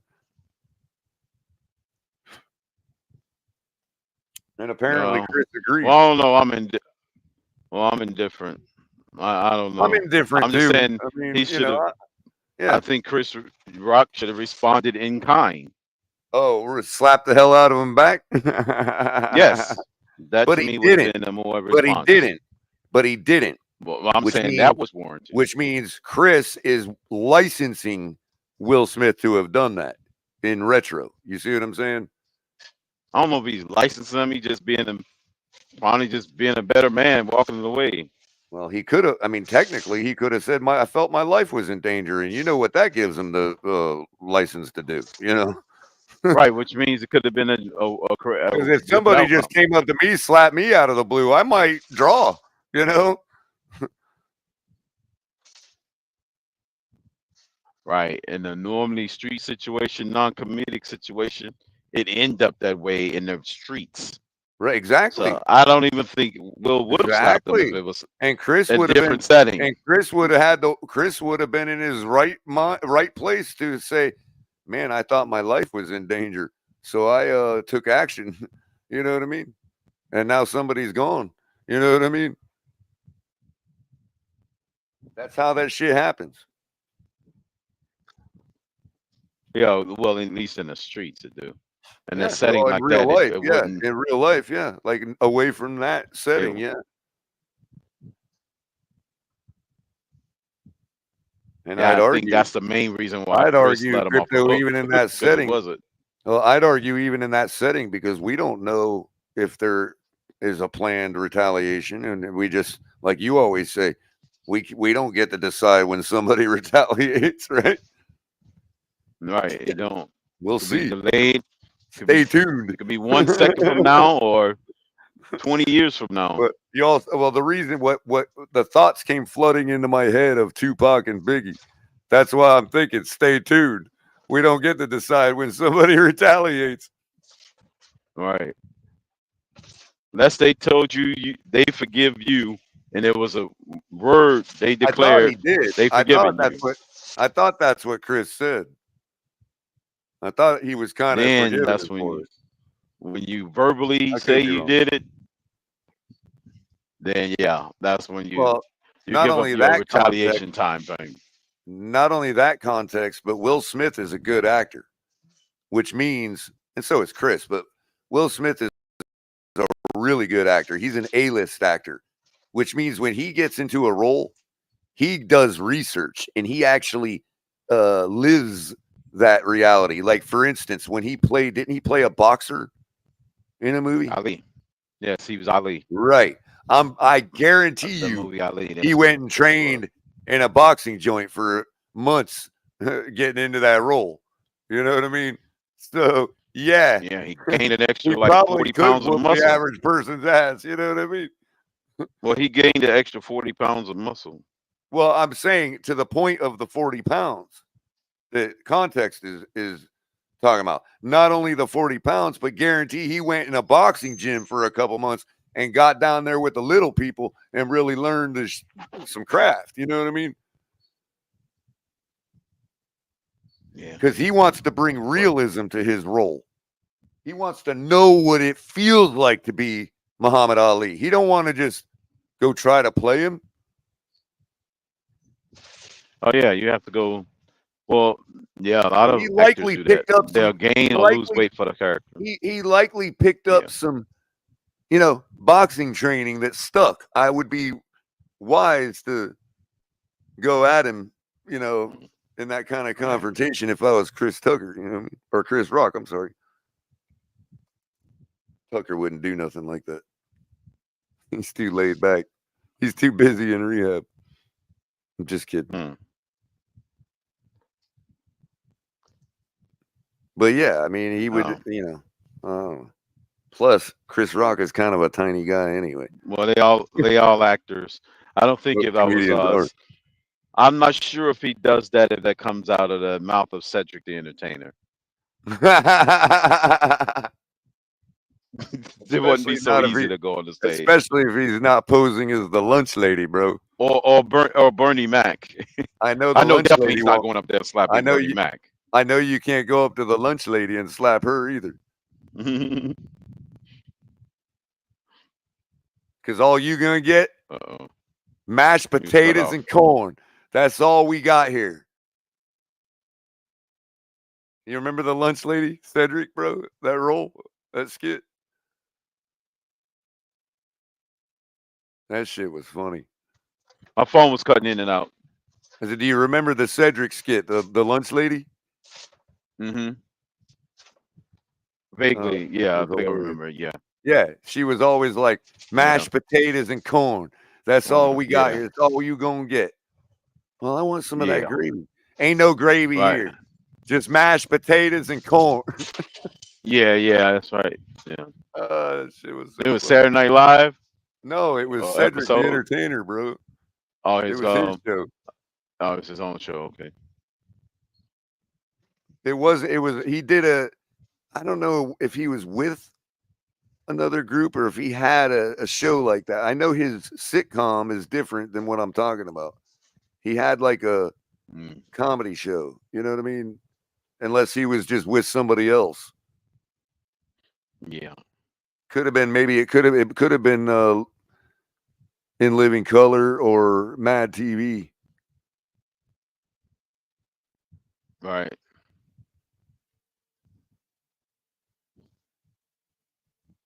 I guess Max it could have been SNL. Yeah, they do a lot of skits. Yeah, it could have been SNL does a lot of SNL, but I skits. thought it was his Yeah. own comedy hour. It I could have can't been remember. because SNL does a lot of satire and spoofs about it. Right. Now I know there was the show he did with Cedric the Entertainer. But I thought he did a comedy hour too, man. Mm-hmm. I could be wrong. Right. But anyway, the shit was funny. So I'm thinking if you got Cedric the Entertainer in his lunch lady role, yeah, I wouldn't be walking up to that and slapping it. Just saying.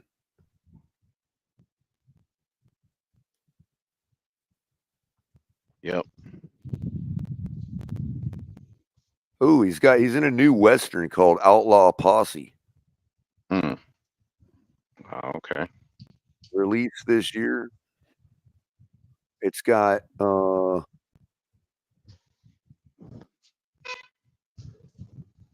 what's his name?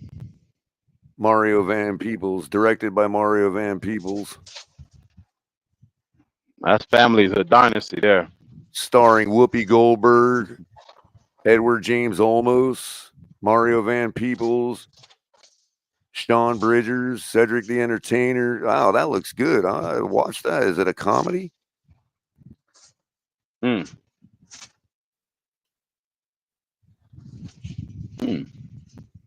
sure. In 1908, an outlaw returns from years of hiding in Mexico to claim stolen gold hidden in the hills of Montana. That don't look like no comedy, dude. Oh, I'm getting on that. I'm watching that right away. I don't know. I think it's already been released.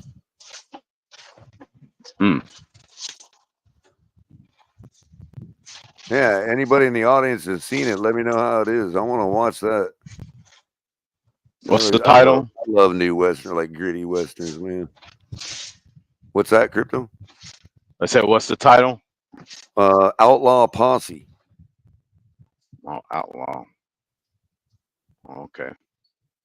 Kind of, it's just your standard modern spaghetti Western, but modern Westerns are pretty good, dude. Like just as films, you know, in general. Usually. It doesn't say it's a comedy. It just says Western. So yeah, that's supposed to be taken seriously.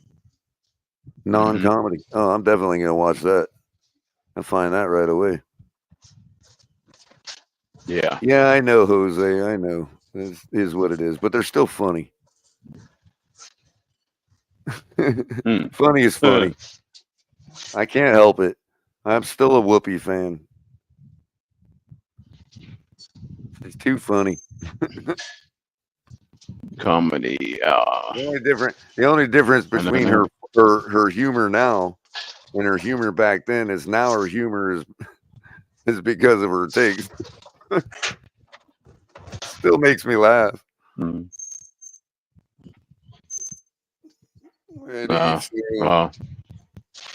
Everybody's got their own opinion. She probably laughs at my opinion. I can't do that. Well, anyway, looks like we're wrapping up, man. It's 4 hours, bro. I went longer than I even needed to because Cap and Lewis and Crypto had to come around and make things funny. So I'm never gonna walk away from good humor. Yeah. So I'm glad. I hope you all enjoyed it, and I really appreciate y'all hanging with us for 4 hours. Hit the like button on your way out. I'll be on site in 2 weeks for the. I'll be on site in 2 weeks for the Michael K. Niagara Barrel Dive in Buffalo. I'll be on site. Wow. I have to go see Michael K. You know, over the Niagara Falls. You know. Yeah, and that's Marino's that's gonna be the shore. Marino's go. Yeah, Jumpin' Jack Flash is like that's the go-to for me as well when I think about favorites from her. I love that movie when I saw it when I was growing up, man. Jumpin' Jack Flash. And Burglar. Burglar was another good one. Oh yeah. But anyway, hit the like button, everybody. We got up to 64. Believe it or not, without me having to ask too much. That's amazing. That's really good. I wasn't even pressing it. And make sure you're checking out TFTGnetwork.com, our website. I can't say it enough. Bookmark it, make it your homepage, and check out the TFTG shop. We'll be back tomorrow. I'm trying to make 10 a.m. like every morning. We'll see how close I make it tomorrow. Until then, oh yeah, all is not lost. Guess who's back? Yeah. Our defense. Yep. That's who's back. Our defense. I don't know back. Who's that. Our defense, Crypto. That's who's back. Let the salt flow, man. Our defense is returned. I'm calling it right now. It's the real deal. I don't care. Let Buffalo come in. We'll smack Josh Allen around and force the NFL to make him their poster boy instead of our quarterback, because our quarterback is just about tired of it, in case anybody didn't notice. You got anything, Crypto? You guys got, you and Shake got anything going on tonight? Or soon? Or anytime soon? Hang on one second, caller. Right on.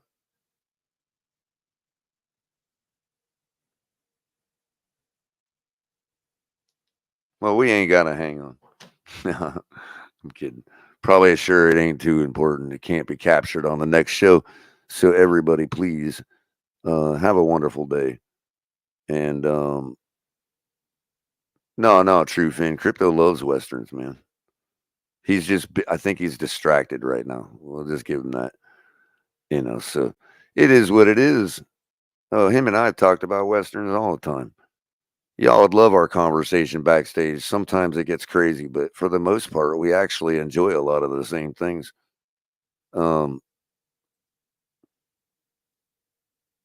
Mainly the contemporary 80s radio station music. I don't know what to call it anymore. Well, it's Spotify, I guess. No, I'm talking about there's a genre of music that you and I happen to both enjoy, and I'm trying to name it, and it's more like just 70s and 80s contemporary radio music. You know what I mean? I don't even know what you call it. Yeah, it's more like pop rock, classic rock, soft rock. Like, Toto. It's different versions of rock. Yeah, you know, and like the broader spectrum is rock, but you get classified in different like tones Hall & of rock. Oates, man. Like I'm sure Crypto that's digs Hall & rock. Oates, you know. Yeah. Little Michael Yeah, that's McDonald, soft you rock. know. Yeah, Michael McDonald. The duets. Have a wonderful day, Crypto. From Mike McDonald. Yeah. Yeah, Michael McDonald. I can sing anything in Mike McDonald's voice. Yep. Happy birthday to you. Oh yeah. Anyway, you know. I want to see if it's gonna make me throw up. That Right. you and Shake got anything going Michael on? McDonald. Yeah, we do. Well, the drive time, we're gonna do a live recording after next week. After this week, I mean, of Insomnia. Okay. My week in Buffalo is when we're gonna do a live one. Oh, right. And You're I'll gonna do be a our show boots on the driving ground in back. Buffalo. Crypto Yeah. is going And I'll be boots on the driving. ground in Buffalo. Then we're gonna do the drive back home from Buffalo too, like I did from Chicago and one I did from New England. Man, I've been dying for an away show game in Arizona, bro, but we keep getting him at home, man. I want to go out to Arizona, man. You gotta make a that's trip. right. The last couple of times we were, wasn't it? I haven't been out there in a while. I've been doing like Colorado and Yeah, we had the Wyoming game there when Flores was the coach. I think we was there. Yeah, I do. I think wasn't. we were there. I wasn't. I didn't get to go to that game, unfortunately. That was the game. That was the year you said you went to the Dolphins Chiefs game, right, or something like that, in Kansas City. That was the same year, I think. Yeah, I think Flores was our. No, wait. Whichever year First time we played him, Flores it was Alex in Miami. Smith. It was Alex Smith last year in Kansas City. Oh, okay, that was right before the Flores year. I think we had Gase. Yeah, that year. Yeah, when we played him in Kansas City. Right. Yeah. But they haven't played in Arizona since and I haven't been to Arizona in a while. I keep going to Wyoming and Colorado and places like that lately. I haven't been back to Arizona in a while, but it's my favorite place to go have fun. Right. So there would be like 1,000 other things I could do if we were playing over there. Mm-hmm. Like go hike the Grand Canyon again. No, I can't do that again. That's apparently I'm spent, Crypto. I'm glad I did it, because if I didn't do it when I did, I would not be able to do it right now. So while you still take a lot out of you.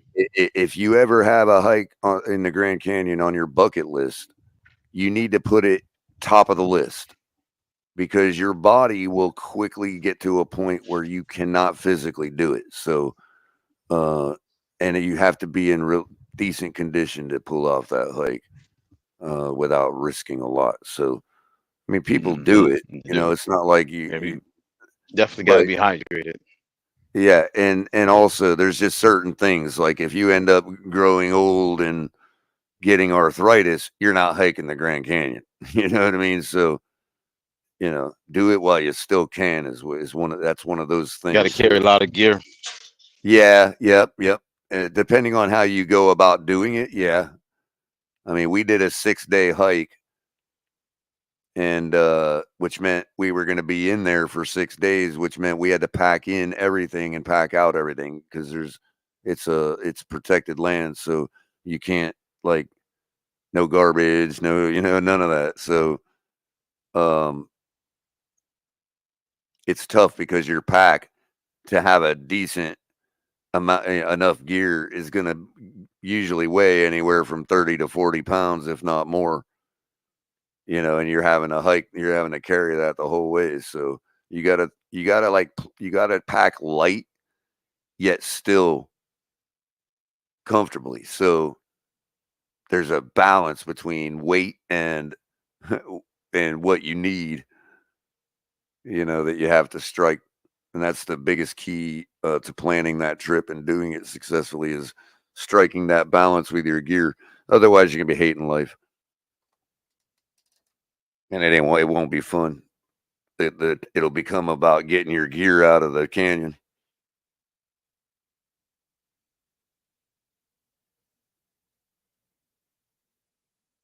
Yeah. No, and nobody wants to make it a trip Never about done. getting your gear out of the canyon. You know. Mhm. Yeah. Gotta get one of those REI backpacks. Or Journeyman yeah, or rucksacks take where them, you could put everything in it and or carry give up that. on hiking and take the mule trip. Yeah, let the mule That kind carry of all your defeats the gear. purpose of hiking it. I can Yeah. tell you, Crypto, there is no greater feeling in my life that I've ever experienced than walking up out of that canyon at 10 in the morning, 11 in the morning, looking at all the tourists start to trickle in on the South Rim Visitor Center, knowing what I had just accomplished and knowing that none of them had any idea of what I had just done. It was the greatest feeling I've ever felt. Oh, you can get a clear view of the other side when you come on a different part of it. Well, they have a The couple difference. different visitor centers for viewing. Like you have the South Rim, the North Rim, and the East Rim. And then the West Rim is kind of owned by the natives, and that's where they have the skywalk and all that. But you know, with if you're up on the North Rim, you can hike down. Mhm. Or I'm sorry, if you're on the South Rim, you can hike down a little ways.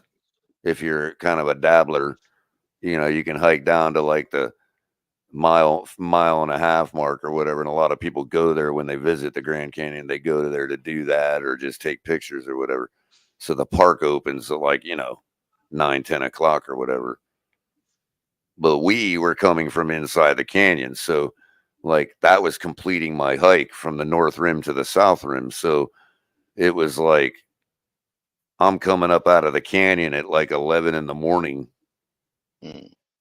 And all these people are getting there with their families and all the kids are running around with their ice creams and all that. And it's just like, I don't know. It's just kind of something you carry with you. You know what I mean? An accomplishment that you carry with you for the rest of your life.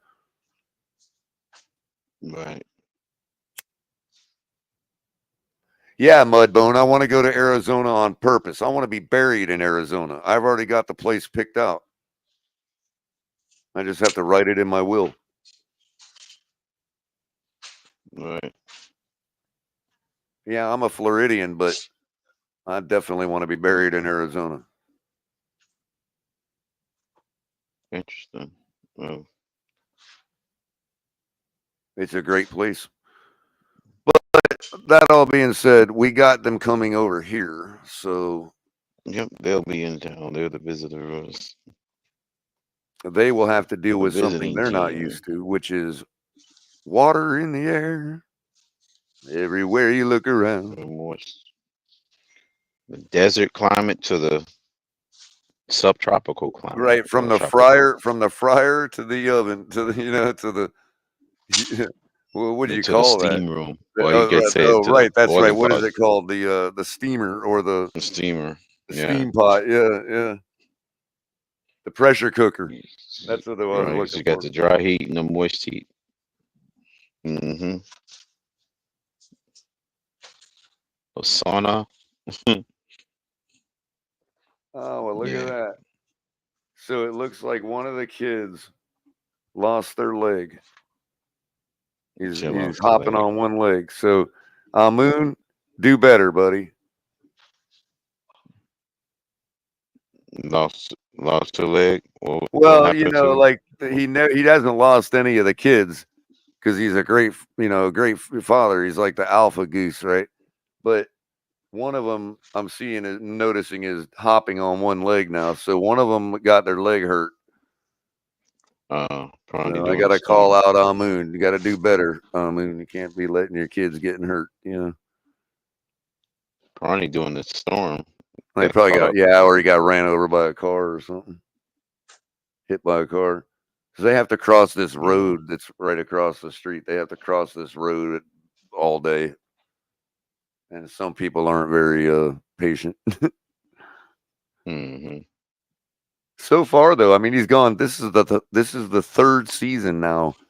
I've been tracking them, Crypto, and both of them are still alive, and they keep pumping out new batches of kids. Crazy how. I guess they can get tired too. I guess like we get tired of walking.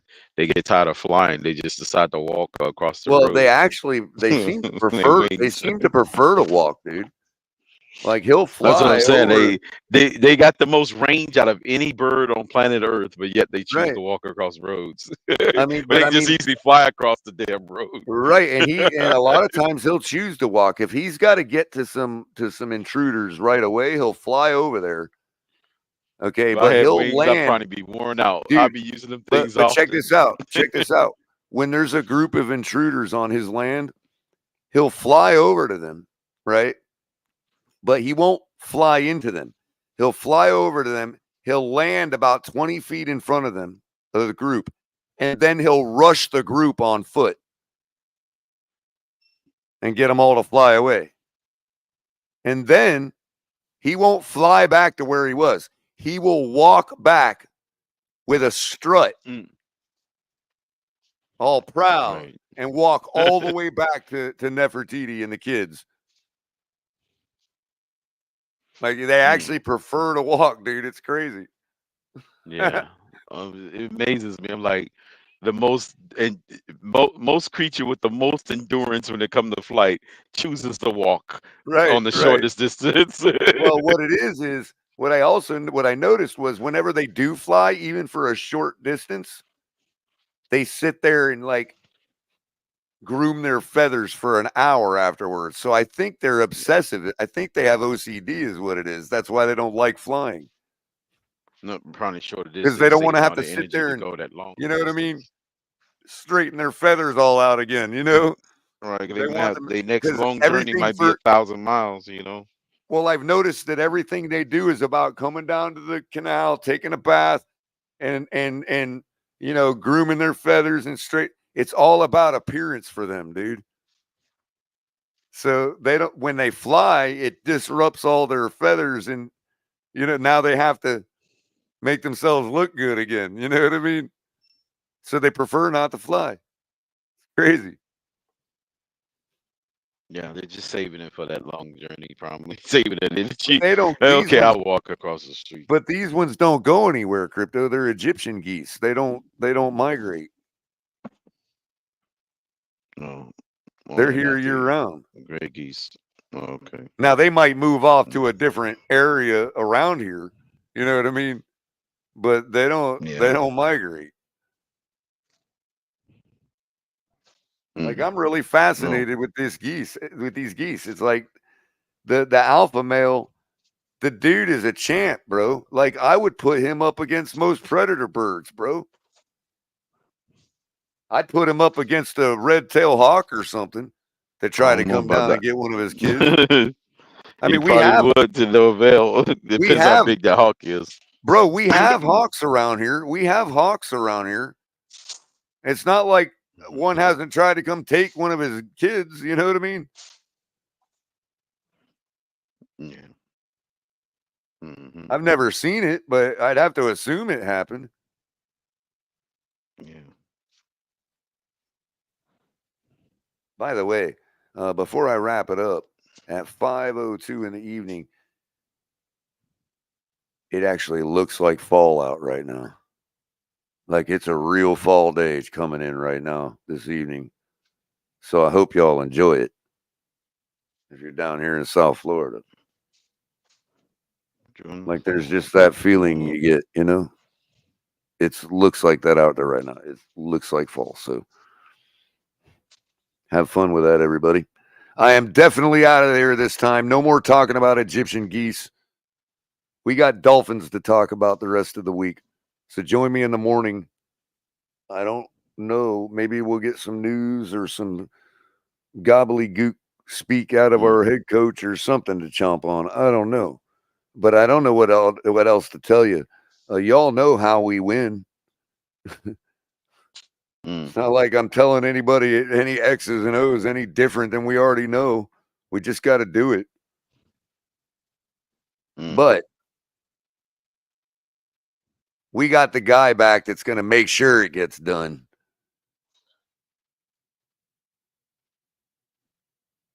And his name is defense.